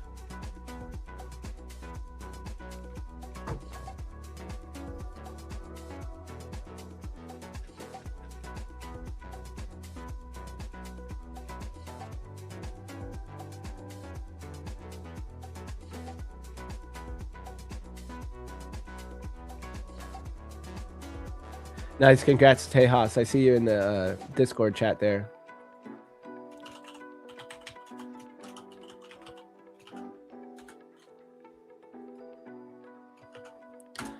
All right, guys. So we have Mr. Zach Anthony about to join us here. It's been a pleasure. We're here. Oh, and there he is. We are here. What's up, man? Grindy session here. Choppy. Has it been? I haven't taken a look at the charts yet. I haven't looked at all. I did take a trade last night, though, overnight for a little win. But after that, I got off. Yeah, that does look pretty grindy. What did you hit last night? Dude, I hit a short, actually, believe it or not. Wait, really? It worked out. Yeah. It was early. I'll I was going to assume that it was a long from like the open. Like the Globex open long. There's a few people in chat who got a good trade there, it looked like. Yeah, I got short at like 8 p.m. So that small move down from here, I could pull up my... Yeah, go ahead and pull your chart up. I don't have anything to really report home on my charts anyway, so I'll go ahead and let you take it over. I didn't take any trades. I had a trade that I could have taken, but I had a reason not to, so I didn't. And it ended up taking like an hour and a half, and it actually would have been a winner, but it took forever. So I'm glad. And it was a long? It was a short. An IB breakout short, and it actually looked pretty good, but I had like NQ wasn't really playing along, so. All right, here, where is it? So it was over here. I probably can put on the executions. Yeah, right here. Dude, I caught the like exact bottom. It was a little bit of luck. Um, but Dang. this is on my XFAs, my new XFAs. Um, they're currently up 1,200 so far, 2 days in. So not bad, not bad. We're trading 3 of them, and I copied these on all of the accounts. So I mean, dude, I don't know. Like, I just thought we would pull back. It would make more sense if I go here and explain it on TradingView. 12 hundo. You said in 2 days? Yeah, yesterday and today 50Ks? on 50Ks. Yeah. Dude, so you're already like halfway there. You know what's crazy, bro? I've been trading micros. Like the trade that I took here was 3 micros, but it's $400 because the market's so volatile. And how much were you risking? Did you just have a stop set somewhere up there? Yeah, it was like maybe a 1-to-1, maybe honestly it might have been like a 1-to-1.5. I forgot exactly where my stop was. I didn't have a lot of structure. So I used like just a base stop of like 25 points or something, 25, 50 points. Okay, and how many points did you take on the trade? I think it was 260 ticks, I think. So however many points that equates to. Oh man. About 60 points. Dude, that's huge. That's great. We really caught the bottom. That was kind of hilarious. I bet you that was more 1.5R, 2R. Yeah, it was about 1.5, I think. Yeah, exactly.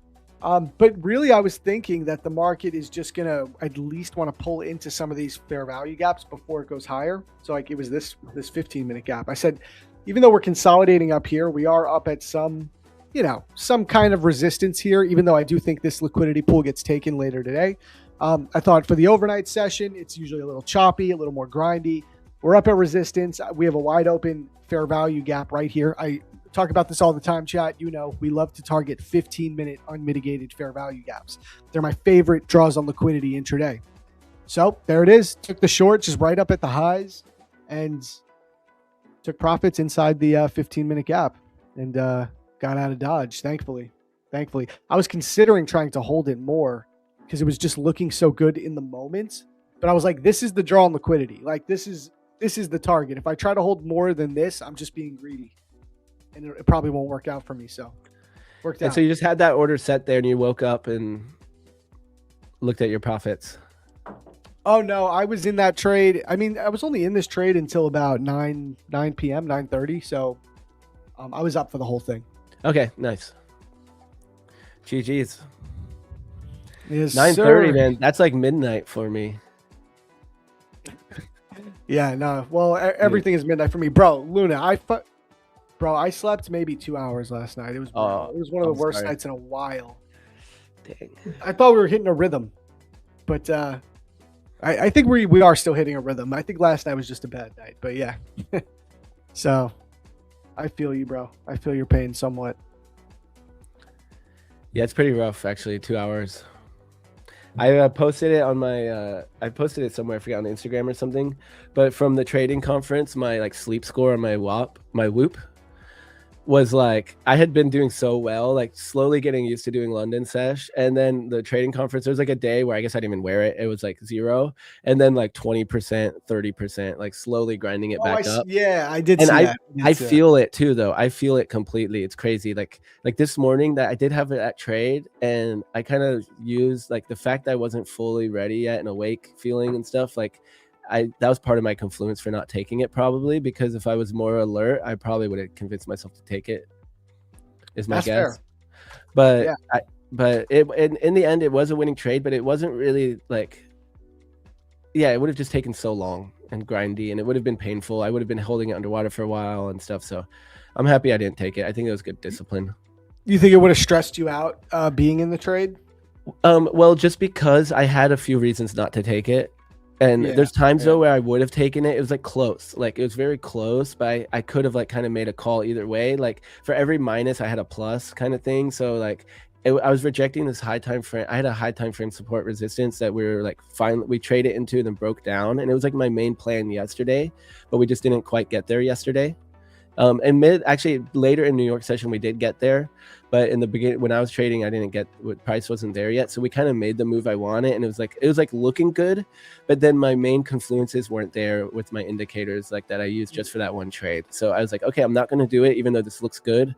Other days maybe I would have been like, no, I know this looks good, I'm going to take it. which it did work out. But yeah, it would have been painful. It would have been like an hour or so probably. Yeah, sometimes it ain't worth it, man. Sometimes it's not worth the hassle, even if it ends up working out.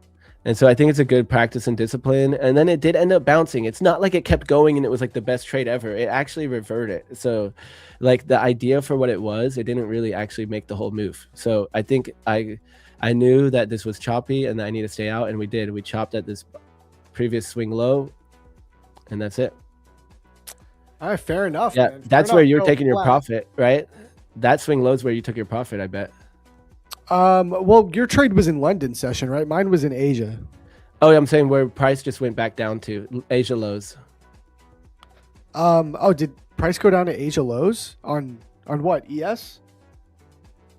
Oh no, it didn't make Asia lows. It was later though. I think it was where you took profit. That's what I'm saying. Oh, you're right. Yeah, it was around there. Yeah. Yeah, Yeah. around here. Yeah, true. Yeah, True. and I'm looking at ES, so it might not be the same, but yeah. So it's still chopping. We're chopping from where we went last night. This is tough, right, dude? Like, not to keep it too long, but this is tough price action where it just like it just rips up with no pullback and then does this slow grindy thing all night. It's like, where's this go? People, if you try to long this up at the highs and then it finally pulls back for a deep pullback, you'll go, oh, well, that was due. Why am I longing up at the highs? But then if it keeps going, you go, man, why am I not following trend? It's such a classic predicament for day traders. And structure wise, it's bullish, right? You can't say that's bearish, but then on my charts, I had my high time frame levels and reasons where I normally take a reversion trade.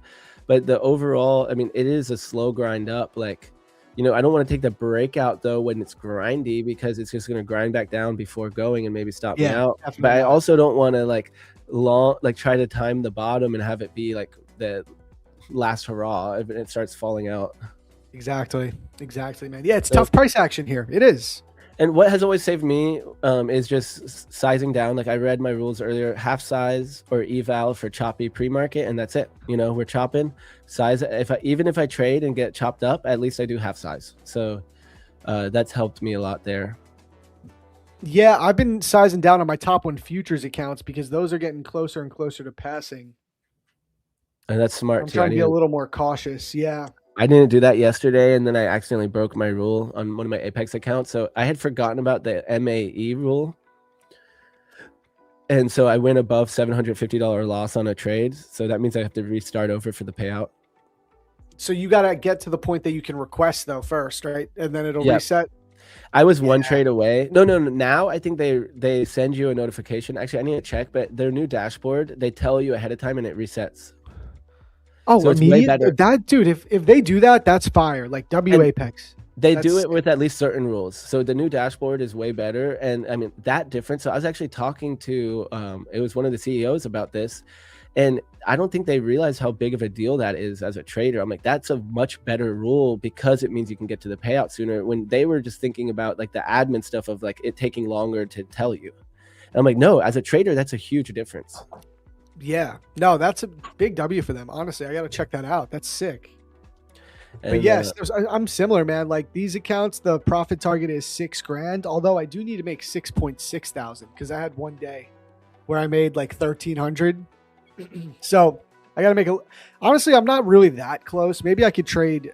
I shouldn't be so defensive right now because it's not like I'm super close, but I don't know. I'm just feeling it creep up. So I'm like, let me just size down a little bit and play it safe, I think it's smart. Yeah. It's super smart, really. I mean, you only need so much, and the less you risk, the more likely you are to lock that in, especially when you're making these 1.5 hour trades and stuff. I know you're not needing that. You're going with what the market gives you, but you can make the most with a couple micros, then good for you.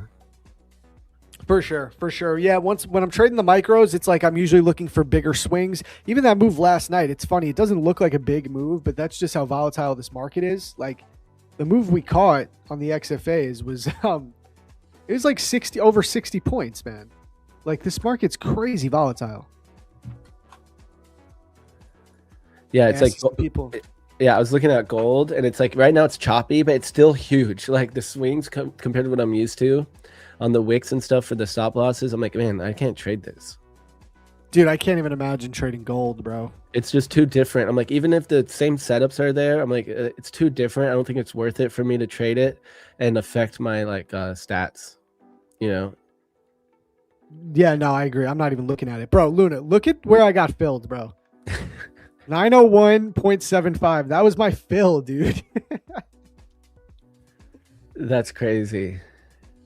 It would have been a break even if it just could have totally front ran me too, because I had my stops at break even by then. That's hilarious. Don't we love when it actually works out in your favor like that, chat? Because most of the time it doesn't. Most of the time it goes the other way. Man, there's some good questions in chat, but I guess I'm going to leave it for you. Yeah. Man, I was just, for some reason, I was just thinking about how at in Tampa, we got to have like maybe we can get a PFM sponsored hotel room or something and set up a little streaming setup and do a live stream together. That'd be sick. We got to do something. We're going to do tons of content. I love the idea of a IRL live stream for sure, bro. We could definitely look into that. We got to do, we should just walk around Tampa or something, maybe do an IRL at the casino. I don't know if that would be good vibes for prop firm match. Maybe that's just us, but yeah, we got to make we definitely have cool things to do. Touchy, you never know.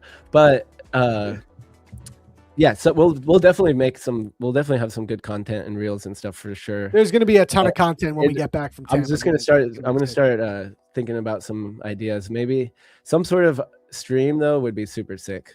Like live trading. Yeah, let me know. Hit me up on WhatsApp, bro. We'll talk, because we definitely should do some cool stuff. And or maybe even something if we have other people from the community coming or something like that, we could invite people out or something. But yeah, guys, I'm gonna leave you guys here. So good luck, everyone. Thank you, chat, for being patient with me while the market was grindy, and we still had some good conversation and had fun. So what time do you have Austin coming on? 9:30. Okay, I know everyone's excited about that. Hell yeah, and then he's coming on again on the London stream on Thursday, right? Yep. Yeah, I'm guessing it's gonna be a little bit later, like 7 or something like that. So we'll see though. I'll launch the time as soon as I hear back from him. Fire. All right, Luna. Well, yo, have a good rest of your day, my friend, and we'll talk soon. All right, take it easy. Good luck today. Peace out, guys. Peace, brother. Later. All right. What's up, chat? What's up? Doug, good morning. How we doing, bro? Lit Trades, what up? Adam, hello. How we doing, guys? I can't wait for Tampa. Oh, are you coming to Tampa? You got tickets to the boot camp seminar? What's your name, man? Let me know your name. Have you been to any of the seminars in the past, or is this your first one, bro? This is cool, man. I'm excited. It's my first one. And I'll tell you guys right now, listen, like I am a live streamer, so I guess in a way I speak publicly to 100 or so people daily. I make YouTube videos, but like I've never actually done IRL speaking, public speaking. I feel like people take freaking courses on that to get good at it. And I'm just going to wing it. I'm just throwing myself into the arena.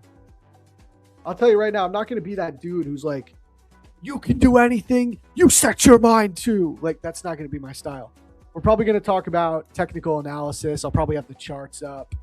It's going to be more chill, but it's going to be like more educational, I think, as opposed to vibes, or, like motivational. It's going to be more educational. I think that'll be my niche when I go there and speak.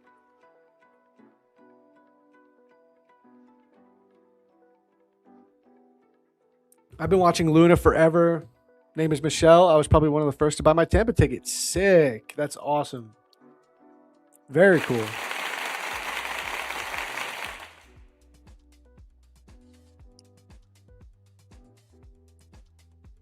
You will do great, Zach. Thanks, man. Yeah, I'm better at like not preparing. Preparing too much for stuff. I just kind of throw myself in. That's usually how I do things, and it usually works out. Bro, your XFA looking lit. I had a short at 985. Screwed up execution. Took a $220 loss. Damn. Yeah, it's a good start, man. I just started them yesterday, so I literally just started these accounts yesterday, so it's not a bad start. Trading micros too. Nothing crazy. No crazy size. Bro, I also got one more passed. So if you guys remember yesterday, I only had 3.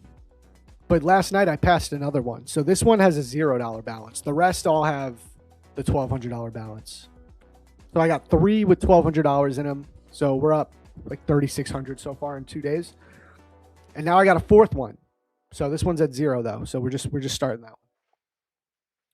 And then bam, we got our top 1 futures accounts that we got to get to this payout, man. 12K payout. Just got to grind it out. We did it with Tradeify in January. We're going to do it with top 1 futures now in February. Max payout. Can you explain how withdrawals work on Apex? There's minimum days or profit target. There's no profit target. There's 8 minimum days. You got to have a 30% consistency rule.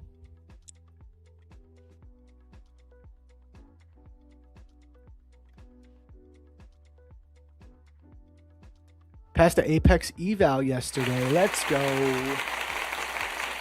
I do have some ideas on the market. I'll get into it. I'll give you guys my key levels. We'll do some giveaways.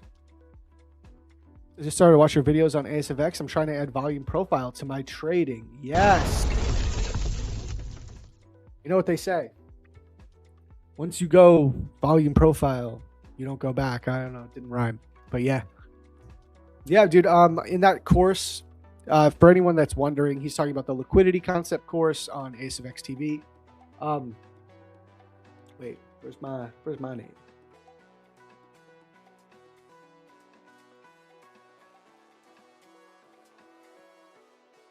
I need to get Furcon to fix this. I don't see my name in the corner. Unless I'm doing something wrong.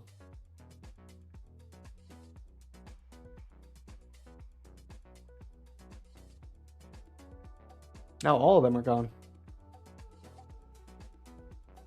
Oh, Furcon might be fixing it right now. Sorry, bro. I'll let you do your thing. Hold on.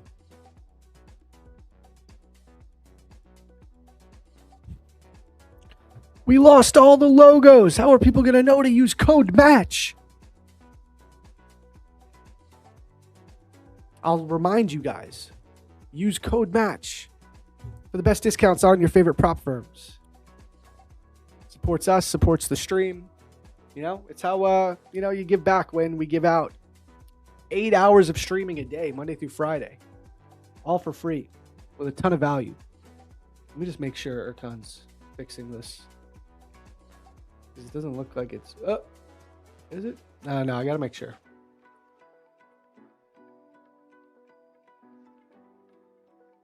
Let's do a poll.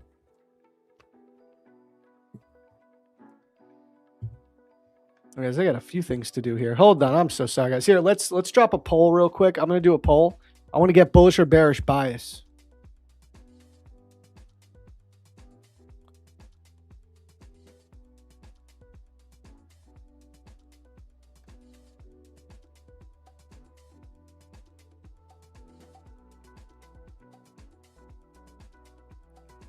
All right, chat. I just dropped a poll where we're going to do bullish or bearish bias. And this is what we're going to do while we get this layout issue fixed. It'll be fixed in like 2 seconds. We are going to take a quick break. Okay, we're going to take a quick break. When we come back, I'll promise y'all with a giveaway. So we'll do a giveaway account and we'll check out that poll. So I'll be right back, guys. By the way, shout out Kelvin. Just said he got a 21.4K payout between Top Step and Apex. God damn, man. All right, maybe we got to get Kelvin on stream. Kelvin, let me know if you want to come on stream. Maybe we could talk about it, bro. I love highlighting people in our community that are killing it. Like we had Kate on yesterday who took, I think, a 15 grand payout from Tradeify or multiple payouts from Tradeify. Now, maybe we bring on Kelvin, bro. 21.4K is a solid month, brother. Mike P, good morning, bro. Good morning. Okay, I'll be right back, though, guys. I'll be right back. Like I said, we'll run a giveaway as soon as we get back. Where is everything? Here we go. What is going on here?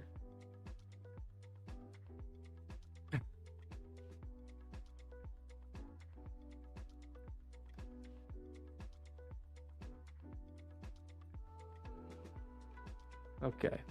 There we go.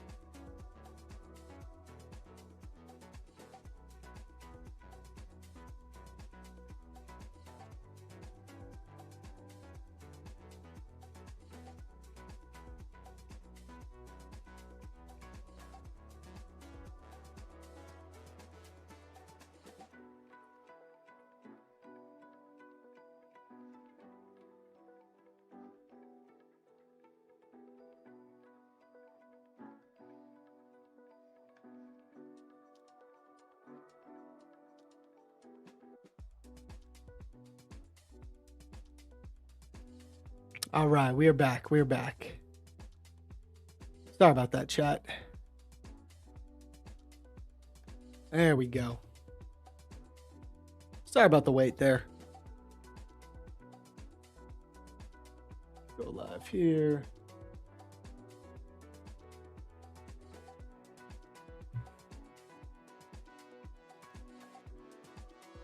All right, we back. So yeah, again, shout out to Kelvin, man, with a 21.4K payout. That is fire. Spanish is the first language. Okay, might be hard. Might be hard. I don't know. Maybe let's talk about it. Maybe I could test your English and we'll see. Or honestly, why do I think Luna might speak Spanish? He lives in Costa Rica. Maybe Luna. Maybe you could go on the London session stream, talk with Luna. Well, no, we can't do a whole stream in Spanish. I don't know. We'll figure it out, bro. Congratulations on the payout, regardless. What up, Zach? Good morning. Let's get it. What up, Ace? Good to see you here, brother. Hey, Zach, have you used any trade copiers? If so, which one would you recommend? So I just use the Trade-Evade built-in copier, man. Like, I don't need anything more than this. I don't like to copy between multiple different firms. Now, if a copier comes out, like I think Prop for Match might be working on one. If they create one, I would actually trust its stability. So I would definitely probably look into using that if and when it comes out. But right now, this does the job for me. Okay. All I got to do, I have my copy trader built into my platform. I name it and I just do everything here. So I have to execute through Trade-Evade and then I see my position here on the screen on TradingView. It does everything it needs for me, man. So yeah, I would say Trade-Evade built-in copier. That's what I use. Or if you're trading with like Top Step, you could use Project X, which they also have a built-in copier, which is a really intuitive one. Who's the guest today? We got Austin Silver coming on, guys, at 9:30 a.m. I just made a post about it on X right here. It's going to be fun. Austin's the homie. Austin is the homie. I've known Austin for years. He kind of, I was learning how to trade from him. And then, I kind of went my own way when it comes to technical analysis and all that stuff. But I'm still in the group. I'm still in the Black Shirt Club. I still stream for ASFX TV as well in the afternoon. He's a great friend of mine, and he also put me on to making content. So he's the man. Shout out Austin. He'll be here. It's going to be a really good stream. What are those indicators, Zach? Which indicators are you talking about? So this is my ICT kill zone and pivots indicator. I just have it set up to give me the overnight sessions. So like this blue box is the Asia session. I want to know where that is. This is the London session. I want to know where that is. This red box is the New York PM session. Because I use Asia liquidity, London liquidity, things like that. And then the other indicator, I have a fair value gap indicator on here that I use a little bit, but most of the time I'm drawing my own fair value gaps. And really the only other indicator I use is the volume profile, guys. Session volume profile. This is where I get my previous day's value area, high, low, and point of control. If you've been watching me stream, you know about all this stuff. But yeah, that's what I use, man. That's about it. I do want to get into some analysis. We could go over what I think is likely to happen today. It's a bit tough. It's a bit of a tough read because yesterday we had that 80% setup, previous day's point of control. Market just ripped right up there like it was a magnet. It was incredible. We did catch a long scalp. That trade worked out. So we were green yesterday, which is nice. But after that, man, I mean, we've just been kind of slowly grinding our way up. I would be extremely surprised if we reverse before sweeping out this 26,040 level, this liquidity pool right here. I'd be very surprised. It seems like we're going to just grind our way up there. But there's a couple of scenarios. I mean, we have some wide open imbalances down here. That's for sure. I like it on the 4 hour. Like on the 4 hour here, you have a really clear 4 hour bullish fair value gap. Now, this might seem far away, but once the NQ gets moving, it doesn't need to be that far. It could be a breakaway gap though as well. So I don't want to assume that this is going to get tagged, but if the market does start to reverse, this would be a logical liquidity target. But what I think is likely to happen first is for us to just kind of rip our way up right here. Like, I don't even know if we pull back. I feel like we might just take this high. Then we're going to have to reconvene. I think if you take this high, you actually might have shorts on the menu. Like maybe we consolidate for a little bit.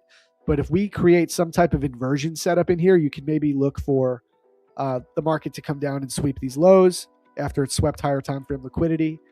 But what I would kind of prefer is if the market reverses here, doesn't take out this swing high, because then we could use that as a target. So maybe then it comes down, sweeps the low, maybe it holds the POC, whatever.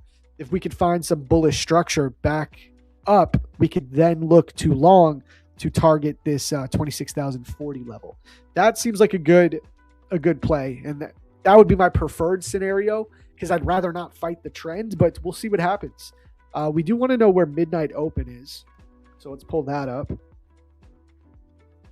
Okay, this midnight is not going to be too helpful for us today. We're kind of smack dab in the middle of the range.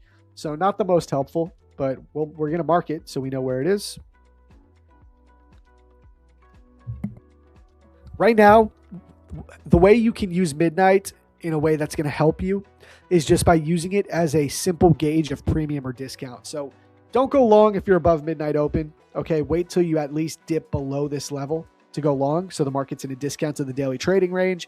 Vice versa, if you are short biased, if you position yourself above midnight open, that's going to get you the best entry real estate, at least in the first couple hours of the session, right? Because it'll be a premium. So that's how we can utilize midnight, but there's not going to be a midnight retracement setup today because there's nowhere for it to retrace to. It's right here.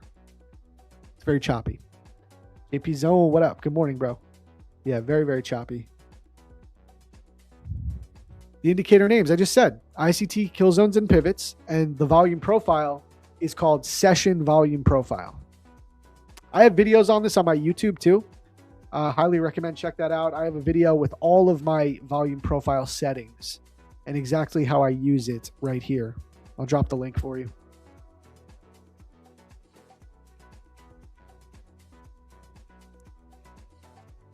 Zach, can we check midnight? Yep, just did, Andy. So yeah, we're just kind of sitting right on top of it. Jolt's news that's supposed to come out is gone. I think it was the move. Oh yeah, what's up with the economic calendar today?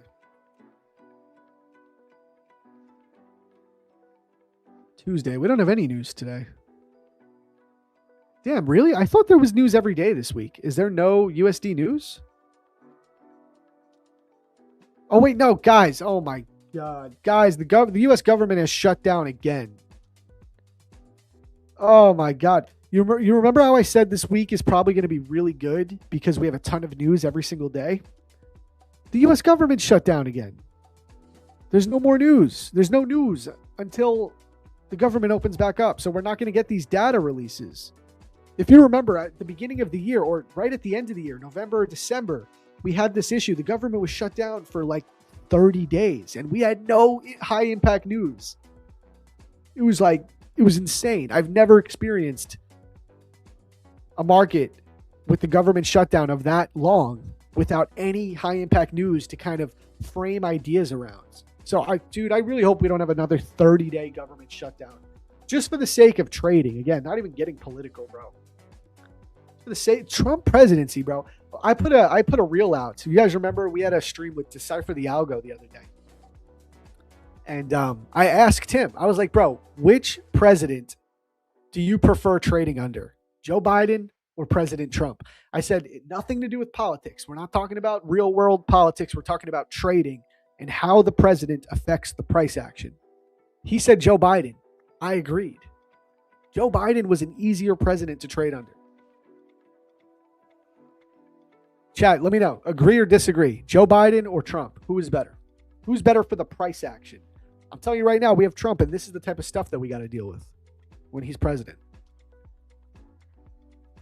Hello, Zach. What's up? Everything good? Hey, Sakuna, how we doing? Yeah, Zoe's great. Zoe's doing great. Is Epstein Satoshi Nakamoto? I don't know, man. I have seen some Epstein file stuff. Sleepy Joe. Yeah, Sleepy Joe, at least he let the market do its thing. You know what I mean?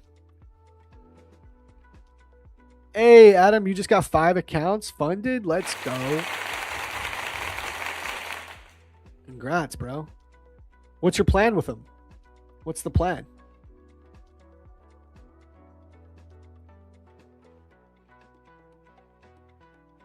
Are you going to copy them all together?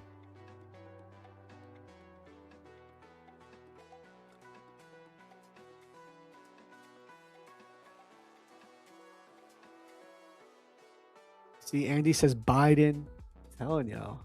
A lot of people agree with me.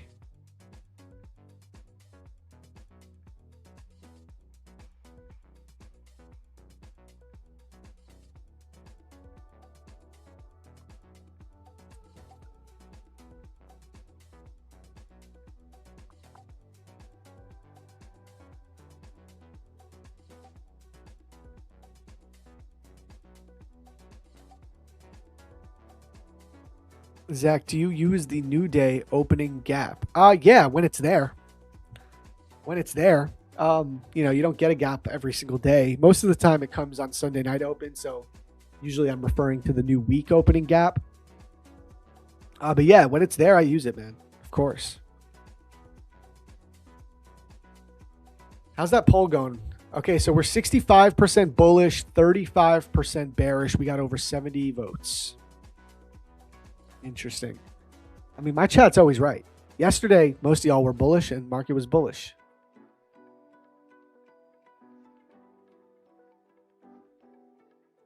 I'm still a bit lost since it's my first time getting so many accounts. Yeah, man, listen, if you have 5 and you're brand new to copy trading, I would say split them up.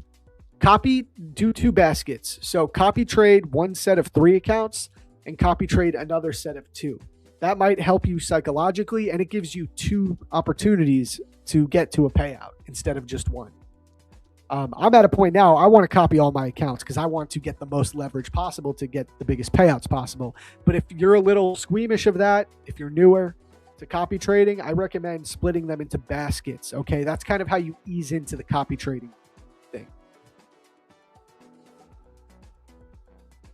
Ramesh, good morning, my friend. Good morning. They all run on Volumetrica. Could copy trade them. Yeah, I don't know much about that platform, man. I know My Funded Futures has that platform. Shout out to them. I've never used it. I've heard good things about it, though. Speaking of My Funded Futures, they are still running a pretty good deal, I think. Yeah, they're still running 50% off pro accounts, man.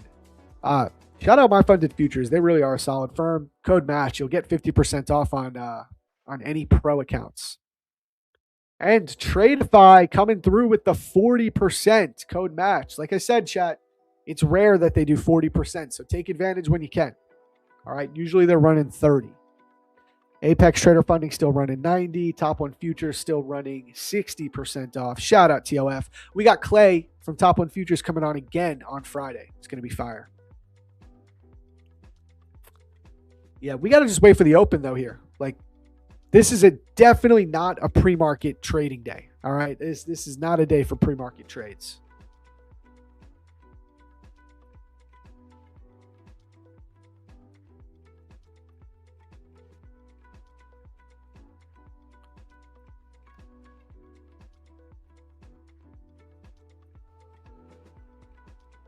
Dude, I can't believe we're going to have no news. Absolutely insane.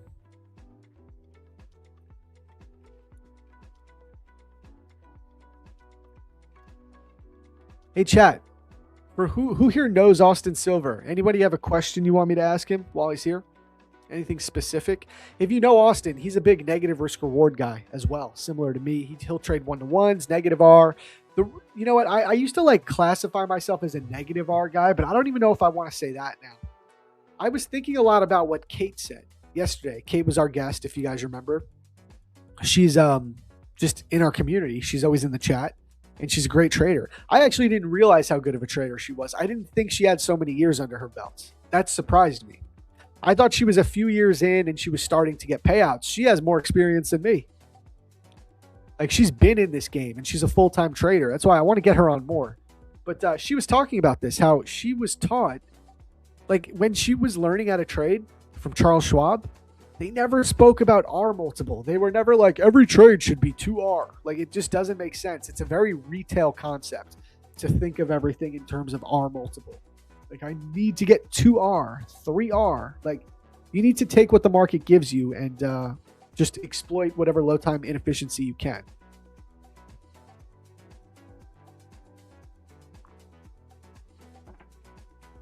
What do you expect in today's market? Nas 100 bullish or bearish?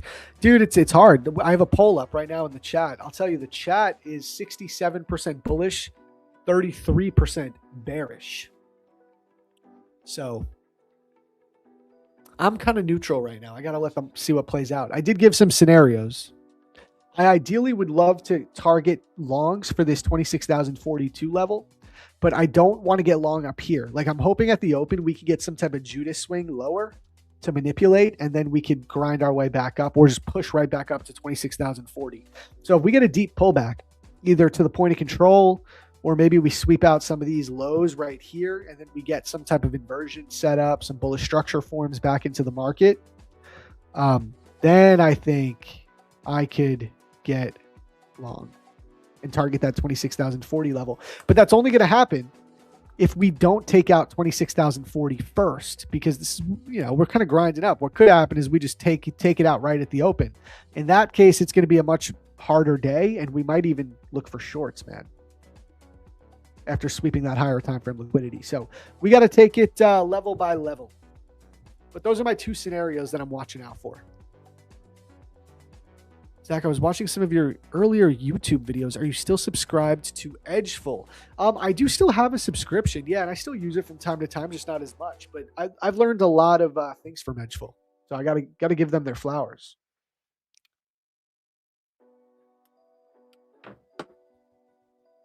That's where I got the midnight retracement statistics. That's where I got the initial balance statistics, and I framed models around those data sets. So Edgeful is really helpful.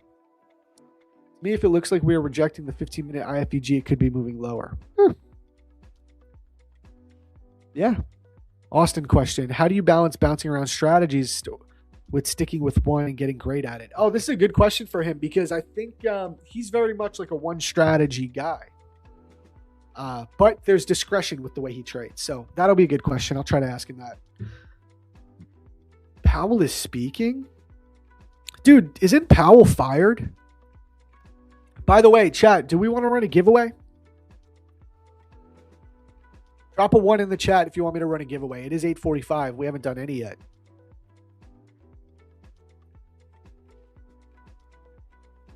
Dude, I feel like some of the chats are not coming through to StreamYard, but I'm seeing chats that I'm not seeing in StreamYard on YouTube. Unless that was late. Maybe it was late. No, I'm wrong. I saw Urkon. I missed your comment. Good morning, bro. Good morning.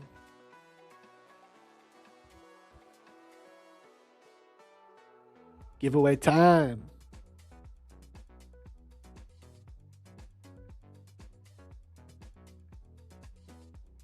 Bro, you telling me you're looking for bull setups today? I'm missing something. I said I'm looking for bullish or bearish. Depends on what happens first. Do you think that longing a market that is this bullish is dumb? You must be a Forex trader. If you think longing this market is dumb, you must be a Forex trader. You must be a Euro USD kind of guy. You must not trade indices. Indices can go up as long as they want. I'm telling you right now, you think the market's overextended? You think the NASDAQ is overextended? It'll move another 600 points before it finally reverses. After that comment, I'm full porting long. Holy shit. Damn, shots fired. No, but for real, yeah, bro, listen, Forex is very different. You might like Forex, it's a lot of mean reversion. The market's overextended. You naturally short. NQ's a bit different, bro. That doesn't mean I would not short this market. I actually, like, if we get some bearish structure to come into play, there's a really clear target down here, 4-hour bullish fair value gap. So I'm open to it. But I'm not shorting right here up at the highs, especially when there's a clear liquidity pool right here at 26,040. Like I said, we come up, we sweep 26,040 first. I actually may consider shorts. All right. I really might. But what I would rather do is what I'm saying. What I would rather do is to see the market not sweep 26,040 right away and to actually pull back, give us a manipulation move to take out some of this liquidity to the downside, then build some bullish structure, and we can get a long in line with the trend towards our drawn liquidity. That's an easier trade than trying to call the reversal. Now, I'm not saying don't ever trade a reversal. I trade reversals. I would be a hypocrite. But this is an easier trade, okay? To be patient, wait for manipulation, and follow trends.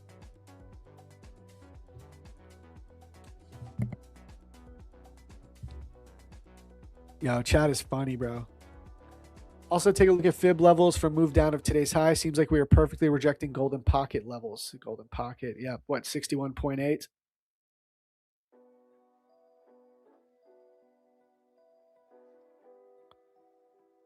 Yeah, it's not perfect, but it's there. Yeah, what a chop fest. What a chop fest. Okay, we're going to run a giveaway. Let's run a giveaway, chat. Okay, guys, let me get the Discord link going, though. Hold on.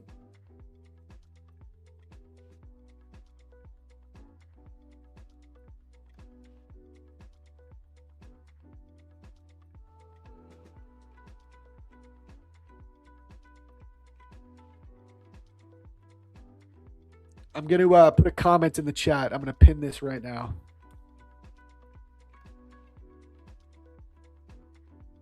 Okay, guys, I just pinned a comment at the top of the YouTube chat. If you want to join and enter into the Prop Firm Match TV giveaways, we give away like 12 accounts a day, over 60 accounts a week.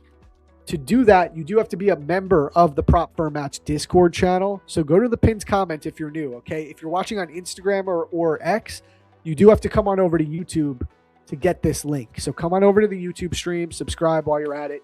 But click that link, okay? You join the Discord.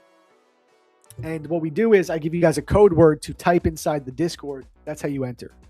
So let's do this. Let's pull up Discord now, and let's get our first giveaway going. It's giveaway time.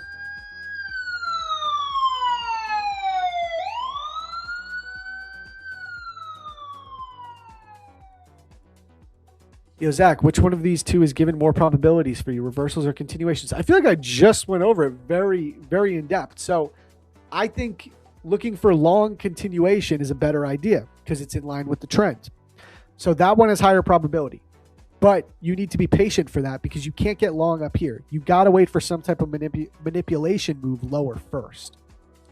So everything is a trade-off. If you want to just get into a trade and you're looking for a reversal, go ahead. You can get into a trade right here potentially. I wouldn't until you sweep this high, but you could. I'd rather look for the manipulation move first and then come up to target that 26,040 level. But all right, I'm pulling up the Discord, my friends. We're going to get this giveaway going.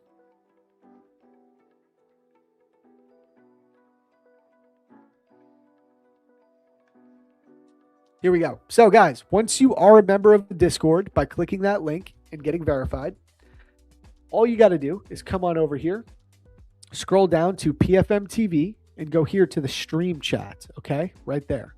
Now I'm going to create a code for you guys. Create code. The code is going to be match. Okay. Code is going to be match, MATCH. Bam. So what you're going to do, you come here to the entry portal that just popped up. You're going to click enter match and you're going to type it in right here and hit submit. Very easy. Very easy. Throw a fire emoji on there once you've entered. And that's it, guys. That's all you got to do. All right. All you got to do. Very simple.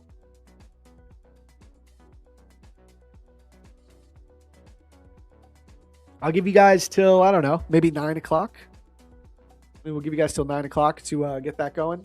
Get your entries in.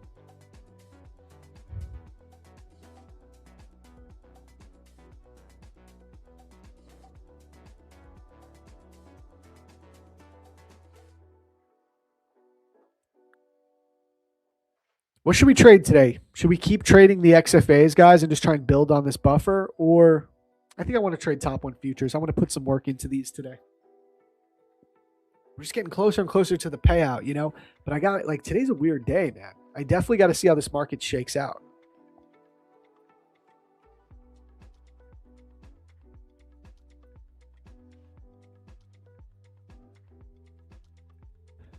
NASDAQ? What about it?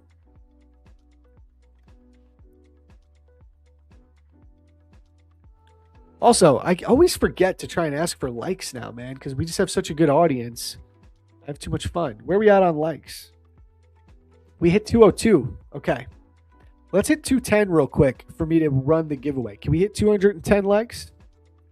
I think we can do it. Trade NQ a bit? Question mark? Yeah, we always trade NQ. What up, Rebecca?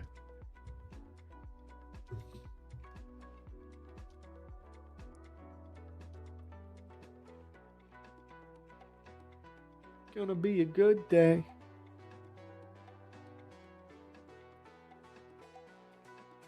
Let's change up the tunes. What else do we got?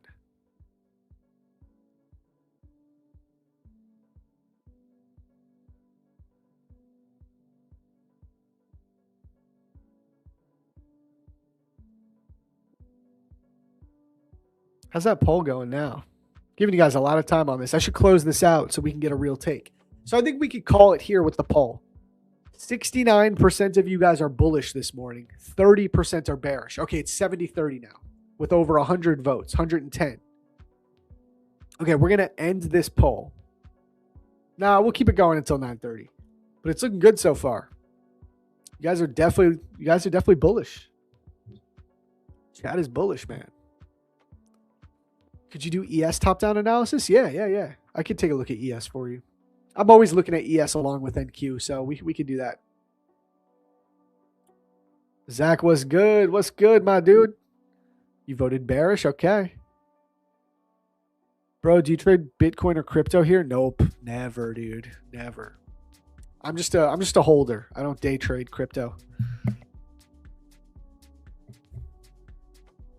You're getting that pullback here. This is the hourly. If we go here to the 15-minute. Getting a little pullback. I think someone was talking about this 15-minute. You have a couple of 15-minute inversions. You have one right here that played out nicely.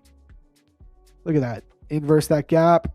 I feel like the good short was here, getting in on a retest of that area and just taking out these lows. That's a good short scalp. But now came back up to it, acted as resistance.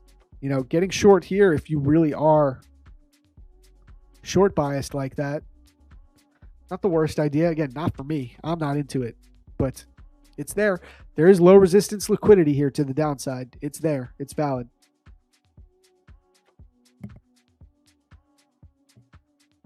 I'm not going to repeat that word, funny AI vids, but I hear you. That's why I don't day trade crypto. It's much easier to just just hold spot crypto and let it go up. Nice. How's the fam? Fam's great, man. We're still in the newborn trenches. Not getting much sleep, but we're great. Life is great. Very blessed. I'm sort of bullish, but still checking and see what's going to happen if we're going to sweep those highs. Yeah, that's the thing, man, right? So, ideally, it would be better if we sweep the lows first, because then we could target the highs and we have a clear draw on liquidity. But if we just come up and sweep these highs first, it's going to be tough. It's going to be tougher to read, right? Because then you're going to say, okay, there's still liquidity targets below. We just swept a higher time frame level, but you're going to be fighting really clear momentum.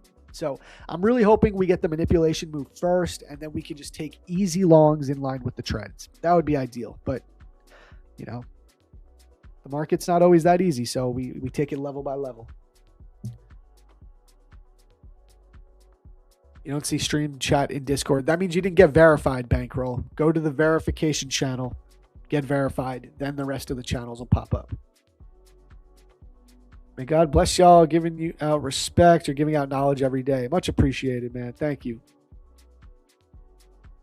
Waiting for a sweep of those lows and target the highs. That's what we're hoping for. It's looking like we might get it because this is starting to look a little heavier on the 15 minutes. So we might get that. You got 30 minutes till the open.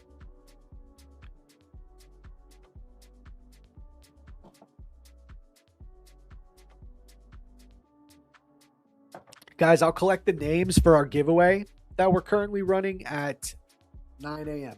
So you got 2 minutes left to get your entries in. Oh, let's log into Top 1 Futures. Are we in? Okay, cool.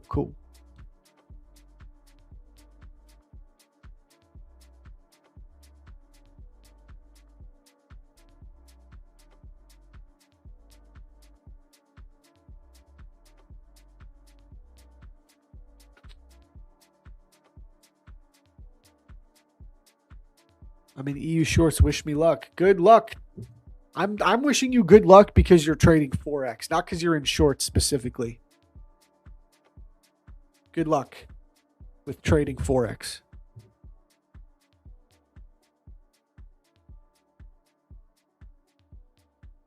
Bang. Back at it again, Zach. What up, Kev Trades? Also, there's no 80% setup in case you guys are wondering, because this is market open. We opened up right on top of the previous day's point of control. Sometimes people get confused here. They think there might be an 80% setup because it ripped right up at the open, but this counts, okay? The opening candle right here started off right on top of the previous day's point of control. So no 80% setup either. I'm here in present one more time. Yes, sir. We shorting? Not super interested in shorts, to be honest, bro. Did we hit 210? 210 likes also? Oh, we hit 218. Let's go.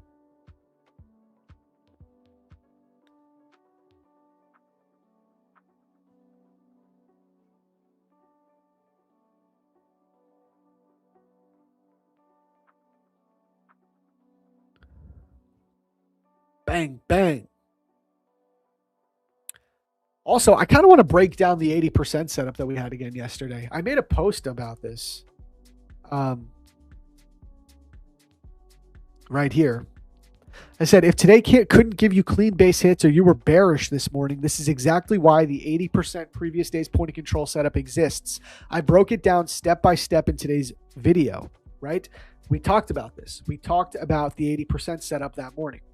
I was not everyone else was bearish. Not the chat really, but just general consensus. People were bearish yesterday because of the market sell-off on Sunday night. And I said clear as day, we are bullish, chat, because we had an 80% setup. The previous day's point of control on NQ was all the way up here at like 26,000 or 25,800. So even down here, I was saying I'm bullish. I want the market to go up. Market ripped right up to that previous day's point of control. So who remembers me talking about it? And if not, I highly recommend you watch that video. It's this one on my YouTube channel, 80% setup explained. It really was beautiful.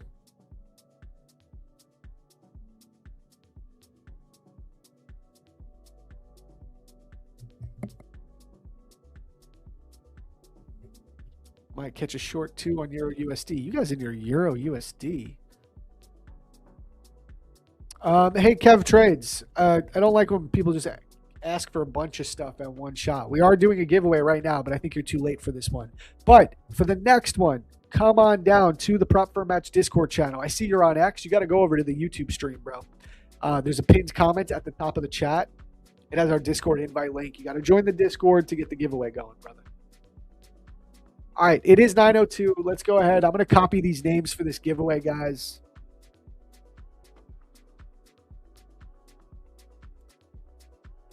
And remember, the code to enter was match, because if you use code match on your favorite prop firms, you will get the best discount. Remember, guys, favorite prop firms for me right now, if I had to give my top three, top one futures for instant funding, 60% off, and they just recently upped their percent drawdown. So they went from giving people 3% of drawdown, they moved it up to 4%, and they changed nothing else. They did not change profit targets. They didn't change consistency rules. All they did was give everyone more drawdown. Insane move. You never see that. Like, you literally never see that happen. Number two for instant funding, Tradeify, 40% off code match. It's rare that they do 40% off. Take advantage if you can. I think it's 40% off on the select accounts, which are still fire because that gives you daily payouts. And then number three, Apex Trader Funding, man, 90% off. Insane deals. I got paid out from 12 accounts from them. Money hit my bank account within like 48 hours. So anyone who's scared to trade with Apex, all I'm saying is I took my first payout on them from 12 accounts, got paid in 48 hours. All right, let me copy these names for us. And let me know, do we want to do duck race or pinwheel? Or wheel of death, as Luna likes to call it. Adams and longs? Okay, I don't hate the longs. Like, shorts I'm not interested in. The longs, fair enough, bro. But yeah, direction is definitely difficult right now. What do I think about FTMO? I think really nothing about FTMO because it's a CFD firm. I trade futures. Let's do this. I did see though that they added a one-step challenge, so that's pretty cool. I know it took them a while to do that. They're FTMO, from what I know, they're really cautious about changing things. They're very like solid foundation. So they added a plan, which is cool. They're trying to keep up with all of the ever-changing conditions of prop firms. So shout out to them. But yeah, I've never traded like a funded account with them. The only CFD accounts I really traded were with my Forex funds and my funded FX back in the day. And both of those are no longer here. I'm telling you though, you're seeing all that drama, or not drama, but you're seeing my Forex funds is coming back into play a little bit. Bro, I'm telling you right now, if they're smart, they're going to launch with a futures firm right off rip. They're not even going to do CFD. They're going to go right to a futures firm. If they open one up, I will be one of the first people at the door to buy. Just saying. All right, Ducky Duck. We got the ducks. Let's do this, chat. Let's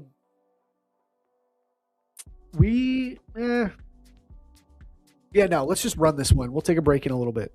Let's run this race.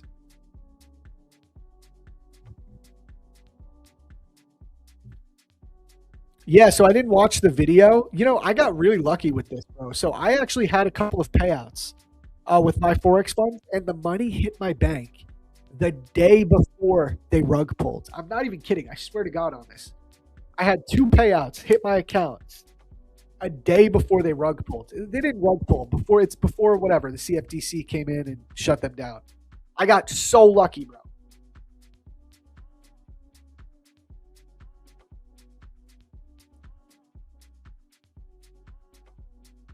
Imagine FTMO futures. That would be crazy. Yeah, I think MFF comes with futures, man. Maybe we should do a poll on that.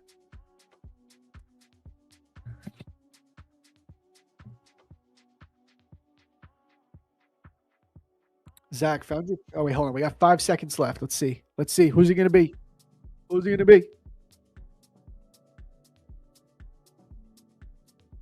All right, Hyun. Woo, Hyun. Woo, what up, bro?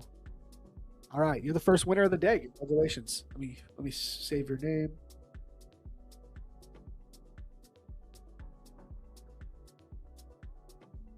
Shout out to the first winner. Let's go. GG's. Remember, guys, we got plenty more giveaways where that comes from.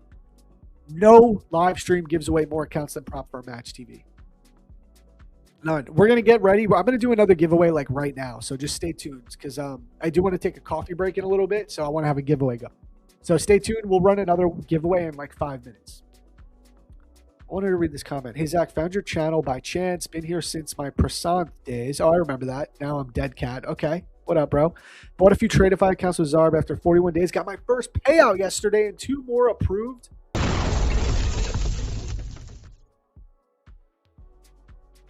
Dude, so are you saying you learned technical analysis from me? Do you use any of my concepts? Do you use volume profile with ICT?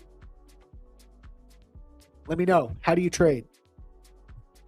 Shout out to Dead Cat, though. That is fire, man.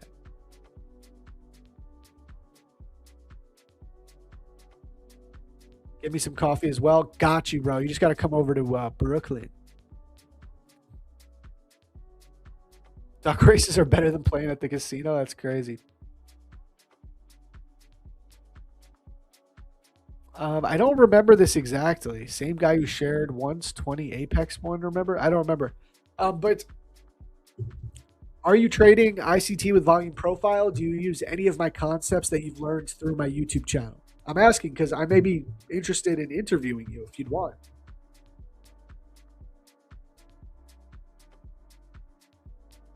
I'd be happy to interview you, bro, if you use my concepts. You do? Shout out Dead Cat using my concepts to get 3 payouts secure. All right, bro, can you do this? DM me on X. I'll make sure I check my request folders. Let me know what just give me a detailed description of what you told me here so I know it's you. DM me on X and we'll work something out, bro. Congratulations, though. That's amazing. Seriously. Yeah, I'd love to talk to you more about that. Yeah, but still, man, 3 payouts is big if it's your first time. The market popped back up? No, not yet.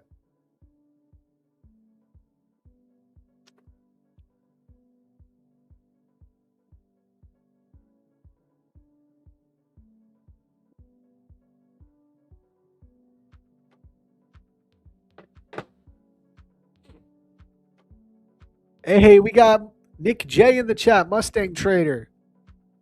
Yeah, you don't even know. This guy right here is a millionaire trader, just casually, just hanging out with us right now.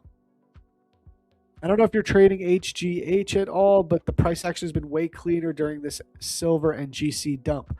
What is HGH? What even is that? Copper? Dude, I've never even looked at copper. Is this where you're making your money, Nick? You're making your money on copper right now? This does look decent.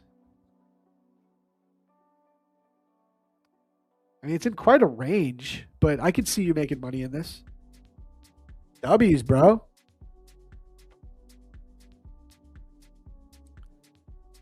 No way. Hell Saint says just approved 2 Apex payouts yesterday using your concepts plus VBOT. Hell Saint, send me a DM on X, bro. I want to start talking to people that use some of my concepts to get and have actually secured payouts. Send me a DM on X. Here, I'll link my X account for you just in case you don't got it.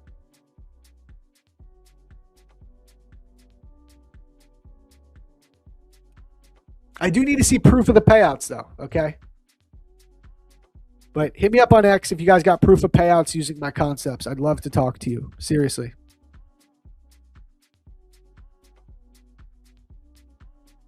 $22K yesterday, $5K this morning. God, Dang. How do you do it? I'm here flexing my 9K payout last month, Nick. And Nick is out here just ripping and running. But okay, we got our 9K payout in January. We're only 3 days into Feb, and we're pretty close to a 12K payout. So we're doing good. We're cooking. 2026 is looking good. Lots of good content in Zach's YouTube videos. Well worth watching, guys. Hey, much appreciated. Yeah, I do my best. I promise I'm making another video. I haven't made a video for 3 months, guys, and it's just because I've had the newborn. But I'm starting to get a routine down. I told my lady, my beautiful wifey, that I do need to start making YouTube videos again. Start getting that out for 2026. So we're going to find the time. I'm going to make one probably very soon. And I'm not even going to make it. I'm not going to edit it and make it all fancy. I just need to start getting stuff out there again. So I'm going to start putting out videos. I promise. Don't flex, Mustang. Oh, he could flex all he wants. Listen, when you got that kind of bread, you could flex. When you got that type of payouts, you could flex. What's funny is he doesn't even have a mentorship. So he has no reason to lie. Dude doesn't even have a mentorship or anything. Like, he's just trading. And he's out here, bro. Sent you a text in chat, including the proof of payout. Okay, cool. Awesome, dude. On X, you mean, right? You DM'd me on X? 9K payout is awesome. I have to trade a personal cash to make that kind of money. Dude. No, but you make money with props. Yeah, people trading minerals straight up. All right, let's do this, guys. We got Austin Silver coming on in about 15 minutes. So what we're going to do, I do want to get one more giveaway going for you guys, and we're going to take a quick coffee break. You know, Austin's high energy, man. He's the homie. He's high energy. I got to make sure I have my coffee. So let's do this. Let's get the Discord back up. Let's run one more giveaway. What do you guys say? Do you want to do another giveaway?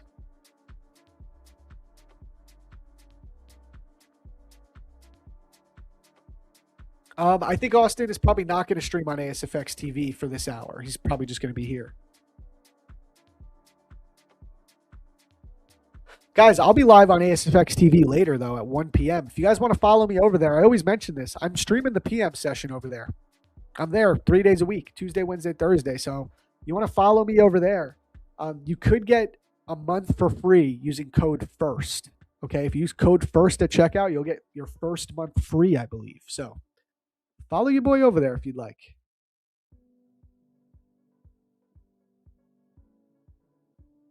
Okay, let's do this giveaway. Okay, here we go, guys. I'm going to create a new code. You know what? Let's make the code ASFX in honor of our boy, Austin Silver. There we go. Code created. It's ASFX. This is how you guys enter, all right? You got to be a member in the Discord. You come on over here to the stream chat inside of PFM TV. Click enter ASFX.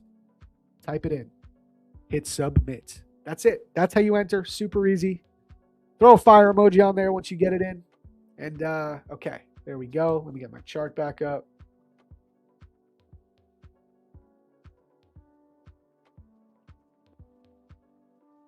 Okay. I mean, Copper, dude. Copper's crazy. I just I don't know. I'm so set in my ways, man. I just look at NQ and ES all day. That's all I do. I'm like a dinosaur. I can't move over to other instruments, bro. It's just, this is what I trade. This is what makes me a living. I love being a specialist, but sometimes I think maybe I should play around with other markets.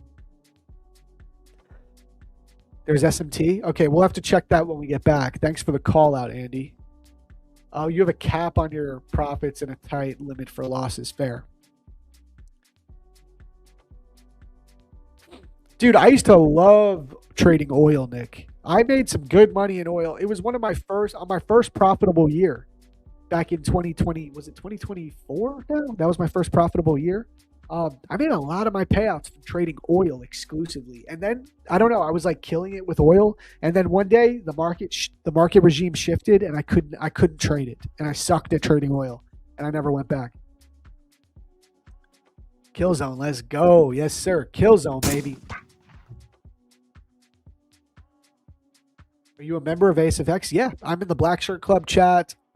I stream on ASFX TV. Yeah, man, they're the homies. I'm part of the crew. I'm like, I guess I'm a little bit on the outside because I'm not like, I'm not a coach or in there, but I'm in there, man. I learned a lot from Austin and the team, and yeah, I can credit a lot to him. He helped me out a lot when I first started getting into trading. He was a big help. Okay, guys. We got Austin coming on in 14 minutes, so let's take this quick coffee break. I'll give you guys time to get your Discord entries in again. Giveaway. We're running another giveaway. Go to the Prop for Match Discord channel. Go to the stream chat. Type the code. The code is ASFX. ASFX to enter. Shout out to Austin. So go ahead, get your entries in, and we will be back in a few minutes to trade the open and chat with Austin Silver. So we'll be right back.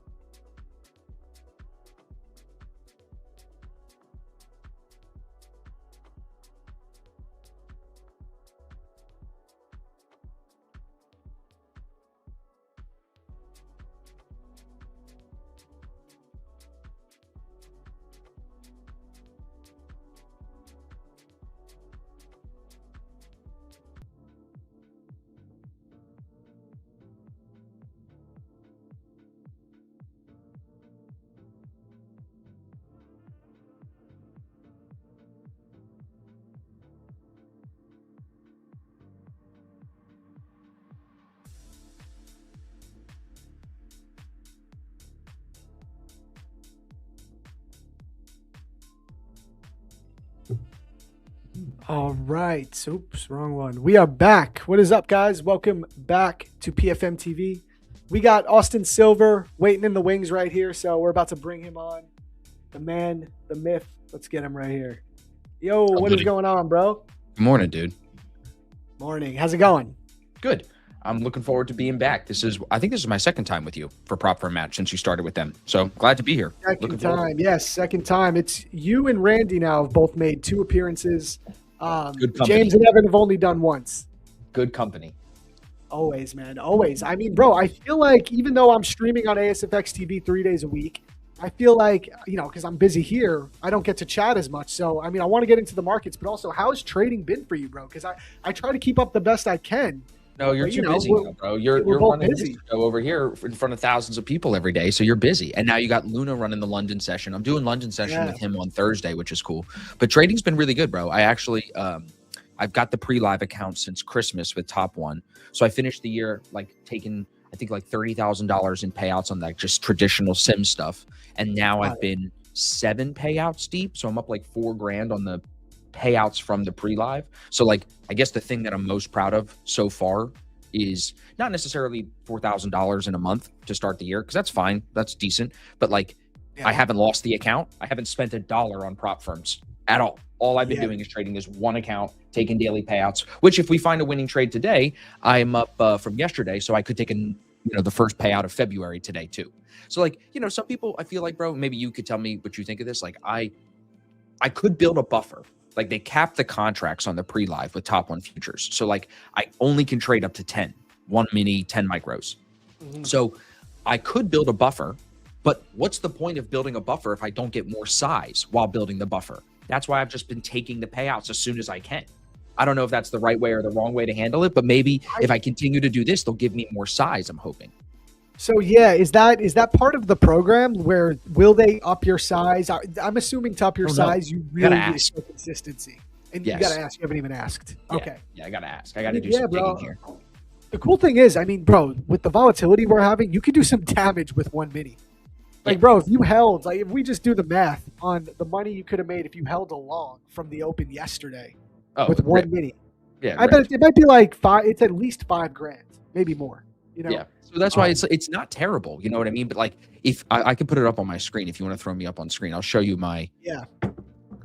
Let me throw you up on screen right now. Here we go. Cool. So this was January. So overall, a really nice month. But you can see none of the days are massive, bro. None of them are outsized green days where I'm making all of this money in one single trade in one single day. Instead, it's just stack, take a daily payout, stack, take a daily payout. So over the course of this whole month of January, if you look at this from Top One Futures, you can see the payouts. So I took one on the 29th of December, January 2nd, January 6th, January 8th, then the 20th, then the 29th, and then the 30th. I was traveling in the middle of the month. That's why there's a gap. But this, I feel has just been working for me. I kind of just treat this like it's my own account. And now it is essentially. You have static drawdown, no rules. It's a personal account at this personal account. Exactly. And I mean, look, 78% trade win rate, pretty happy with that. Profit factor 2.4. I've won 15 out of 19 trading days. So that's pretty good. 4 losing days. So that's not bad. So the stats look good. And it's a lot of me, bro. It's a lot of just VWAP, a lot of scalps. I know you're big on the scalps and everything now too. It's just adapting to markets that are constantly changing, bro. The market's always trying to present something a little bit different, I think. And for me, I'm Bookmap, I'm VWAP, and that's what's been working really well. I got this new indicator we're building too. I haven't talked to you about this. So we're trying to refine this over the next couple of weeks, but it's got value areas in it. I know you'll like that. It's got all the key VWAPs that I use all in this matrix at the bottom. So you can basically get a read of all 3 indices to know where are we positioned inside opening range. What's the trend? Are we above high of day VWAP? So if you're a VWAP guy like me, it is sick. It's pretty cool. We're very excited about it. Randy's been helping me do it. Evan's been contributing a little bit too. So it's been, it's funny. Chris Drysdale has an indicator with the same company, and that's who reached out to me because Chris is going to be at the boot camp. He's doing a session on his VWAP wave at the boot camp. So then they reached out. They're actually a sponsor too. Prop for a Match is the platinum sponsor, and then Flux Charts is another sponsor of the boot camp. Yeah, so we got a lot going on. We definitely got to talk about. Should we talk about let's talk about the seminar in a little bit, but Okay. the VWAP is interesting, bro. I like that. I like the name. What is it? VWAP Trading Concepts. You got to give Randy all the credit for that. Yes, bro. He thought of that. He was like, "You like that? You like that?" Dude, I love it. Oh wait, hold on, Austin. Sorry, give me 1 sec. If you want to just yap for like. Yeah, go. Yeah. So chat, we were looking at what do you call this thing? Because it's like, it's an indicator, it's a matrix, like in a way, it's got this matrix at the bottom that kind of gives you the read on the trend overall. So I was like, what do we call it? And then Randy was like, everyone's playing on VWAP Trading Concepts. And he was even looking at, he was talking to a friend of his who's in the prop space, and he has a trading channel that uses the word concepts in it. Just like you, Zach, with our course on ASFX TV.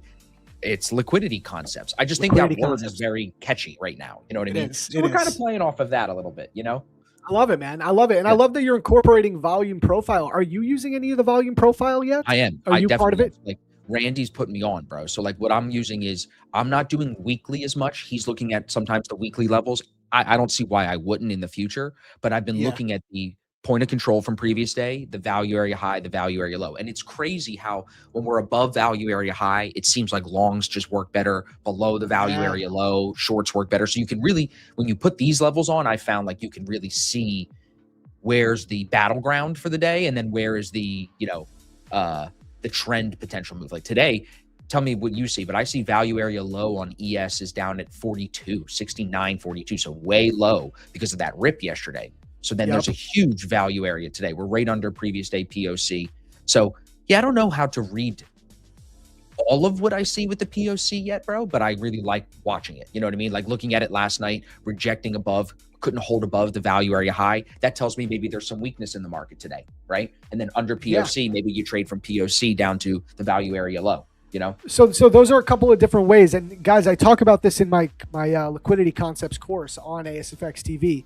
I call it my golden rule. If we're above the value areas or above the previous day's point of control, you're going to have an easier time looking for longs 8 out of 10 times. Vice versa. If you're below, you'll have an easier time looking at shorts, which is something that it seems like you're realizing as well with those concepts. Yep. But what I don't know is, so now you have to tell me, what do I do right now when I'm at the POC and I'm in between the two, the value area, high value? Am I just in potential chop? Should I be willing to trade both sides of the market then? Because I don't think it's telling me stay out of the market. I don't think that's what that says. Because like, especially today, the range is so big. So when you see a situation like this, how does that read to you? Yeah, it's a great question. So, I mean, bro, the previous day's point of control and the value areas can all also be used as just clear support and resistance levels. So, in a situation like this, if you're bullish, and this is where, maybe you add other confluences. For you, that would be VWAP. For me, it'd be some type of ICT thing. But it's, okay, I am bullish for X, Y, and Z, and we just tapped the previous day's point of control. I'm just going to use that as my line in the sand. If I am bullish, I could just get long around that zone and have a clear stop with a clear invalidation a few points below it, maybe add some structure and try and follow trend. We're above the POC. Let's rock. So you could use it like that. You could also use it as like, maybe you're bearish and the market's beginning to tap the previous day's point of control and you go, all right, let's see if we actually break below before I go short, because I'm bearish biased because of other confluences maybe. So it's just a really good line in the sand level for me. Makes sense. Yeah. So then like this morning above, see, like I'm looking at the fact that ES took out overnight, at least it was above yesterday's high. So we're not an inside bar day on ES. Oh, NQ's pulling back pretty hard. Not an inside bar day either. Oh, look at YM though, bro. Of course. Bro, what is YM? This thing just does its own thing. It's crazy. It's not correlated. We got to stop thinking it's correlated, guys. I've been big on looking at the stocks too, like because I'm trading the indices, like look at Amazon. So Amazon gaps up, but now it's coming down. It's almost closed the gap to the downside. So weakness there, weakness in Google, Microsoft's down as well. NVIDIA down as well, completely closed that gap and some. So seeing the stocks bearish initially makes me not rush into a long, that's for sure. And I'm also, dude, I'm looking at everything else. Like right now with silver and gold, I'm looking at gold up 5% overnight. Silver's up 10%. Dude, silver swung up and down 20% multiple times in the last 24 hours. These silver and gold have just been insane. I saw that you sold some physical silver. I did. I sold a lot of physical silver, gold, and platinum that I had. I sold it 2 weeks ago, basically. I got $98 as my sell price on silver, but it went higher. Of course, I wasn't trying to tick the top, bro. But it was a crazy experience selling the actual physical silver, because I go into this currency store, not far from where I live, like an hour away, not even. And dude, it's a fucking mess. There's papers everywhere. The most disorganized business I've ever seen. And what was crazy thing, I was the youngest person in there, and I was the one selling the most amount of volume. Other people in there were older than me, selling like one piece of silver from their china closet. And then there was a bunch of dudes that were like our age, buying like 2 or 3 silver coins at $100 a coin. So I was like, okay, this is crazy. So I was like, here, take my shit. Yes, bro, 100%. Well, so they were swamped. They're probably not used to being swamped, because like who's ever selling and buying physical silver on a regular basis? Like crazy busy, he said. You know what I did though? You'd be proud of me. I got a price from this company online, the company that I actually bought it from in 2020, and I got with them because they'll buy it back. I called them because they were quoting my silver at $83. And that day I was looking at TradingView right here, and I'm like, brother, silver's at that day was at 92. And I was like, how are you giving me 83, but I see 92? And he's like, I can't do any. Okay, you can't do any better. I'll call somebody else. And it ended up being that just driving an hour away got me the best price. That guy gave me the 98 that day. That's interesting. Do they try to quote you on whatever the closing price was of the previous day or something like that? On a premium of a spread. So if it's 98, they're trying to make their money. They'll give you 90 or 89. They'll make $10, right? So like that's where I think they're trying to make their money. Yeah. So in the bigger companies, I would say like the bigger company, that was APMX and JM Bullion. They don't budge as much as this guy. Like you're kind of negotiating with him right there. You know what I mean? Like people were haggling with him right there. So it was an interesting experience. But I look at it like it's one trade. I don't look at it like it's an investment. It's one of my longest trades I've ever held, and one of my most profitable trades by percentage, for sure.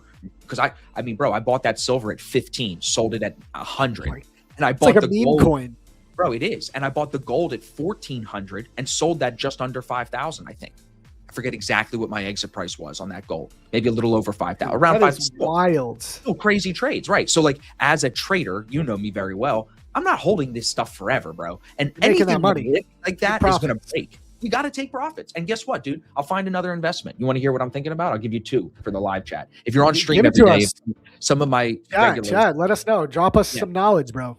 I'm looking at crypto boys. You'll like this. Bitcoin.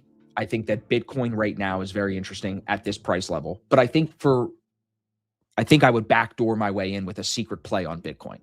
So there's an ETF, and this is not financial advice, everybody. Always do your own research. But there's an ETF that I'm looking into called BitX. It's very popular. It has $1.6 billion under management. It's not a low-key thing. It's just a 2x levered Bitcoin. So let me just break it down for you, Zach. You're a simple guy like me.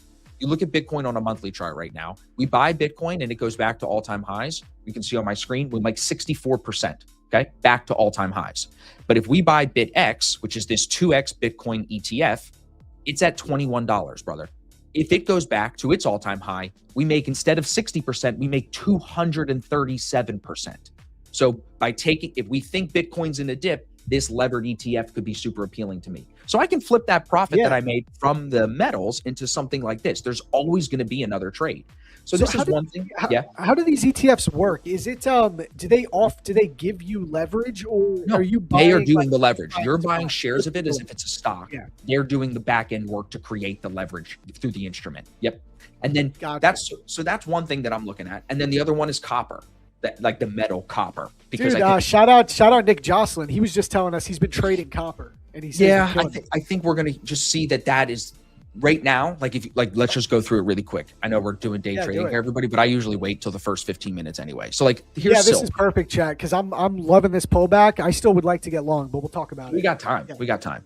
So silver, like you can see, $88 today. It's already had a massive move. You take gold, it's already had a massive move, right? Now you're getting this volatility at the end, which may signal that it's going to break. But let's just look at a couple other ones. I don't know if you've, platinum, spend some time looking at this. Ripped, absolute rip. All-time high 2,900, we're at 2,200. Just a fucking rip in platinum. How about palladium?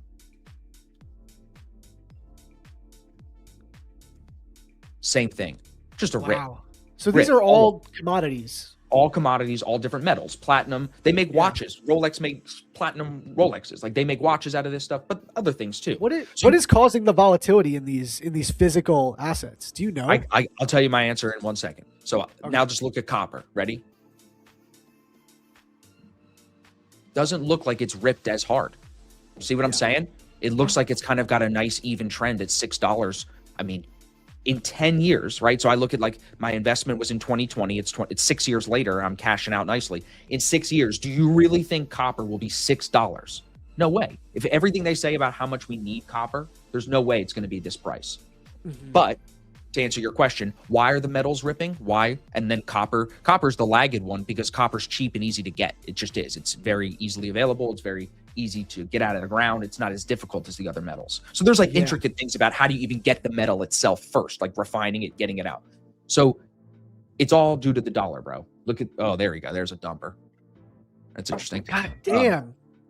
It's okay. Let's see what we can shake here, boys. This is, I think this just shows the weakness in the market today. You know, this is sellers in control all morning under POC now, under previous day VWAP. So it's, bearish. But to short answer to your question, I'm sure the chat agrees with me on this. Like, the issue is the dollars that the metals are priced in is going to shit. It's not that the metal itself is going anywhere. Think about it like this, bro. Here is, like, you can do this with cash. I have cash right here. This is $100. This is not necessarily worth anything. It's just the paper that we price the stuff that's actually worth something in. And the it's not backed by anything. It's not backed by anything. So the value of this paper is the issue. It's not the metal going up in price. It's like reverse problem solving. You don't look at like 2 + 2 = blank. You have 4 = blank + 2. It's like looking at the problem backwards. The problem is not, man, these assets are priced like crazy. No, bro. The commodities and the assets, the stocks and the metals are ripped because the dollar is destroyed. It's getting worse. And look at the shout out Richard Nixon. Shout out Richard Nixon taking us off the gold standard. And shout out to, you know what, dude? You know me. I'm a Trump guy for the most part. But shout out to Trump because Trump is going to probably make inflation worse with the new Fed chair that they appointed, with the way that they're going to probably. I don't agree with what he's doing there, man. I completely agree with you. Fiscally responsible person would be like, tighten spending, tighten it, but deal with the debt. Because what ends up happening is they're going to, so all this debt that we have, you always hear about our deficit, all the debt that we have is at an interest rate, like your credit cards, right, everybody? Well, when that interest rate stays too high for too long and the debt needs to be refinanced, because of course they haven't paid it off and then it needs a new term. When that debt has to be refinanced and it's too high of interest, everything breaks. So Trump has to lower the rates. There's no option. But what it does is it makes poor people poorer, asset holders get dumb rich, assets go through the fucking roof in price, and so do commodities. Yeah. So if anything, bro, the rip in the metals is late. Think about it, because they started printing money right after COVID, like crazy. Remember, they say 25% of all money in circulation was created after COVID. So that's crazy to think about. So with so much money in the system, to me, it's like, oh, now metals have joined the party of inflation. You thought they would have joined literally 4 or 5 years ago, I feel like. So I think it's almost. Do we know if there are big institutions or hedge funds that have been buying up commodities like this? Everybody says it's JP Morgan. On my Twitter feed, it's everyone saying it's JP Morgan. That was long gold and silver from like $30 silver. They flipped their bias. They were, I don't know if this is true, but it's what I read on Twitter. They were short. Yeah. They flipped their bias without telling their counterparties. They got heavy long. And now I think that 30% drop was some major profit taking. That makes sense. Makes sense. Complicated stuff, bro. There was some sauce from Austin, man. Listen, and I don't know what he knows these things. But you're a lot more educated on it than I am. I'm just like, yo, where's that fair value gap? I'm right. But you know what, dude? All this stuff is noise. At the end of the day, like, it makes no difference on how I day trade. Literally makes no difference on how I day trade. But it's fun to talk about and, like, you know, try to understand it. But it doesn't make me more if anything, it actually costs me money as a day trader. Because, like, over the weekend, all this Jeffrey Epstein stuff, all this war stuff on Twitter, and you're like, okay, the world is ending, bro. Zach, get the bullets. Don't go to work. The world is ending. But in reality, you come in yesterday, and the move was higher. You know what I mean? Like, the market was higher yesterday. But everything on the internet would have made you short bias coming into yesterday. So it's just, it almost hurts you more to know some of this stuff than it does. You have to have good discernment of like, is this helpful information or just mental masturbation of like, I'm just thinking I know what's going on when in reality, I probably have no idea. You know what I mean? 100%. Speaking of which, guys, I am going to try. I just entered a long. So we're going to see if this can work out. I literally just entered it. I like it, dude. Bouncer. I have ES. Yeah. Are you on NQ? Are you buying NQ? I'm on NQ. 2 micros, really tight. Austin, I'm pretty close to a payout on these top one futures accounts. Let's go. Yeah, we got to get to 6K. So it'll be, dude, 2026 is looking good so far. We got max payout with Tradeify, 3 accounts. And if we get this too, we're starting off 2026 pretty strong, man. Love that, dude. But I'm sizing down, bro. I mean, it's no surprise, right? But like, what a journey it's been for you, dude. Like, some people don't know you as long as I've known you. You know, when you think know about me since I was telling the chat, you've known me since like the day one, bro. Yeah, almost. I feel like because you were kind of new, like you just. I mean, not that I knew you from when you like found trading, but because of when you found me, and then how long we've been working together and alongside each other. Like, I've seen you grow. You know what I mean? And now you're a machine, dude. So, dude, you helped me a lot, bro, especially on like putting myself out there on the content side of things, which in turn helped my trading so much. Like, I don't know where I'd be if I didn't start doing that. It's like, who knows? Yep. And now look at this, like you're running the stream, holding it down. How did Luna get the gig there? Was that a you introduction or how did that happen for the So I think Luna was just a really well-received guest when he was on stream. So Luna started coming on. He's great. He's a great dude. And he was coming on weekly. Every Monday. And I think, PFM, they're just trying to extend the stream. The next extension, they want to go for a New York PM session. So what time would that be? Like a kill zone kind of thing? Like a 3? Probably like a kill zone thing. Not me, obviously. Like a power hour, something like that. Yeah, they're talking about it. We'll see. Okay. But dude, he's killing it in the London session stream. Is he? Yeah, the numbers are doing great. Like, they're just as big as New York. And prop firm match, to be fair, there's a lot of people based in Europe, London, so it's a good time zone for them. But he's killing it, man. It's been really good. Shout out Luna. I'm joining you on the long here, buddy. I'm going to keep a tight stop on this one. Where's your stop for NQ? I'm on ES. So I'm raw dogging it for now. I'm only in on 2 micros, though. I just want to give this some room. I do think it could go a little bit lower into this 4-hour fair value gap. So I'm a little bit cautious about that, but I don't know, man. I just think this market, like, to go over higher time frame bias, we're so close to the all-time highs again. The market showed us here. I feel like if the market was going to crash lower, it should have happened here, but instead we fully recovered in the extremes of this range and had a huge move up, huge displacement up. We broke structure. So now we're pulling back. This could just be a pullback for another leg higher. So that's kind of what my anticipation is. And I'm thinking any gift here is good. And if the longs are going to happen, I said I want to see a manipulation at 9:30, like early in the day, so that the rest of the day we can go higher. I could be wrong. The market's been tricky all of January. I got orders on Bookmap heavier above than below. 70-20 on ES and 70-30 have a good chunk of orders on both of those levels. So I think that would align with some type of pullback to previous POC for you on NQ at least, if not even maybe to midnight. Yeah. What's the percentage on that midnight price being touched? Do you know? I don't know, man. I was actually thinking about resubscribing to Edgeful and checking that stuff because I haven't checked the data in a while. I know. So then it's like, if you don't check it in a while, you're like, well, it could have changed. Sometimes that means it changes for the better, sometimes for the worse. Yeah. Exactly. But yeah, man, I don't know. I think you could get that midnight move up. We're just going to let this rock for a minute. I do think it can make a new low first because this hourly gap is like right beneath us. Yeah. And it was front run, but we'll see.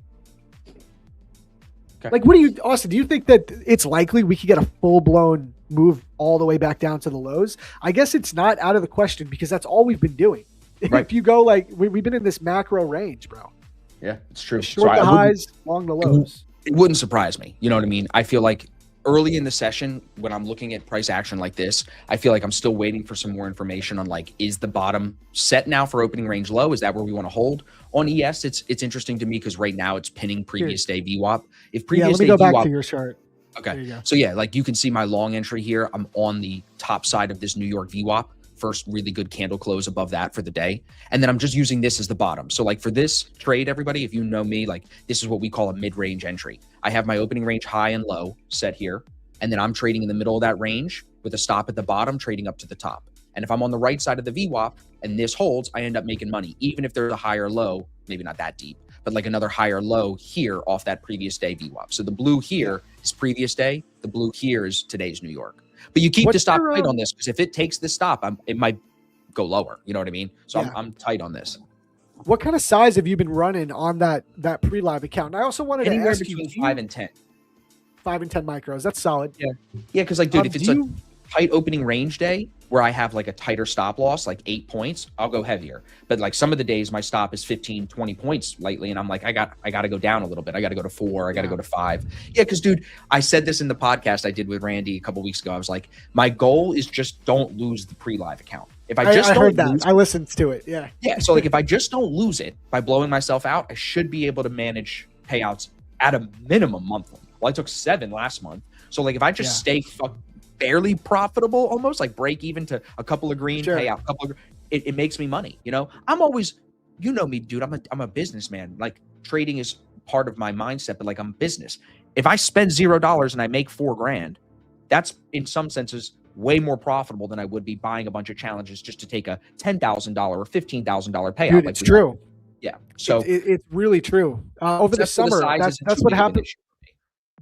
Yeah, over the summer, that's what happened with me. I mean, I was trading those Tradeify accounts. Then I took like 6 or 7 payouts from them. I remember. And in that process, it's not just that I withdrew like 30 grand. It's that I didn't buy any accounts that whole time. Mm-hmm. Like all summer, I wasn't trading anything else. That's the biggest W. Saves you so much. Exactly. Yep. But and like the mental confidence you get from that, from like maintaining that account and like keeping that account, like it just feels like, like you're doing trading the right way. Anybody can gamble on a prop account, dude.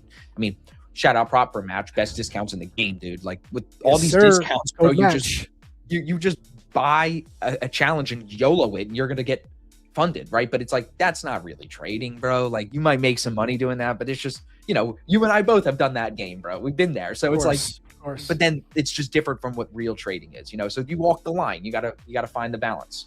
So I have a question for you. Since you're trading this pre-live accounts, speaking of prop firms though, do you plan on trading some other props and going back to copy trading, or are you just putting all your focus on this pre-live? I've thought about the copy trading, but I don't feel confident in it yet, in like my ability to do it with like a third party. And I haven't focused on that yet. So just all pre-live right now, but I have traded with TPT in the past. So if there was a firm that I would probably pick up, it would be TPT. It might be Lucid. I've heard really, really good things about Lucid. Seems like they're running a good shop over there. So like there's certain firms I would stay away from, and then there's certain firms that I'd be willing to try. I'm not like a firm. I think everyone assumes because I've worked with Top 1 Futures that I'm like a loyalist to them, which I am. Like I love those guys. They do a great job. But like there's shout out Clay, Matt, the whole team. But there's still other options out there that may be better for different traders. You know what I mean? Yeah. By the way, guys, I had to cut that trade. What an awful long. That was it was just brutal. We'll wait. I'm gonna see if this I'm gonna see if this 4-hour fair value gap holds up. Maybe we get a trade in there. But man, shout out Clay. We actually had him on Friday, and it was actually our biggest stream. It was our biggest stream ever. That's awesome. That's awesome. He's coming back on this week on Friday. Well, people like the giveaways, bro. They're asking in the chat today. Yeah, they're always asking, bro. Shout out prop for a match, because I swear to God, I don't think anybody beats us on giveaways per week. No. Man. We give away like 60 accounts per week, bro. It's insane. That's crazy. Actually, we're running a giveaway right now. We're gonna do it probably a little bit before you get off. The code to enter was ASFX. Shout out. Oh, shout out. Love it. Yeah, so like now, dude, this is where my bias really gets some information, right? So like sellers have clearly held New York VWAP. Buyers are not in. Now, is this going to dump? Is this just going to go fill these orders down into 90 and we go lower here? I'm so cautious on that. I'm so cautious on getting caught up in this sell move, because after yesterday's price action, I just feel like we broke through so much structure. We had displacement. And when you zoom out a little bit, this is an aggressive pullback, but anywhere in here could be a higher low for this. Yeah, exactly. 100%. So I'm not rushing. I wouldn't flip my trade and just get short here. That's kind of what I was getting at. I never trade the first break of the opening range, top or bottom, because I often think that this is an amateurish breakout trade. People chase this, and it's going to go sweep their stops maybe up in here. Yeah. Hey, not every time. Nothing works all the time. Oh, nice, Josh. Josh just played a short scalp, 12 points, 3 micros, MNQ plus 100. Let's go. Nice. Goku Gaines thinks you're a chill and easygoing dude, Austin. I'm a chill guy. He's a chill. I'm just a chill guy. Chill guy. Chill guy. What else? What's going on, guys? Did anybody else catch those shorts? Let us know. I was dead wrong so far, but the good thing is I've sized down significantly, Austin, because as soon as I get over halfway to the profit target on payouts, Smart. I just start to size down, play a little bit more defensively. What do you think about that? Do you do that too? Absolutely. Second trade after I win, especially, is smaller every day. Like, I mean, it's all about surviving, you know? So like, that's why for me, it's a no-brainer. Yeah. So like, look, everybody, stop at opening range low is where you want to be out of this trade, where I was out at 94. Yep. We're 10 points lower in 2 minutes on ES right now. This is wild. By the way, Josh is mentioning 10 a.m. news, but Austin, is it the government shutdown? You're my guy for this stuff. It is. I don't think there is 10 a.m. news today. There is Pfizer earnings at 10 a.m. is all I have on my thing. I don't see anything else. If you want to tell us what you're seeing, then I can check it.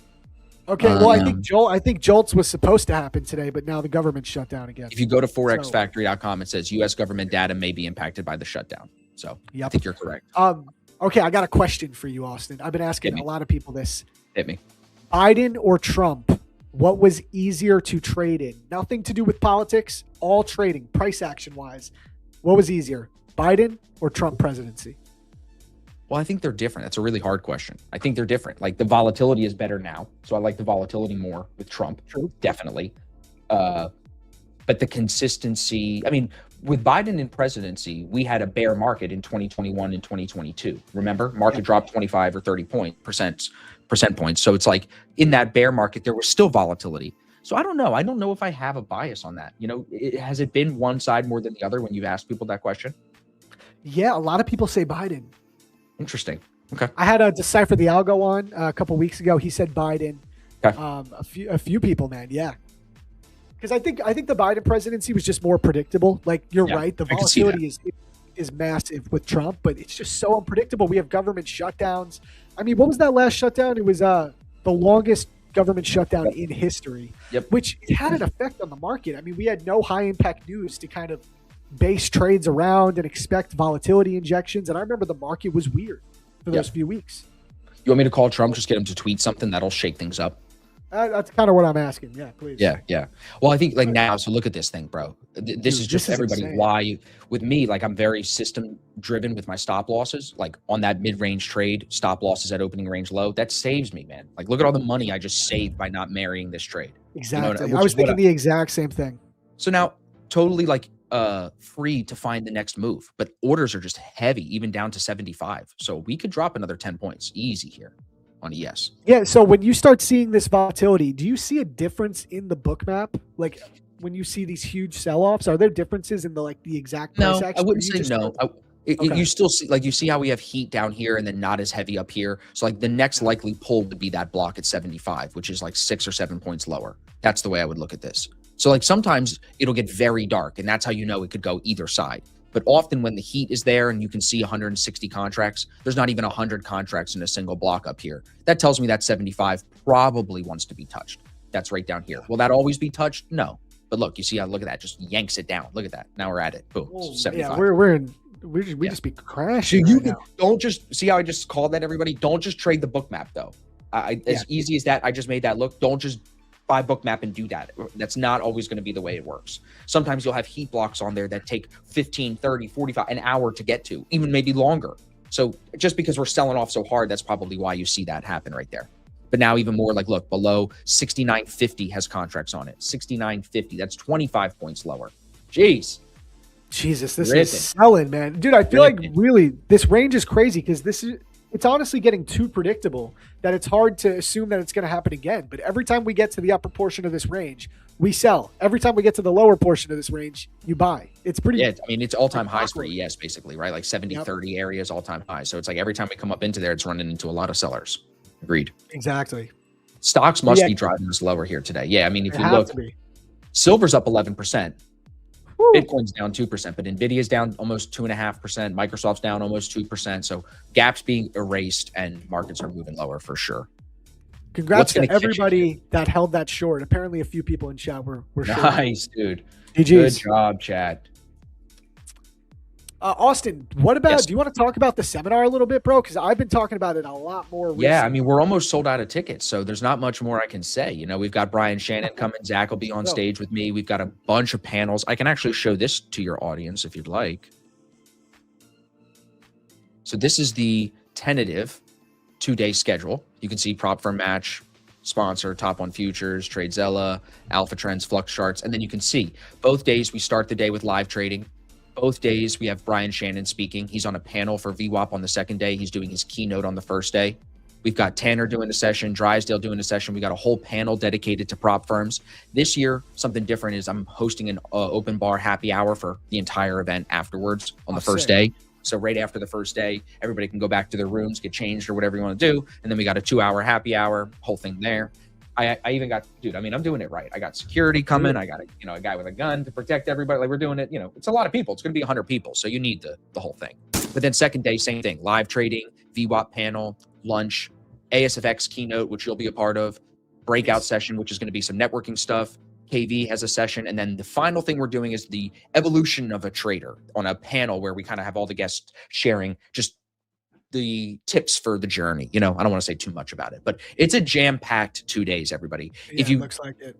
If you want more info, just go to asfx.biz/bootcamp. That's the website. Super easy to get to. You'll see the highlight video from last year. This was the room last year. We have twice the amount of people coming. So this room is bigger, as you can see. We're filling the whole room, bigger stage, bigger projector, a little bit bigger, not much bigger, but set to be just an awesome event. I mean, look, everybody was super engaged. Everybody loved it last year. It was awesome. So we got a whole lineup. I'm so excited, man. I'm so excited to finally be there and meet everyone and really be a part of it. I'm so hyped.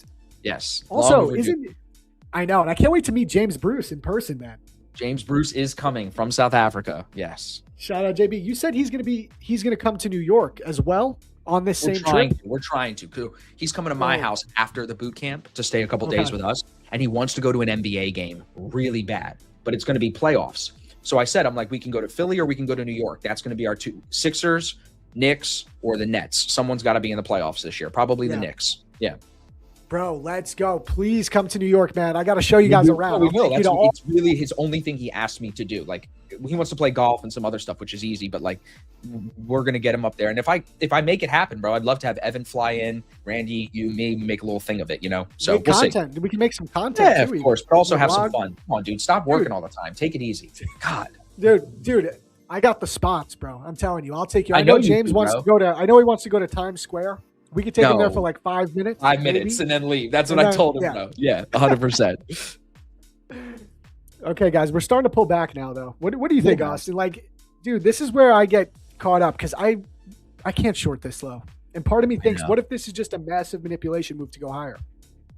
I have a heart. I mean, look at Amazon, bro. Look at that thing just bleeding. That has to be. I don't know if I've ever seen Amazon with that many bearish 1-minute candles. That's wild. It's crazy, yeah. Yeah, see, look at NVIDIA, new session lows here. I know, this is something you and I maybe have disagreed on in the past, and I'm trying to challenge myself of like, it's too low to sell it. Well, we could have said that here. There's a lot of places we could have said that, and it's still gone lower. So I'm trying to fight that a little bit and just get on the right side of VWAP. Like, part of the trade today was I was long above New York VWAP. I'm never going to be mad at that. I'm never going to be mad at getting stopped here. That's my trade, everybody. If I play that 10 out of 10 times, I win 7 out of them. So I'm playing that. This, though, when we're out here, I get stuck, dude, because I try to buy it, fighting back to the VWAP instead of just waiting a few more minutes, selling it randomly almost, and then you end up making more money. Something I'll share with you here, bro. I've been talking about this more. For a lot of my winning trades, and Chad, if you want to see some of these, comment in the chat, I'll pull them up. But basically what I really like doing is trading into structure to the left. Okay, so let me give you an example of what I mean.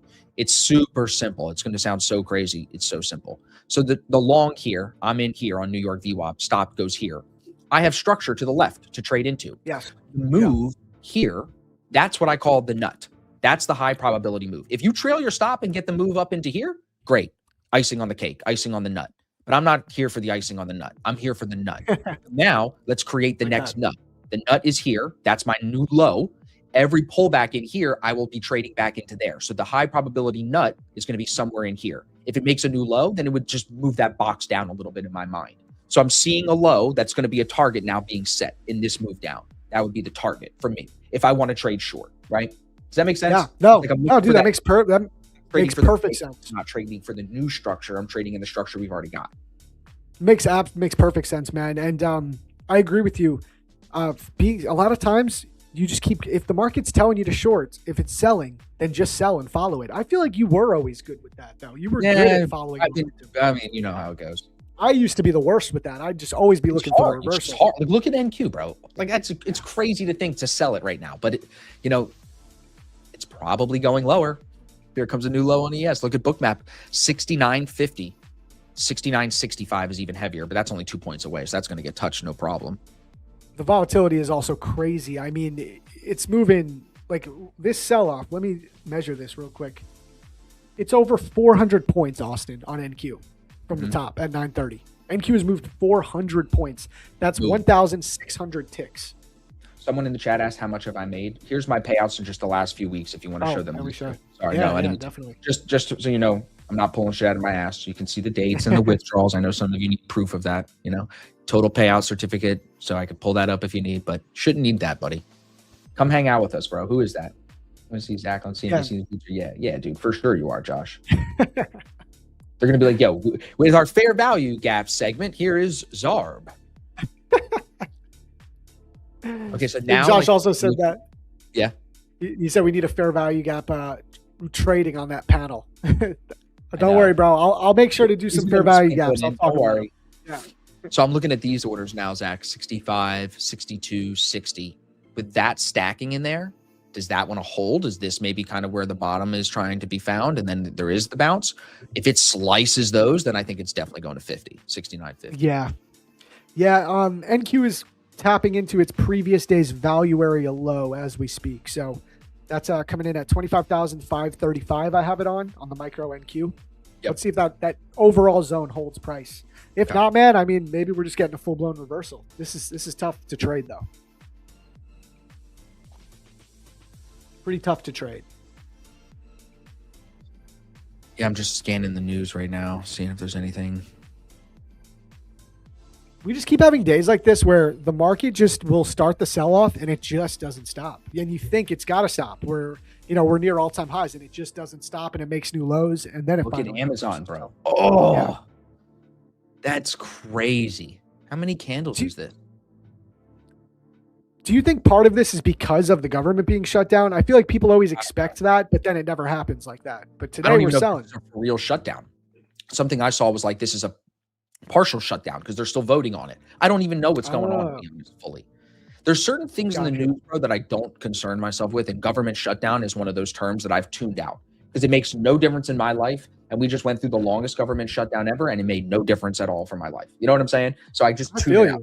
Same thing with that protest shit in Minneapolis. You think I care about who's got the job?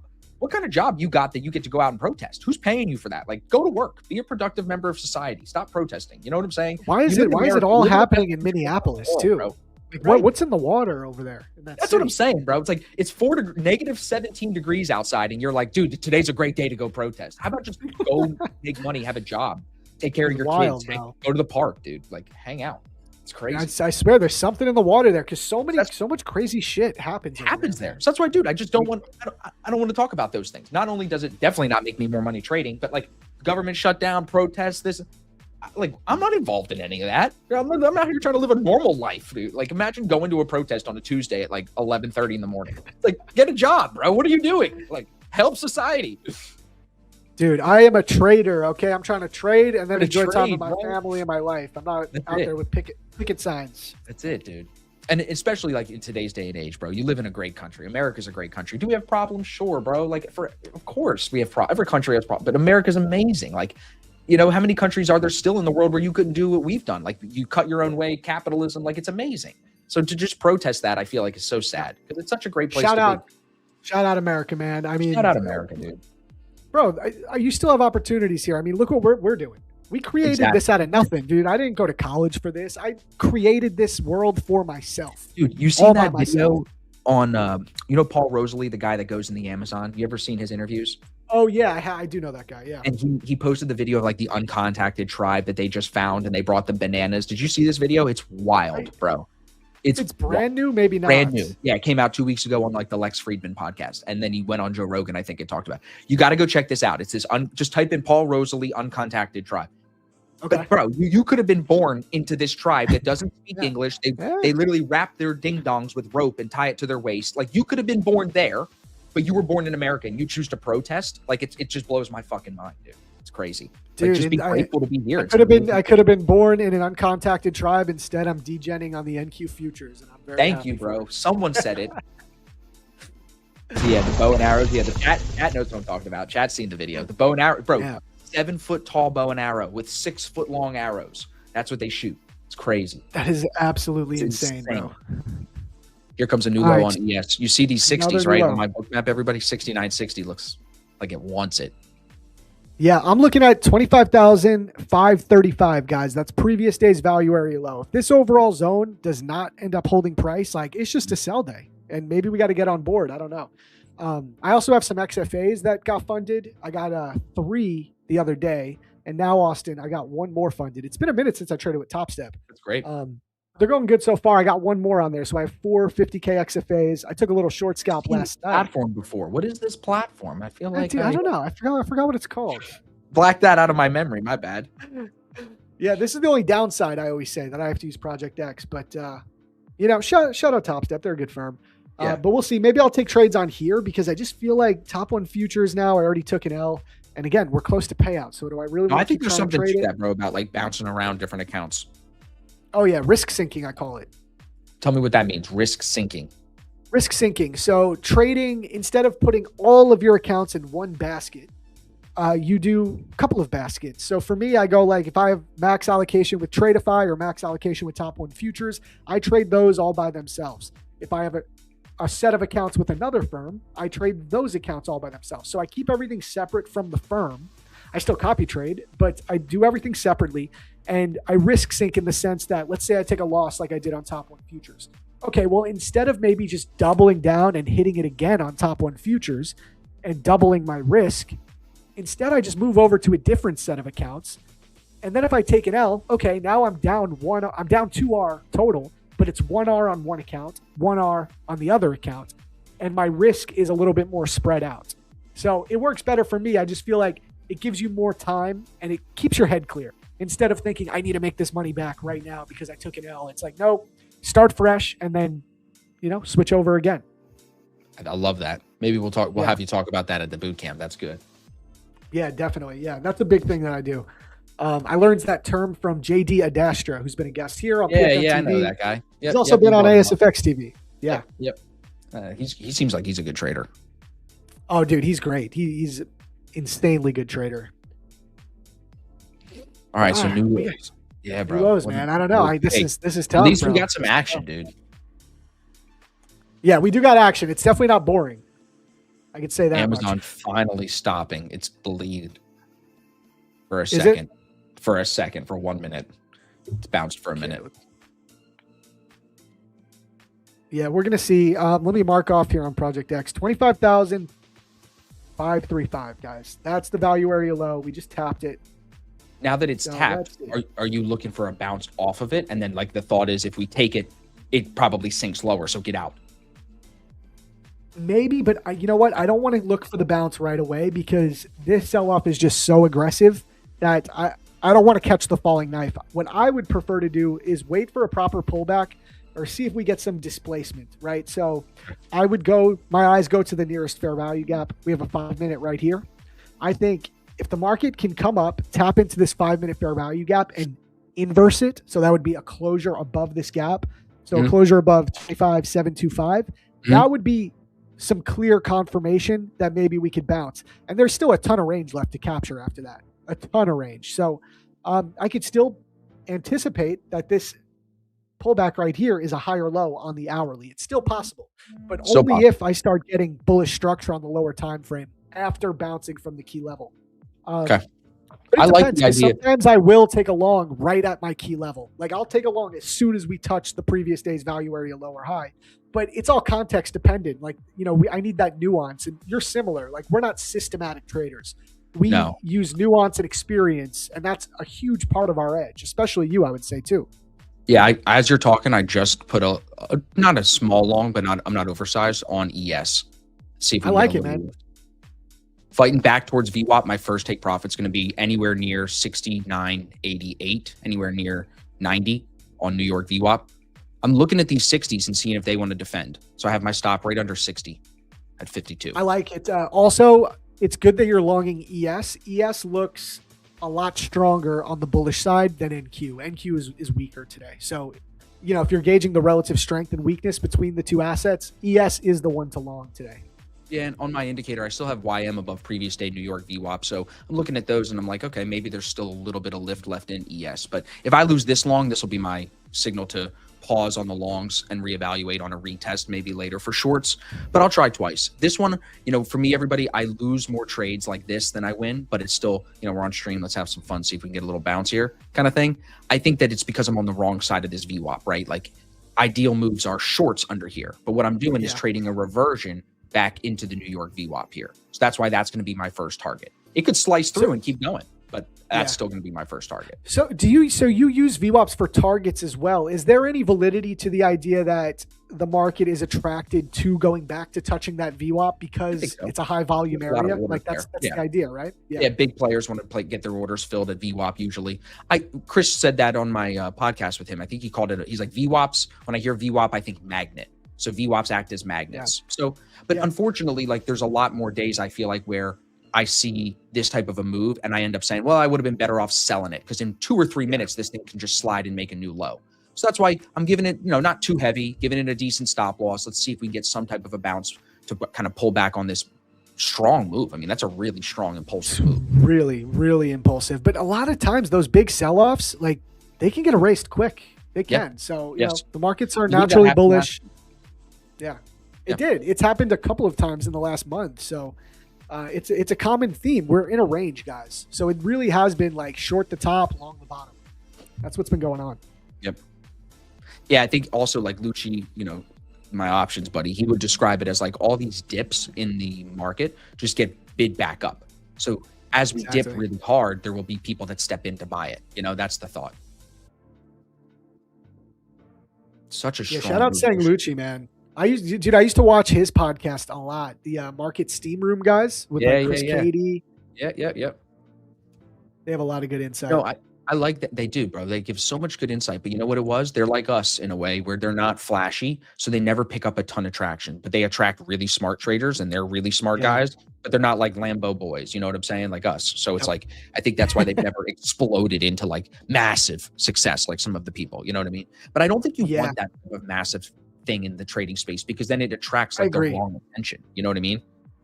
I completely agree, man. Like there's a lot of people in the trading space that I just want nothing to do with. Nothing. And it is what it is. I want people that really care. And those guys too, to be fair, they have never really dipped into the prop firm side of things. And I just feel like that's where retail is. It's all about dude. I was going to tell you, Lucci was actually talking to me about having me and a couple of the other guys from the prop side come speak at Traders for a Cause in February this month in Miami.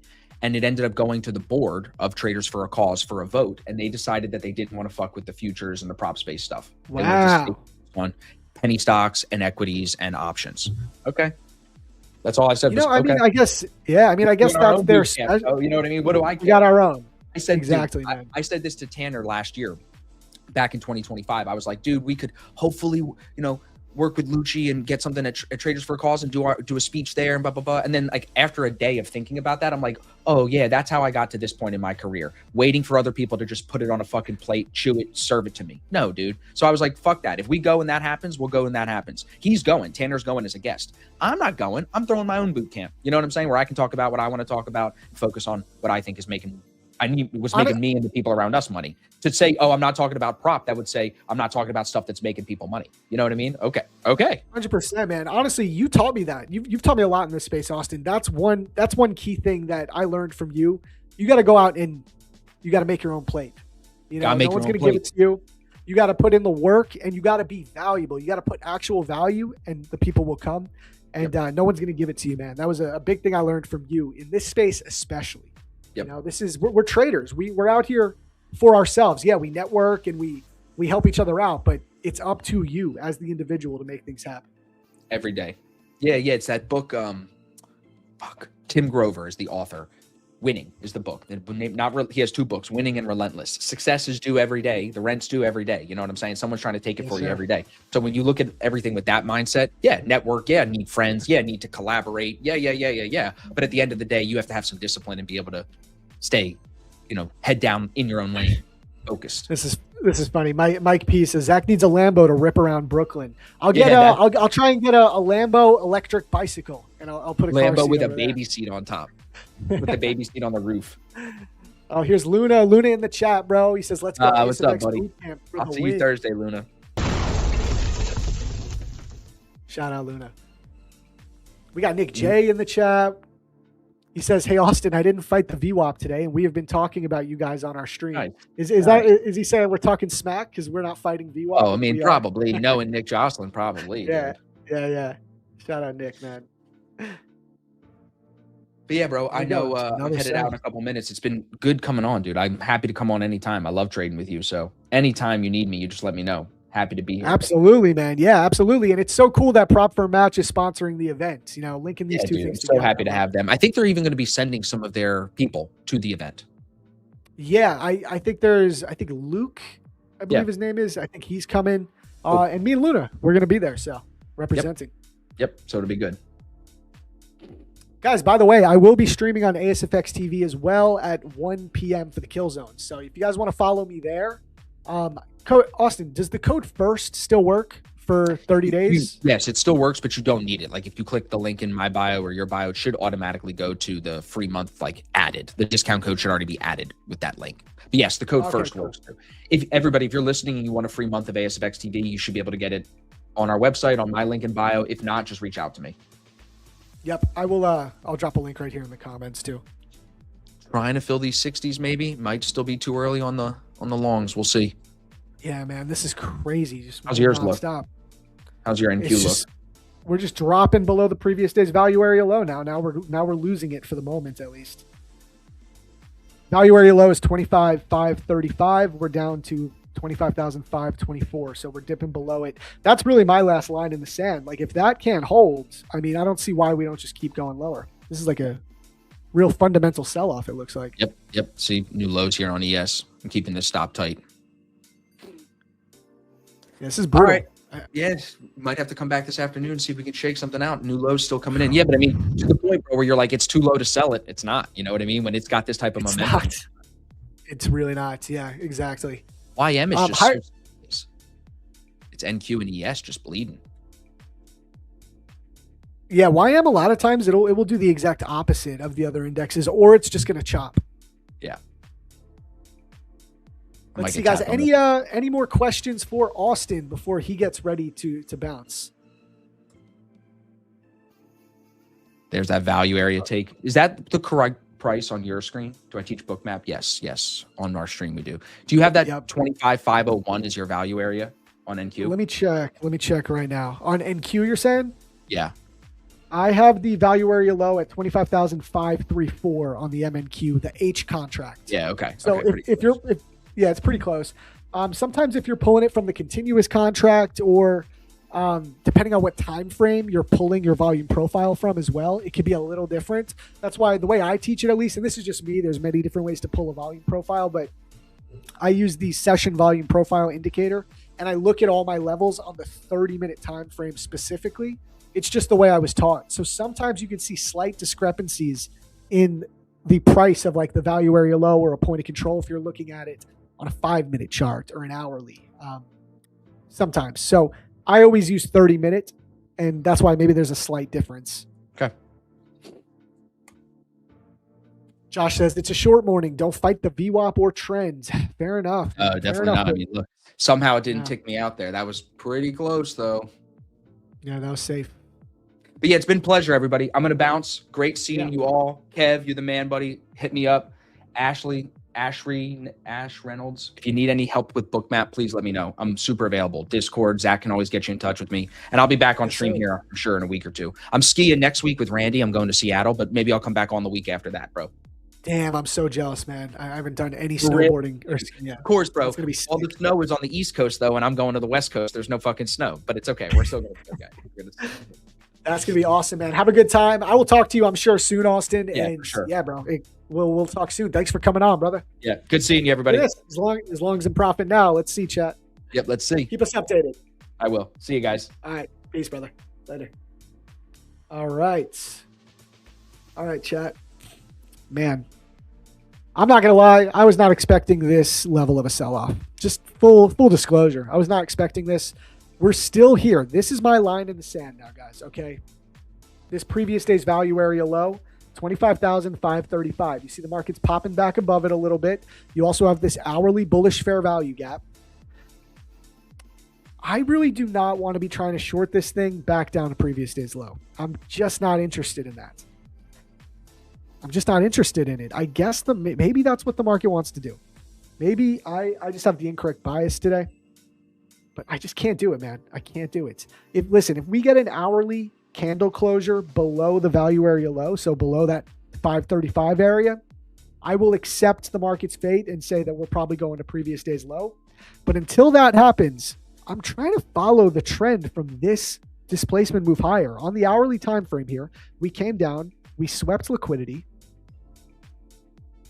We had a strong displacement move back up, okay, taking out key areas, shifting market structure on the hourly, and this could still be a pullback. Like, I'm still ready for it to be a potential pullback, man.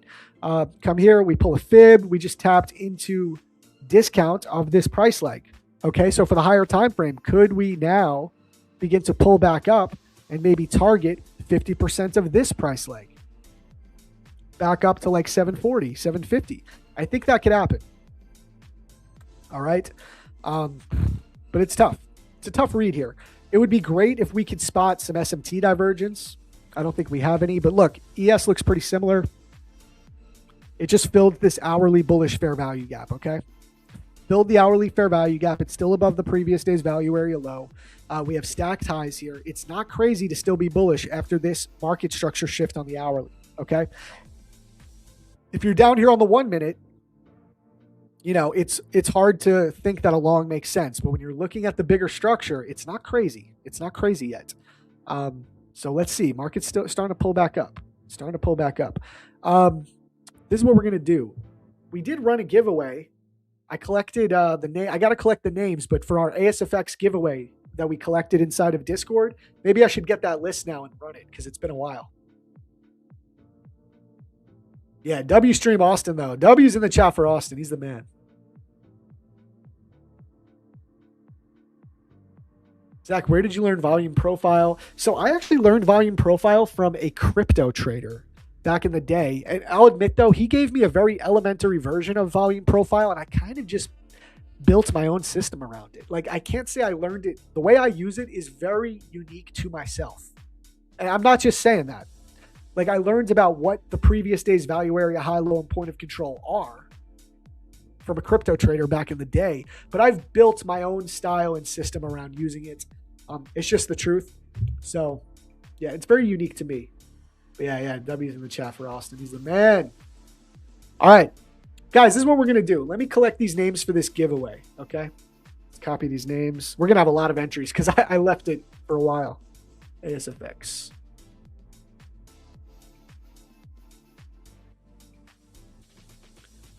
Okay, we're going to do we got a lot.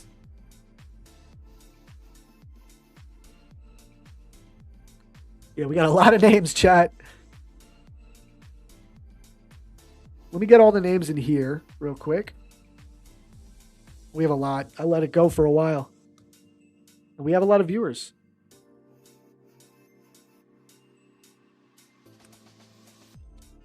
We'll do maybe we'll spin the wheel of death or we'll do a duck race. You guys can let me know what you prefer. But these are all our names. So let's do this, guys. Let's take a really quick coffee break. And when we get back, we will spin the wheel of death. We'll run this giveaway. And then I'll get another one going for us, okay? Because I still got quite a few accounts to give away for the day. So stay tuned. More giveaways coming.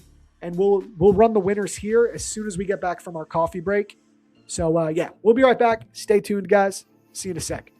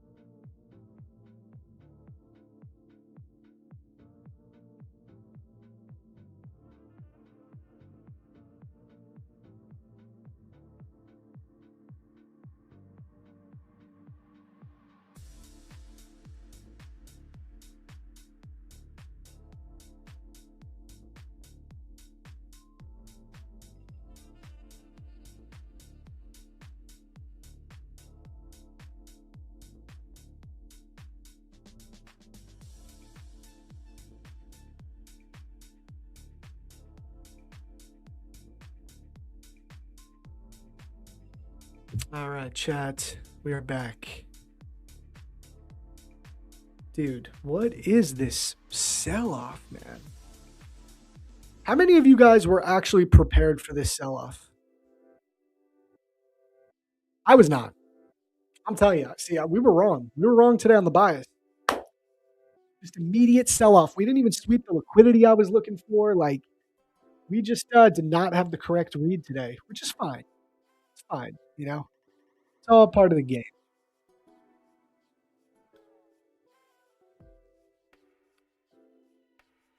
Did everybody get a chance to enter into the giveaway via Discord? I've had this list for a while, so we'll run another one. Don't worry, guys. We're gonna get this list going first. 30-second duck race? Duck race or pinwheel? Let me know right now. What would you guys rather see?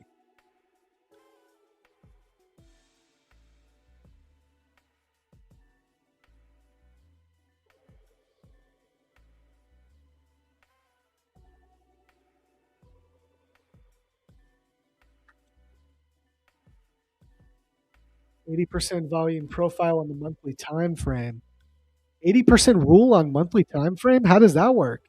What do you mean? Give me some more insight, bro. Andy was prepared and you passed your TOF challenge? Let's go, dude. Damn.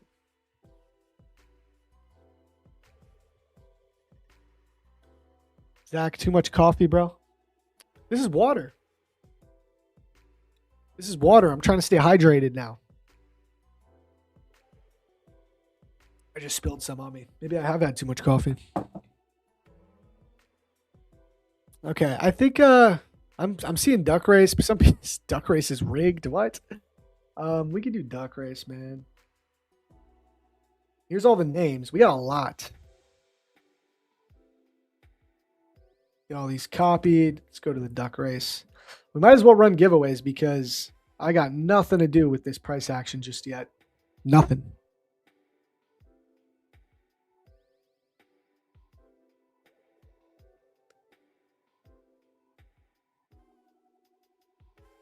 Tough New York session.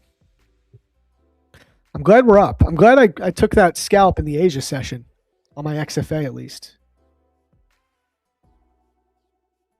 I didn't short. No, I did not short, bro. Did not catch this move, unfortunately. Let's get these names in here. We got a lot because I let it go for a minute.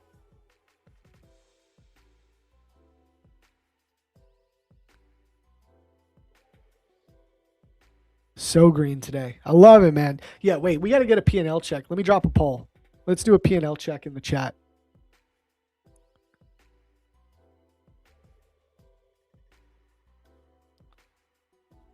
I'll add a flat option too. You guys all want that flat. All right, I just dropped the poll. Where'd it go? Where's the poll? There we go. Green or red today, all right? Or flat. Very interested to see who made money here and who lost. Remember, it's anonymous, so if you were red, nothing to be fearful about. No one will know. So make sure to be honest.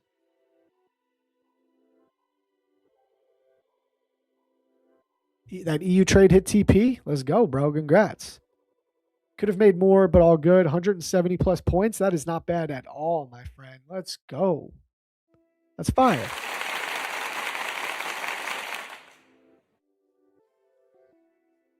Okay, we could run this duck race. Start there. I'm really hoping we get a. I'm really hoping this market goes back up, guys. I'm not gonna lie. Remember, this hourly candle is what we're watching. There's 19 minutes left. Okay, let's see if this hourly candle can close back above the gap. It just needs to close above 25,541 to at least give us some potential that there are longs in this market available still. If we get that inverse, I mean, I think this trade is cooked. And once again, how can I go to the shorts here? How can I go short this low on the indexes? I just don't think I can do it. I can't bring myself to do it, chat.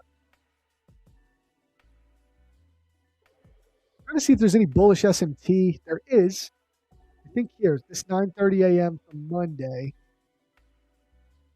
Yeah. Okay. So listen, I don't know how much weight to put on this just yet, but there's a slight bullish SMT divergence right here. This is the 9:30 a.m. low from yesterday. NQ has swept this low out. Okay. So I'll put in a lower low. ES has not swept that low out. If you look right here, there's a bullish SMT. On top of that, NQ and ES are both inside hourly bullish fair value gaps. Remember, we had a market structure shift on the hourly time frame right here. So could this market still be putting in a higher low on the hourly? Yes, it's feasible. It is feasible. But this really is our line in the sand. Like NQ is still going lower. And you really want to see it hold above that value area low. If you can't do that, there's not much to say. So we'll see. Do I look at the VIX? No, I do not look at the VIX at all.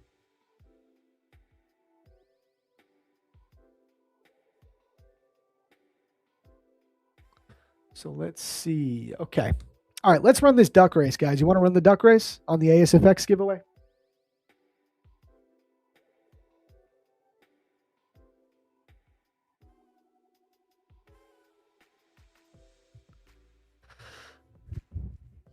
Let's do it.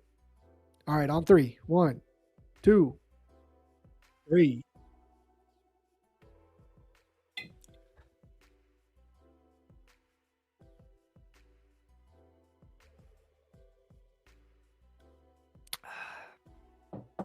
Trying to stay hydrated. This market's stressing me out.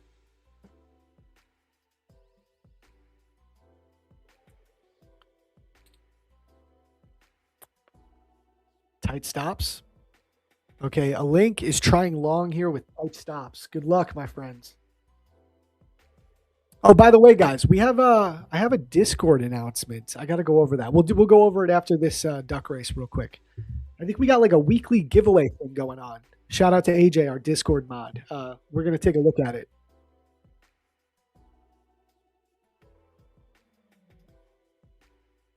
Go Ducky, let's go. Okay, here we go. Hey. Trazoth, I've been seeing you in the chat a lot, bro. There you go. Congrats. Shout out, man. Big shout out. Let's get it. You won. All right, let's save your name. Guys, make sure to give a shout out. Congrats, GG's to our winner. You always want to be, listen, you want that karma to come back to you. You know, you don't want to feel like you have a scarcity mindset in this game. If someone else wins the giveaway, be happy for them. That's how it comes back to you.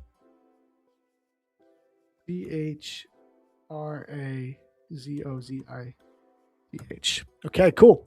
I got your name. Now, to claim your account, what you have to do, my friend, is go over to PFM support on X. Okay, so here's their X account. I will link it in the chat for you. Bam. Just click that link, and what you're going to do is DM them. So send them a message here, show them proof of your Discord handle, and they'll get you hooked up with your account within 24 hours. Are we selling off again? Okay, no, not really. So shout out to the winner. Guys, I still have 4 more. Wait.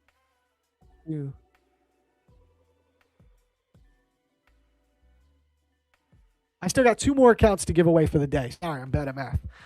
So stay tuned. We'll do another giveaway very shortly. But yeah, that's how you claim your account. And remember, guys, listen, if you don't win an account, you can always go to propfirmmatch.com, get the best discounts possible on Prop Firm Match listed firms. Okay, I will never advise you to trade a firm that is not listed on Prop Firm Match because you can't trust it. Okay, Prop Firm Match listed firms have been vetted and proven to be reliable to pay you out. That's what you want to stick with. All right, so a couple of my favorites right now: My Funded Futures, 50% off code match. They're at the top. It's a good deal.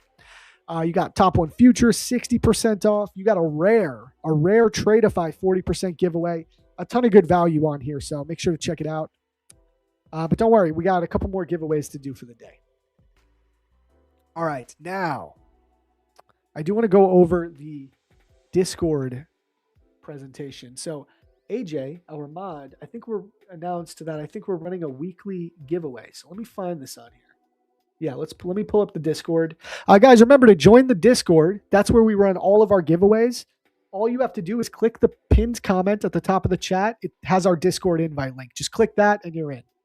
But let's pull up Discord and go over this weekly giveaway that AJ is talking about.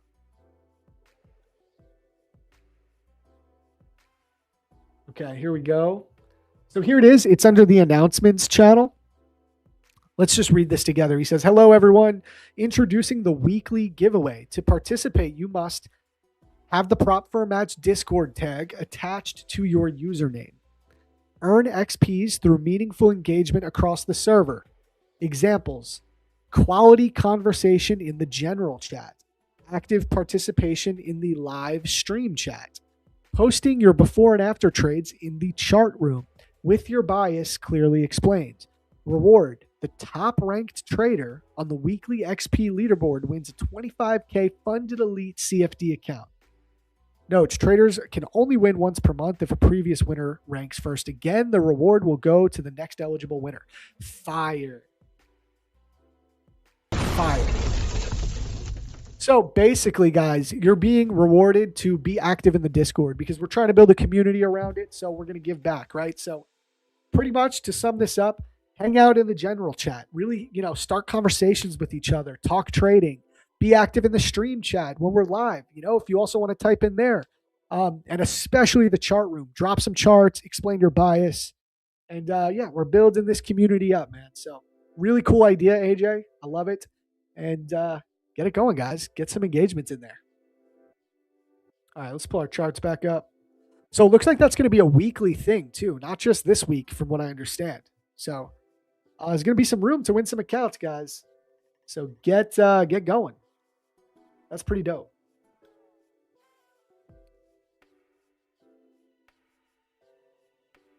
Pretty dope. Wicked out, small cheese, but cheddar is cheddar. Nice, dude. All right, so you caught a dub. Here you go. Markets, again, it's trying to hold this previous day's value area low, guys. Really trying. 10 minutes left on this hourly candle. Again, if we can close above this gap, I don't think it's the worst idea to be longing this market. I really don't. To at least look for like this 15-minute fair value gap as your internal range liquidity. Either this one or ideally you can get all the way up to this gap. What do we like to do? We like to target unmitigated 15-minute fair value gaps. We have 2. All right? It's not the worst idea, chat. Hey, Link took my piece for the day. That's all we can do, man. Take your piece.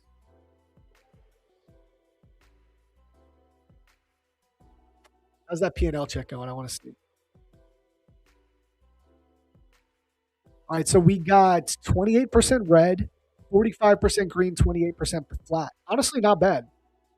With that sell-off, pretty much there's people who kill it or just having the best day of their life, and then there's people who are wrecked. So whoever's flat, honestly, that's the biggest W that I can see. GG's.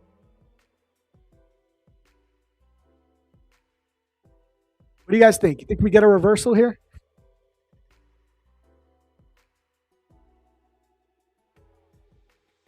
How much room back up to the highs? Yeah, I'm telling you, you got some room here.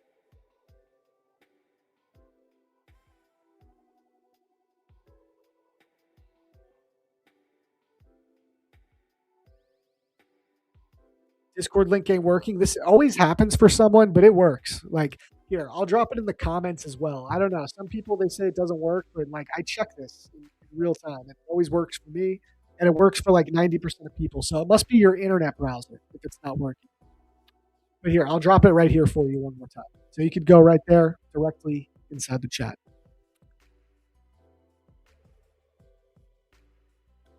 Curious to see what happens when we hit New York VWAP. Give me a price, Zach. Do you have a price for that VWAP?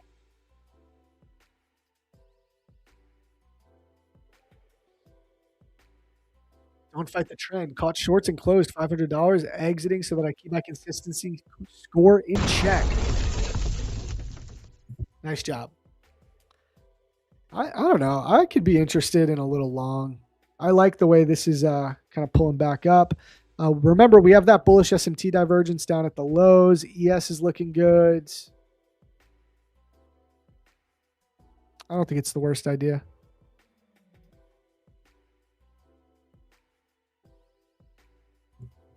Yeah, for longs. I really don't think longs are the worst idea.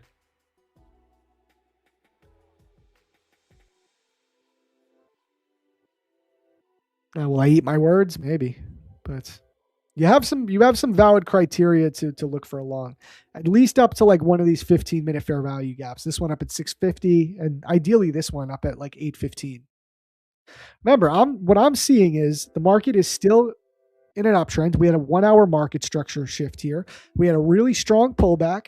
But what did we do? We're tapping into the discounted portion of this price leg, the 50% retracement.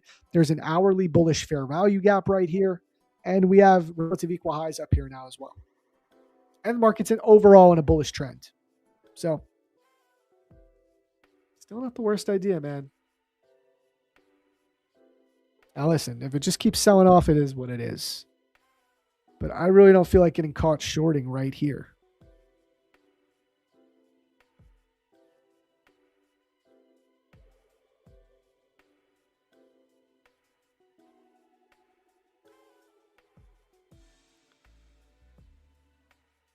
Yeah, we're just going to be patient though, chat. I ignore your comment. Where's your comment? I literally don't. Oh, wait. I am long NQ targeting 5-minute unfilled gap. I don't ignore your comment. I just missed it, brother. Yeah, 5-minute gap? Which one? This one right here? I like it. Yep, 650. I just marked that one out. I think that's a solid target for a long scalp. I do. I don't think it's bad. It might be time for the longs, Adam. I'm considering it. Yeah, reversal to 50%. Exactly. So like we wouldn't be looking for a new high, but pull a fib from this swing point that we just made, you could target 50%, which is like 730s, 740s. I feel like you can get that. But not liking this right now. We got to see. I really want to just see strong displacements up.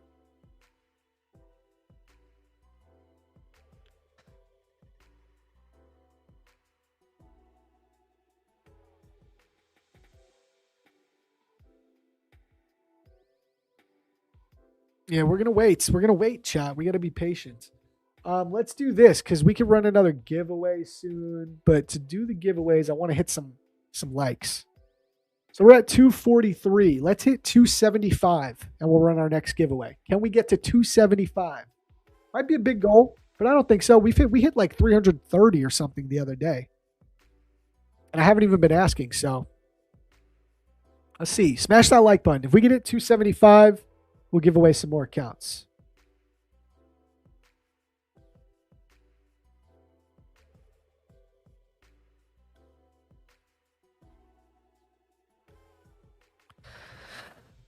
Oh, man. Part of me wants to enter like 2 micros long here on my express funded accounts.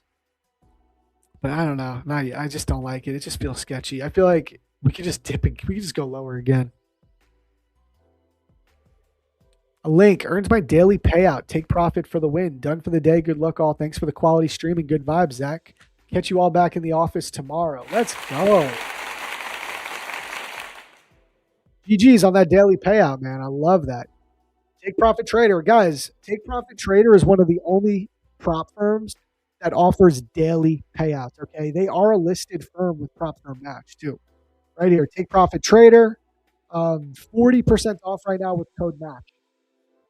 I have 40% off daily payouts, meaning your first day with the account, you make money, you can take it out. You can withdraw. This is only Take Profit Trader and I think Tradeify are the only 2 firms that offer daily payouts that are listed with PFM. So shout out. It's amazing.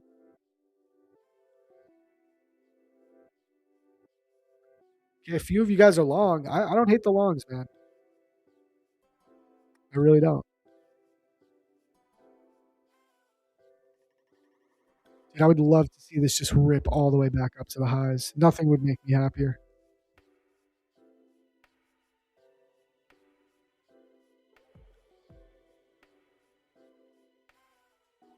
I do think you're going to get a move up to that 650 level at a minimum, but it'd be great if we could hit like 820s, 830s, 50% of this price range.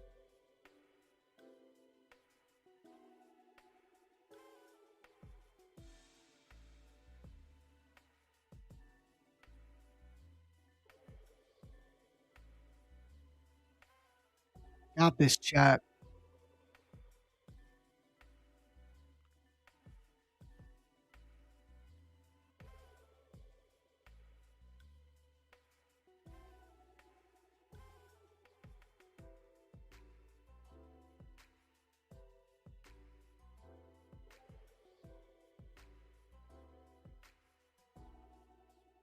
Adam is milking these 1-minute scalps. That's fire, dude. What are you targeting on average? 20 points, 10 points? This market is crazy volatile. You can capture 25 points real quick.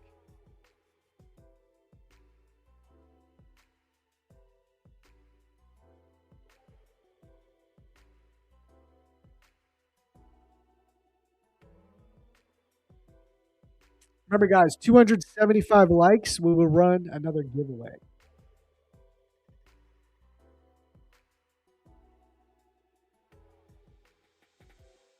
251. We're close. We got close quick. Let's go. 8 to 10 points. I like it, man. I like it. Yeah, I'm cautious here. I would like to look for a long scalp with you.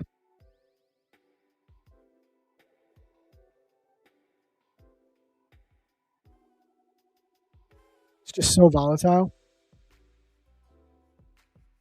MK's trading in the zone. Yeah, that is Josh's style. 100%.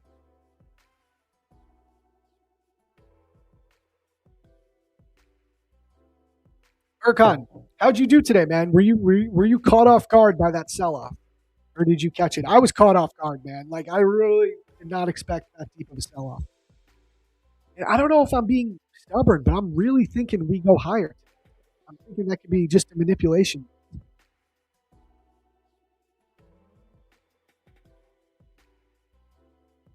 Did you find it hard when you first started hosting on YouTube? Yeah. I mean, so I've been streaming for well over a year, maybe almost 2 years now. I've been live streaming. So, nowadays I'm a lot more used to it. I enjoy it. But dude, I'll admit the first time I ever did a live stream, this was on ASFX TV. I was hella nervous, man. Like genuinely, really nervous. It takes a while to get used to it, especially just the idea that people are perceiving you while you're trading. Like trading is hard enough on its own. It really is hard. And when you have over 100 people watching you every day, that takes a certain skill set. Like not a lot of people can do this. It seems easy. Like when you just watch someone, you go, oh, I could do that. I trade every day. I might as well just keep trading, do it live. But there's a whole other elements that you got to focus on. And sometimes I still mess up. Like I'll not take a trade that I wanted to take, but it was a little risky, and I didn't take it because I was on stream, and I didn't want to get people to hate on it or maybe give a bad example of something. So there's so many elements to it. It takes a while to get used to it and really, just not care and just do whatever you got to do. And who cares if you lose a trade? You know, Abby was nervous. You were nervous on the stream. It's kind of weird, right? It's a little nerve wracking at first, but once you do it a couple of times, it's easy. You're just like, let's go. But it's not for everyone. Not everybody has the personality or just the desire to do something like this. It's a very niche thing. But it's crazy because pretty much every trader will benefit from watching a live stream because you get to watch someone's proof of concept in their trading in real time. You get to see the emotions that go with it. You get to see the mistakes made. So everyone can learn from watching live streams, but there's only so many people can actually do it successfully. It's hard.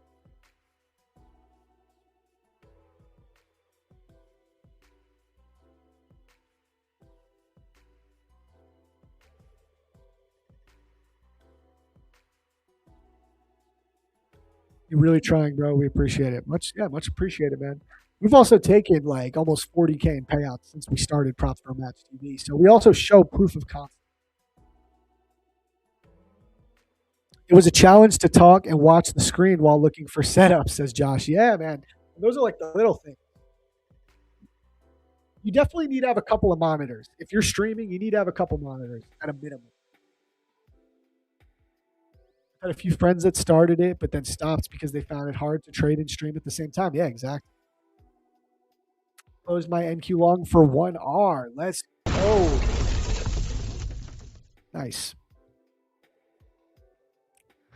Like, I'm up on the day, so I'm not like super obsessed with the idea of looking for another trade. I don't need another trade, but I'll take one if it's good. The market's also crazy volatile, bro.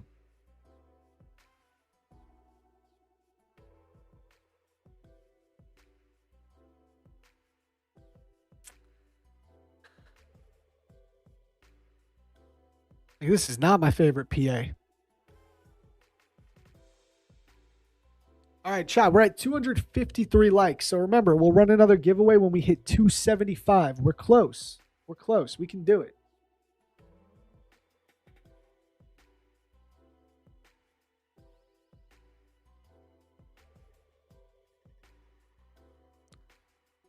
No way. Erkan, you're doing a sardine fast straight up? Bro, I've been looking into fasting because, I'm trying to start losing weight.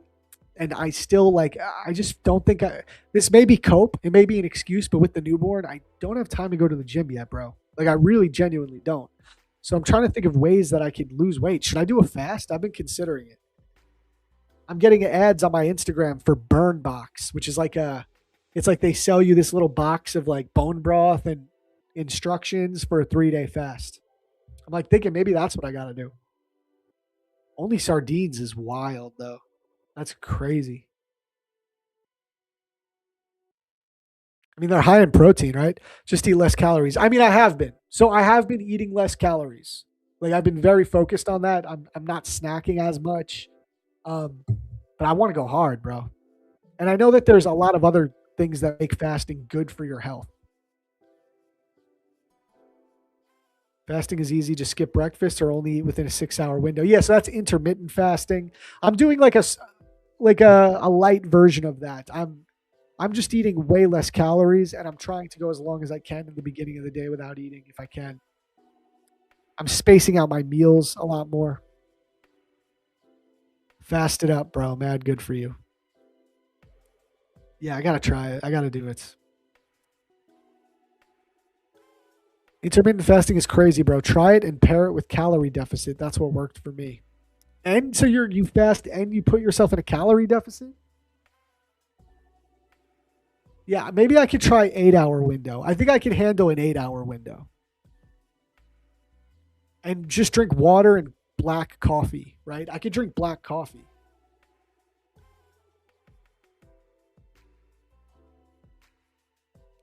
Ramadan is in 10 days. I'm fasting for a whole month. That's wild, bro.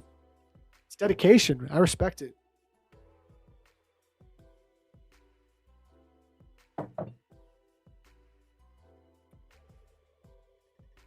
All right, you guys are making me I'm going to try the 8 hours. I'm going to try 8 hours. I think I could do an 8-hour window. We'll start there.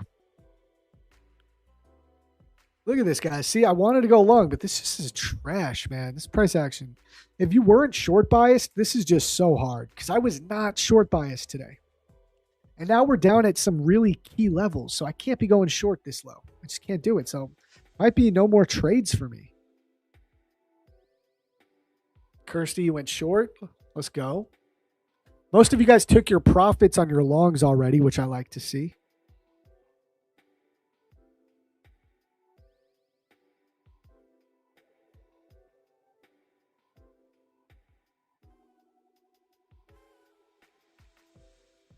$255. We still 20 likes, guys. 20 likes. We got this.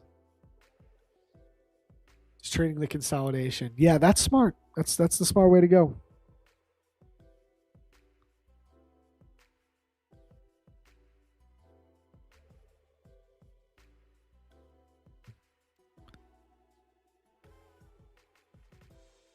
Like, it's crazy that this tiny consolidation is a 200-point move or a 100-point move. That's insane.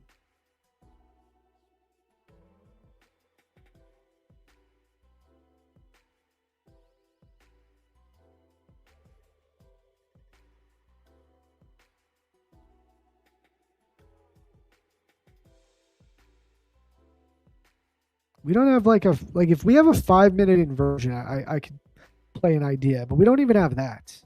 But you could still be playing the idea to come up towards this 5-minute gap and capture 80 points. It's tough. We could still make one more low first.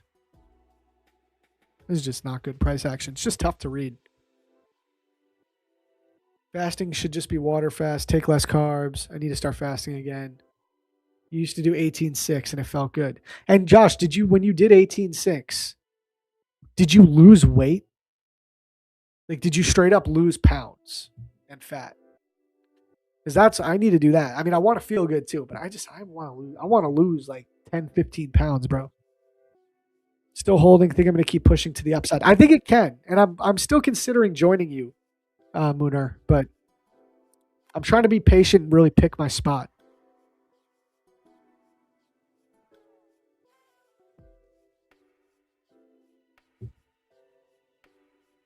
Do giveaways with owned money. And then bro went like this. Bro, you know what? I have done that. I've done that many times. I gave out 100 USDC like 2 months ago. So I've done it.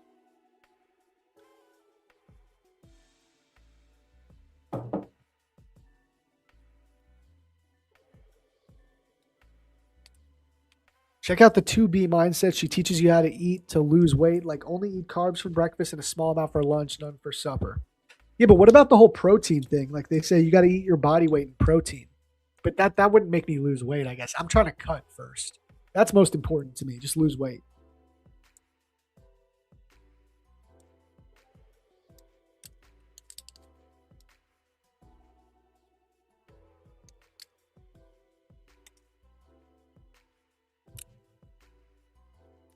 That's what I do. What do you do? The intermittent fast, Abby? What would make me lose weight? Oh.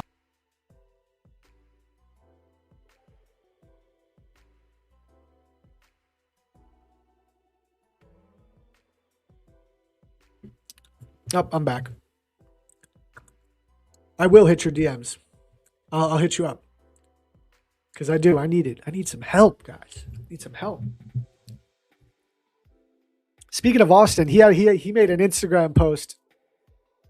Oh wait, hold up, guys. Sorry. All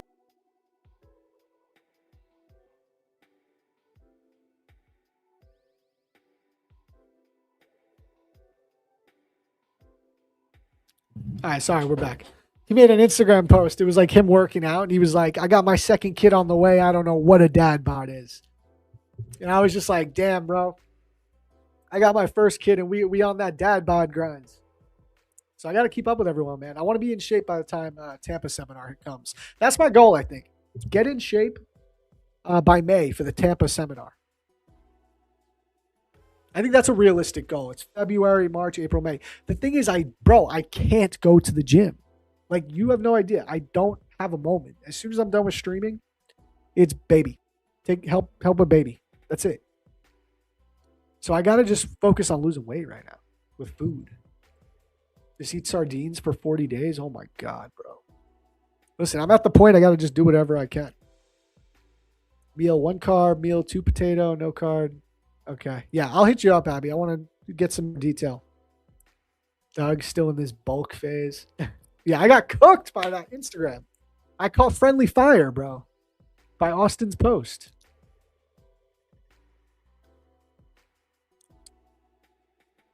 Heard Tampa has the best skate park? I don't know, man. Not sure. Dude, I don't have time. I wish I could. Yeah, honestly, I should just get a freaking workout bench and a couple dumbbells as well. And then just intermittent fast. And I should be all right. I'm like healthy, you know? I'm a healthy guy. I should bounce back quick. Whole foods, no processed. Yep. Yeah, dude, I'd smell like ocean water, salt water. Look at this, dude. This price action sucks, man. We're talking about fasting because that's how boring this is now, this price action.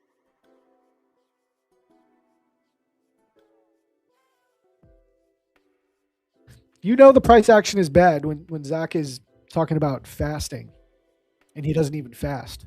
He's just thinking about it. I just talked about myself in the third person, but yeah, you get the point. So, dude, I haven't been skating nearly as much because I mean now again, just baby, dude. I'm so busy. This skating used to keep me fit. I never worked out. I didn't never looked at what I ate. And I was always fit from skating. But you know, I'm older now too. I'm 31. I got to do some extra shit.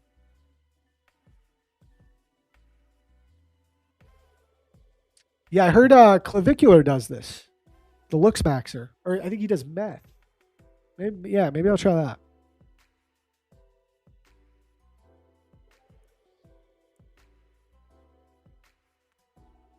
Yeah, guys, there's nothing to do here yet. Like, this could be a higher low to come back up to that gap, but I don't feel like sitting in a trade and losing my. Do I take it?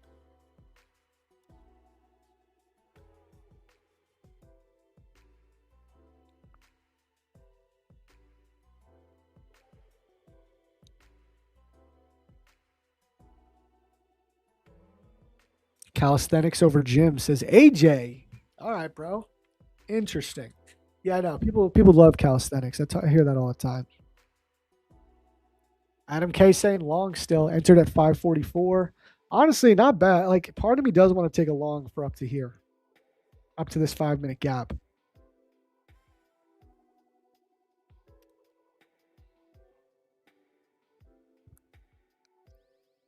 I don't want to do it, dude. I don't like this reversal shit. I don't want to take it. Listen, if longs are going to come into play, there's going to be a lot of room to get long. So I'm going to wait. I'm going to wait right now. Look, you're going to get that move up, though. Maybe to 630s, up to that 5-minute gap, 650.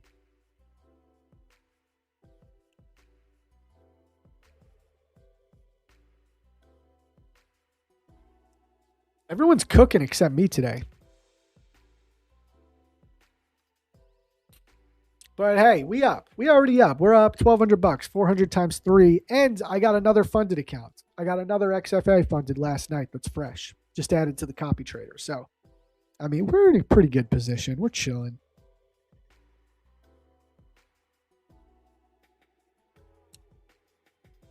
Dude, part of me is thinking like, what if I actually disconnect this 4th XFA and instead of copy trading it, it could be my DGen account and I just try to hit like one really good trade with like 3 minis and try and really capture a big move.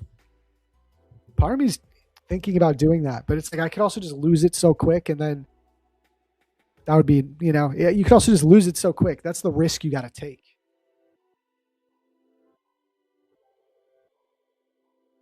But it would be fun to have a DGen XFA. Just try and get it up to a $10,000 balance like real quick. Yeah, I could just take a trade on gold or silver. Exactly. Yeah, not with this PA though. Like if I was to do that, it's not on this. Not today. No, I fully agree with you, Adam. Fully agree, bro. Definitely not today.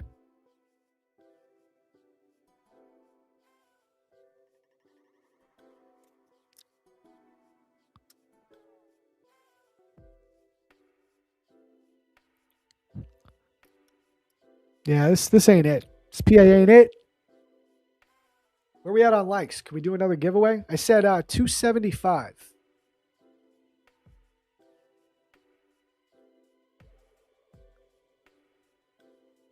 258. We still got some room, guys. Come on, we can do it. 270. Let's do 270. 270.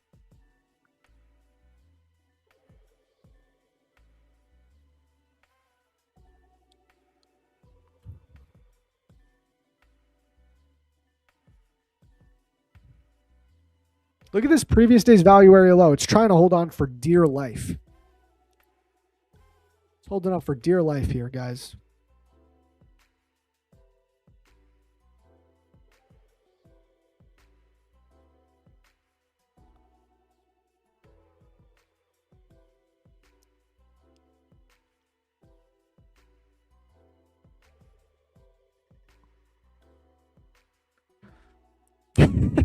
Dharmesh. All right, Dharmesh is trolling. What ain't happening? 270 likes, bro? Are you kidding me? It's definitely going to happen. Remember, just because there's 140 people watching right now, there's people filtering in and out constantly. So there's always new people coming. and other people leaving.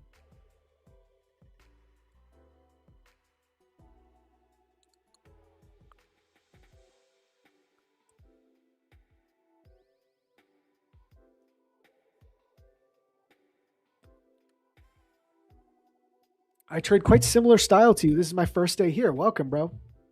Welcome, welcome. So you trade ICT X volume profile? Zach, I think this wants to come to yesterday's midnight price. It's never been engaged. Wait, really? Where's midnight? Hold up. Dude, Archon, nothing would make me happier to see midnight, bro. Nothing would make me happier. It's just tough, bro, because I put less weight on the midnight retracement if it was touched at like 8:30. You know, I've just noticed it works best when we haven't touched midnight for a couple of hours.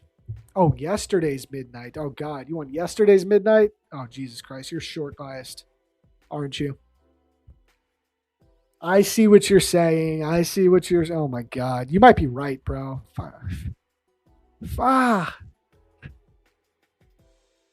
Yeah, I just may be too long biased today. At least I'm aware of it, though. Like, I'm aware of myself. I get that I'm kind of like a little too long biased, which is why I haven't actually taken a trade. You might be right, Urcon. Honestly, bro. When you look at this 15-minute, it's like, why would we think this is going to bounce here? It's given us no indication that this wants to bounce. No fair value gap has been created. No inversion. As of right now, it's probably going to continue its momentum.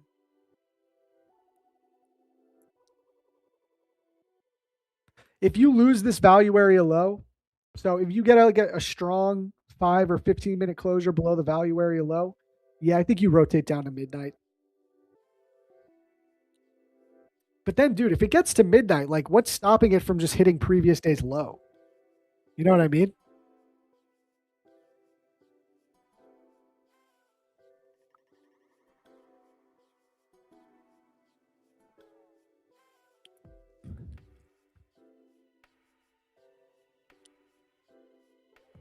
Whenever Urcon said long or short bias, don't go against it.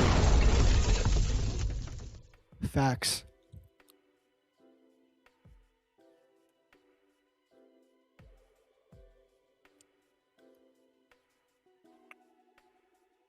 AMD?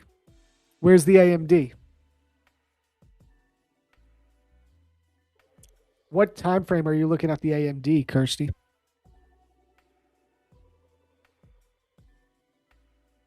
This looks so bad, dude.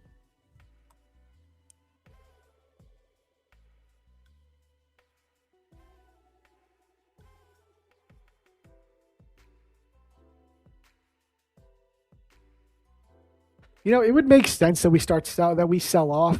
Maybe we're like really going to start going lower because we're up at all-time highs and we have like a bunch of crazy stuff going on. We have government shutdown and Powell, the Fed chair, is leaving, who's been in charge of the Fed chair since like 2016. And in my opinion, he's done a good job. So why would we be making all-time highs when there's so much uncertainty? And like we made all-time highs recently, so the market could be ready to like have a real pullback on the higher time frame. Urcon, the market maker.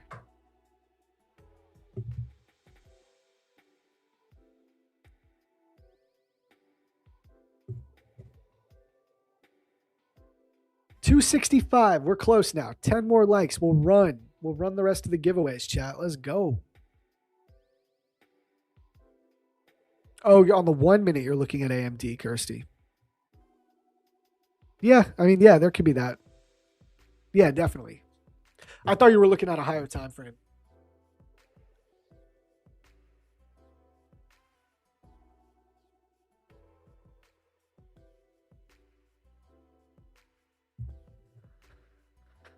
Unbelievably boring PA, I know.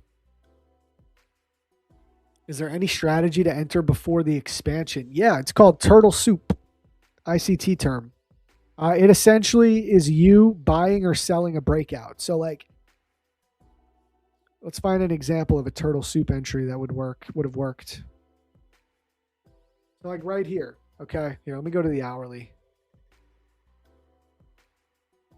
This would be a turtle soup entry. Ready?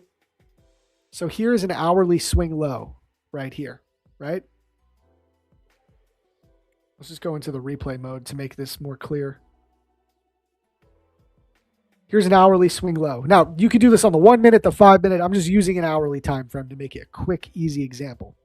But okay, here's an hourly swing low. Instead of waiting for your market structure shift, your your expansion move, your inversion, instead of doing all that, if you have, let's say, a lot of confidence in a bounce at this level for whatever reason, instead of waiting for that confirmation, you're getting long as the market's going against you right as it sweeps. So like you could even have a limit order right below that swing low. So when it sweeps, you get filled immediately. You put your stop at the next structure, right? And then you just let the trade play out. That would be turtle soup. Now, the thing about turtle soup is that it's a riskier trade to take, right? You don't have any confirmation.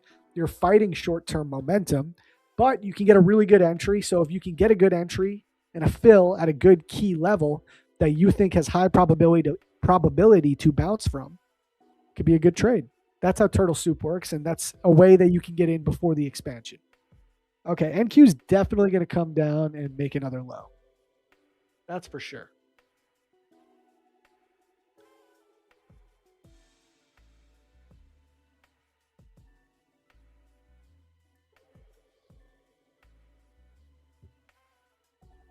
Stream chat is going wild, are they? What are they doing?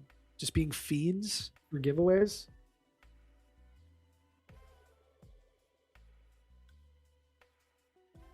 It's not too bad. 25,567. Oh, Urcon's short from 67. Nice, dude. Yeah, I don't hate it, man. Yeah, it's starting to look like we just take out all this low resistance liquidity. You're back below the value area low, like, it's just a sell day, guys.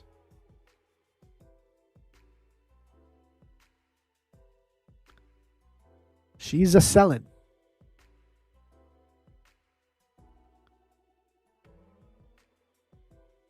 Okay, ES just made a new low. Let's see if NQ follows.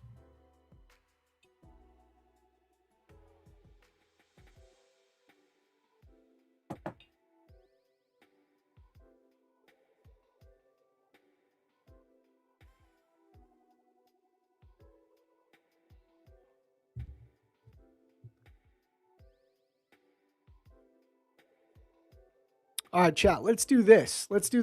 I got 2 more accounts to give away, right? So let's give 1 more account away right now. We'll give away the last one when we hit 275 likes, which is 10 likes away. But in the meantime, let's do 1 more giveaway now. So guys, get ready. Here we go. Giveaway time. Now, to join and enter into our giveaways, you have to be a part of the Prop Firm Match Discord channel. Okay, to join the Discord, go to the pinned comment at the top of the chat. Click that link. It's the Discord invite link. Once you're in, you got to get verified. It takes 2 seconds. And then here, let's pull up Discord.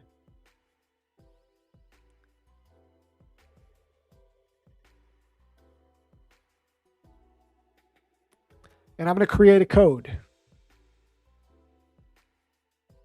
Create code. Ready? New code. Let's do, let's just make it shorts. SHORTS. Because shorts have eaten today. So there you go. Go ahead, get your entry in to enter. All you do is click enter shorts, type it out, and hit submit. Bam. And you are registered and entered into the giveaway. Throw a little fire emoji there.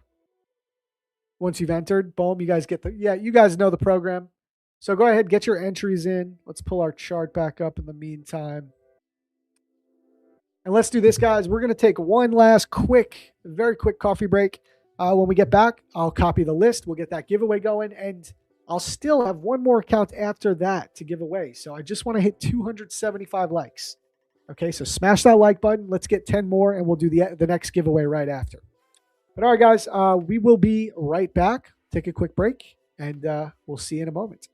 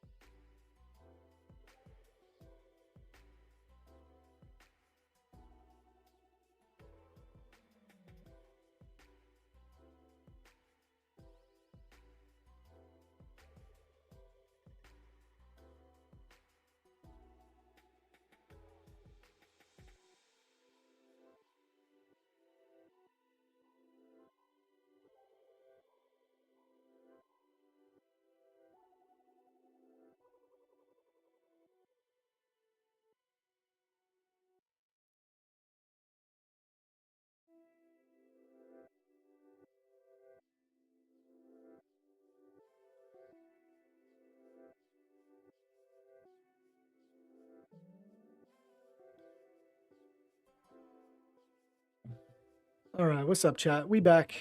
We are back. Not much has changed on the charts. It's looking like lower still. Definitely looking like lower.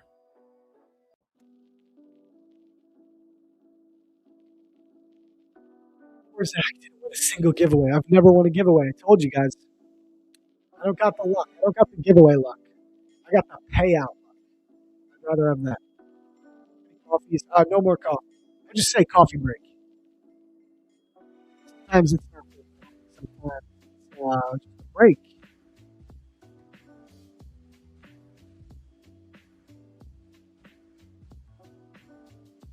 We hit 270 likes, gang. I'm not shooting for 300. I'm shooting for 270. Do it. 267. Come on.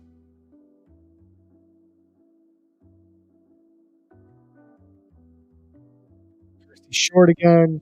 Nice job, guys. No stimulants in your life, just sardines. That sounds awful, but probably very healthy.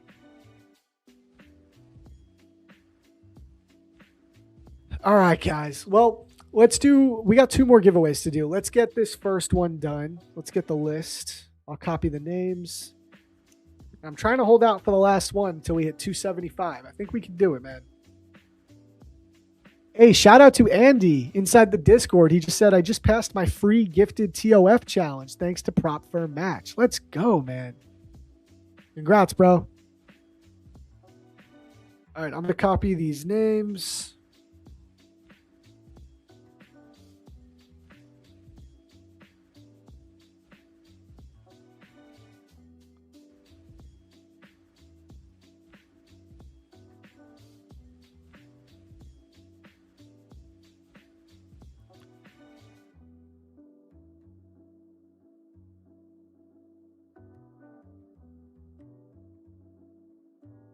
Do 45-second duck race. All right. We can run this whenever we're ready.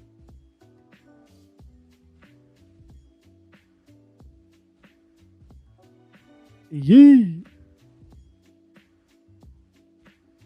Kirsty says, I wish there was a chocolate fast. All right, here we go. Here we go.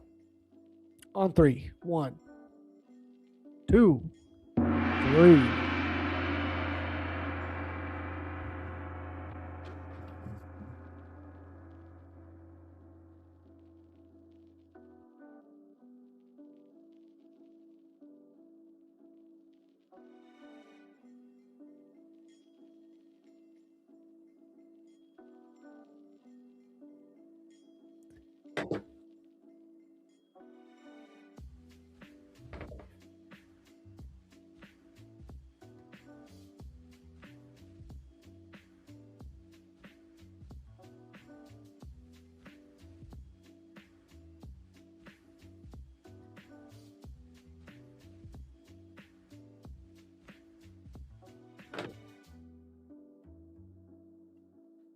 Bam. Maha Queen. Maha Queen?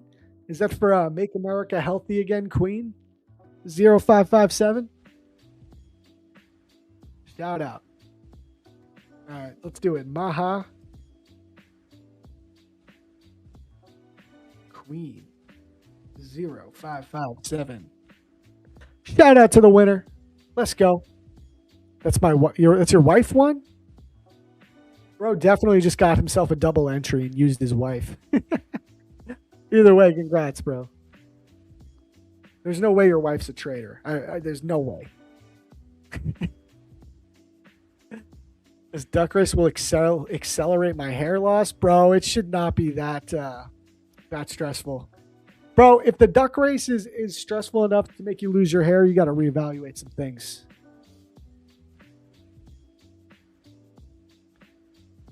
Wow, we still haven't made a new low. ES did make a new low. Could that be a little bullish SMT to go higher? Could it be? Could it be? What do you think, chat? Why am I so long biased, bro? I really got to check myself here.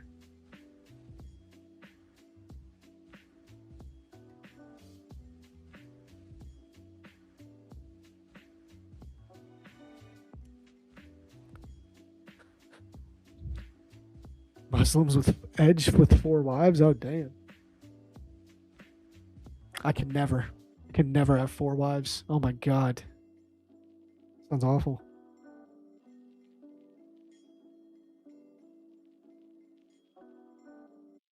Yeah, that's what I'm saying, right, Darmesh? Yo, if the duck is stressing you out so much, how are you trading?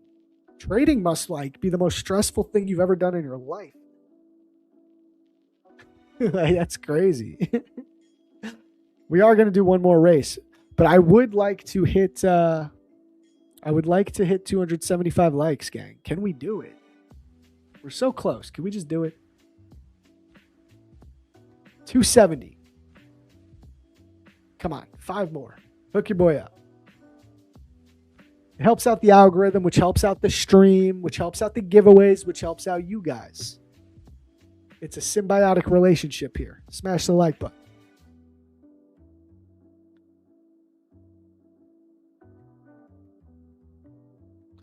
All right, chat. I want to get a bias check here. What do you guys think comes first? Which way do you think we're going? Do you think NQ comes down to the midnight open, previous day's midnight open at 25,340, or do you think we come up and hit 25,700 first? What comes first? Here or here, midnight? Which one comes first? Just like run it in the comments. Let me know what you think comes first.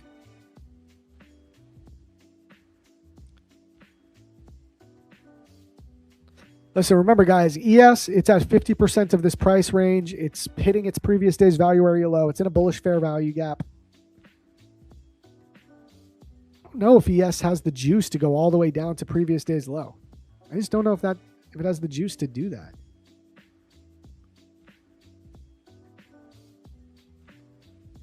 Also, what about the initial balance? I'm sure we've broken it today. Or have we? Have we not broken it yet? That'd be crazy. Wow, we haven't even broke the initial balance low yet, guys. Because this entire move just happened in the first 15 minutes. And since then, we've been consolidating. Okay, a bunch of people. Some people thinking 275. Short, down. Everyone's saying down. Everyone's saying down. Damn, okay. Hey, remember, sometimes you got to fade the masses. Even you guys, even though the chat is pretty, you're all pretty good traders. It's interesting that nobody thinks it's going up first, except Andy. Just Andy.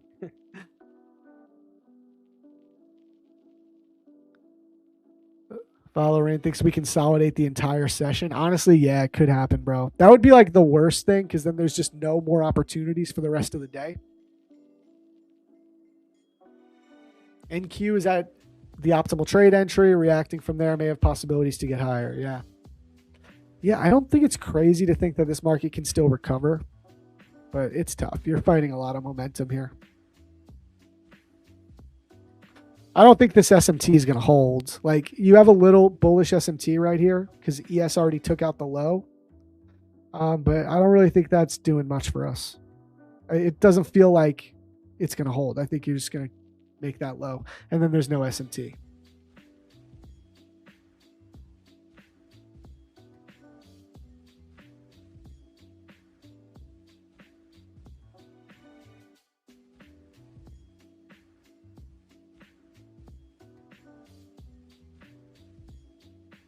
Yes, price action's trash.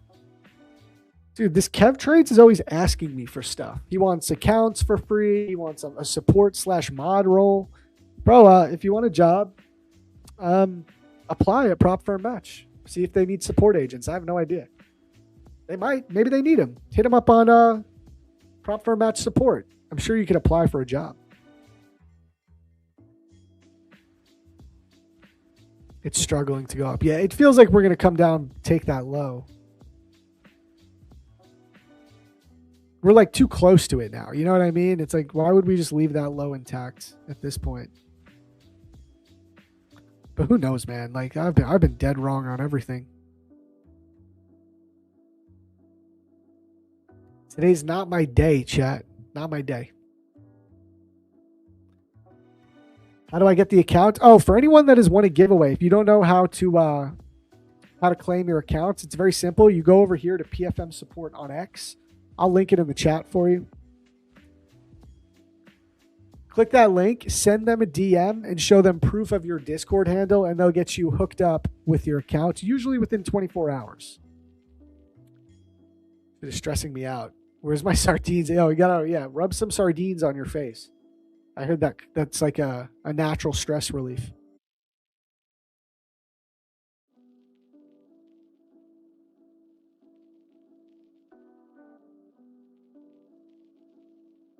I don't think I'm going to take any trades today. I don't want to fail my funded challenge. Facts. That's probably the right way to go.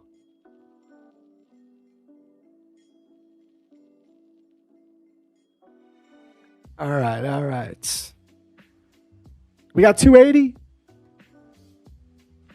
280 likes. Thank you, chat, for the support. Okay, let's do it. Let's run our last giveaway of the day. It's time. When are you giving away another account, bro? Right now. You came just in time. Should we do another list or just keep the same list? If I do another list, I'm going to make it quick. Okay, it's going to be like the list will be available for like 2 minutes. So we either make a new list or we just keep the one we got. Give me some consensus. I'm going to make it quick. It's going to be like 3 minutes to enter. Another? All right, cool. All right, let's do it.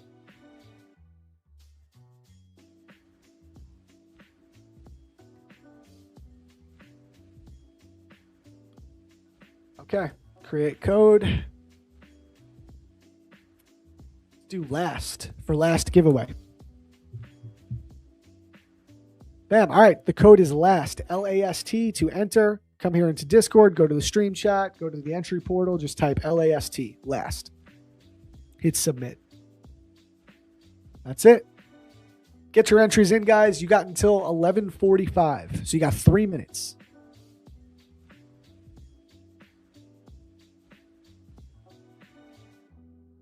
Three minutes, chat.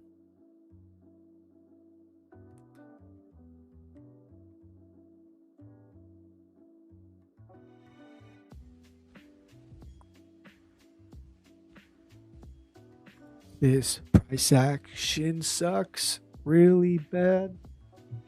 There's no money to make today. This price action sucks.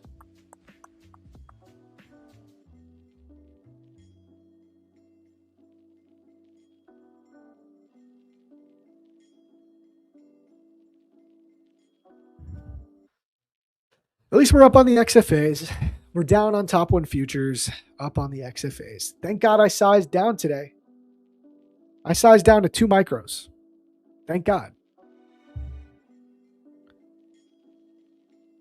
Remember, guys, while we're at it, doing the last giveaway, if you don't win an account, that's totally cool. Remember, we are here every single day, Monday through Friday on YouTube. We start our live stream at 4 a.m. Eastern. So we stream the London session and we go all the way into New York session. Shout out Luna, our London session host, and then I take over at 8 a.m. for New York. We give away accounts all throughout the stream every single day. But if you don't win an account, remember you can always use propfirmmatch.com to compare the best prop firms. Any firm listed with Prop Firm Match is verified to be a reliable firm that will pay you out. Okay, that is the purpose of Prop Firm Match. On top of that, you get the best discount code. So if you want to save the best, use code MATCH at checkout for any of your favorite props. Some of my favorites right now for this current cycle, I'm liking Tradeify, 40% off. I'm liking Top 1 Futures, 60% off. And Apex, man, I think there's a couple more days of the 90% off sale, which is a banger. So capitalize on it. Use it while you got it. Code MATCH. All right, it's 11:45. I'm going to copy these names, guys. I told you it'd be a quick one.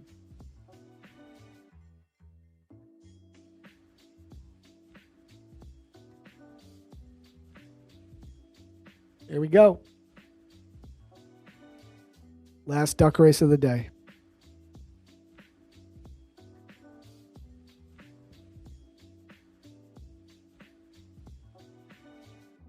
Should we do 10-second? Just do a shot of adrenaline, 10-second duck race? What do we think?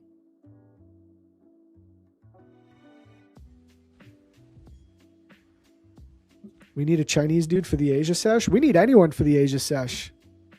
They don't have to be Chinese, but they do have to be a good trader. 3 seconds. 2 minutes. Why do you guys want long duck race? I don't get it. It's so silly. All right, we'll do our classic 60. I'm not doing 5-minute duck races. Y'all are bugging. All right, ready? Nick J says, "What? Yo, you'll do the Asia stream? Hit him up, bro. I think they might want to be going into New York PM session first. I think I think that's where they want to expand first. I think Asia is like last priority, but who knows? I don't really know. Maybe they do want to do Asia right away. Look at this. Market's going lower again. It's going to take out that low. That's just without a doubt.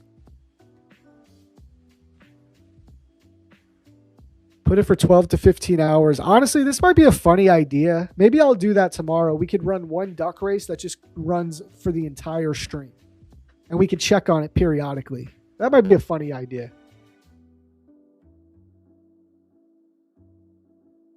All right, let's do it though. Last duck race of the day, Chad. Here we go. 1, 2, 3.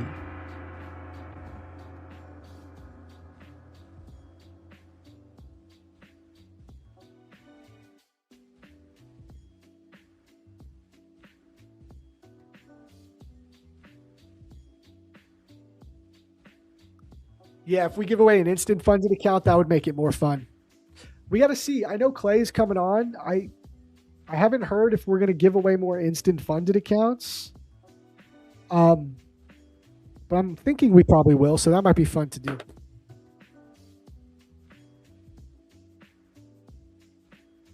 All right, 20 seconds, 20 seconds.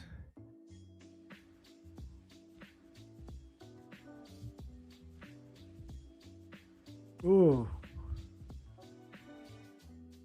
Another pop back up. It's so annoying. All right, we'll focus on the duck race.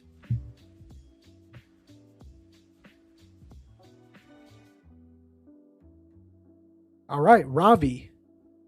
Shout out, Ravi. You are the last winner of the day. Let me save your name.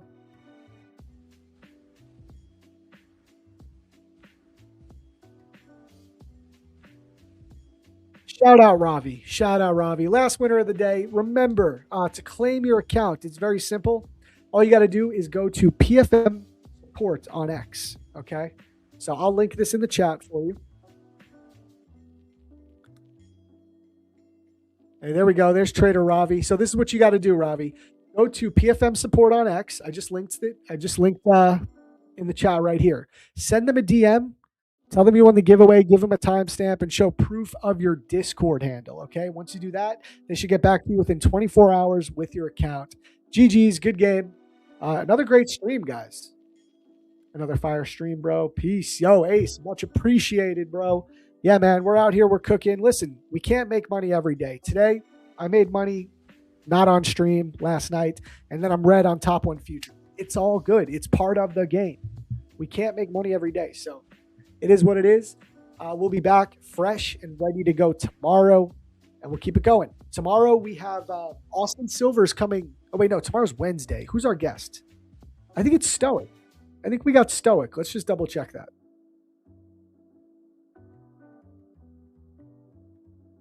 Where's our weekly lineup? Yep. Hell yeah. Wednesday, we got our boy Stoic ADX coming on for the New York session. And then Thursday, we got Austin Silver coming back on, but he's coming on in the London session, I think towards the end, like 7 a.m. to chat with Luna. And then we have teammate Alex coming on, as always, every Thursday. That's my homie at 9:30. So, yeah. Until then, good luck on the trades, guys. If you keep trading, just play it safe. Don't do anything silly. And I'll catch you tomorrow. Have a good one. Peace and love, gang. Later.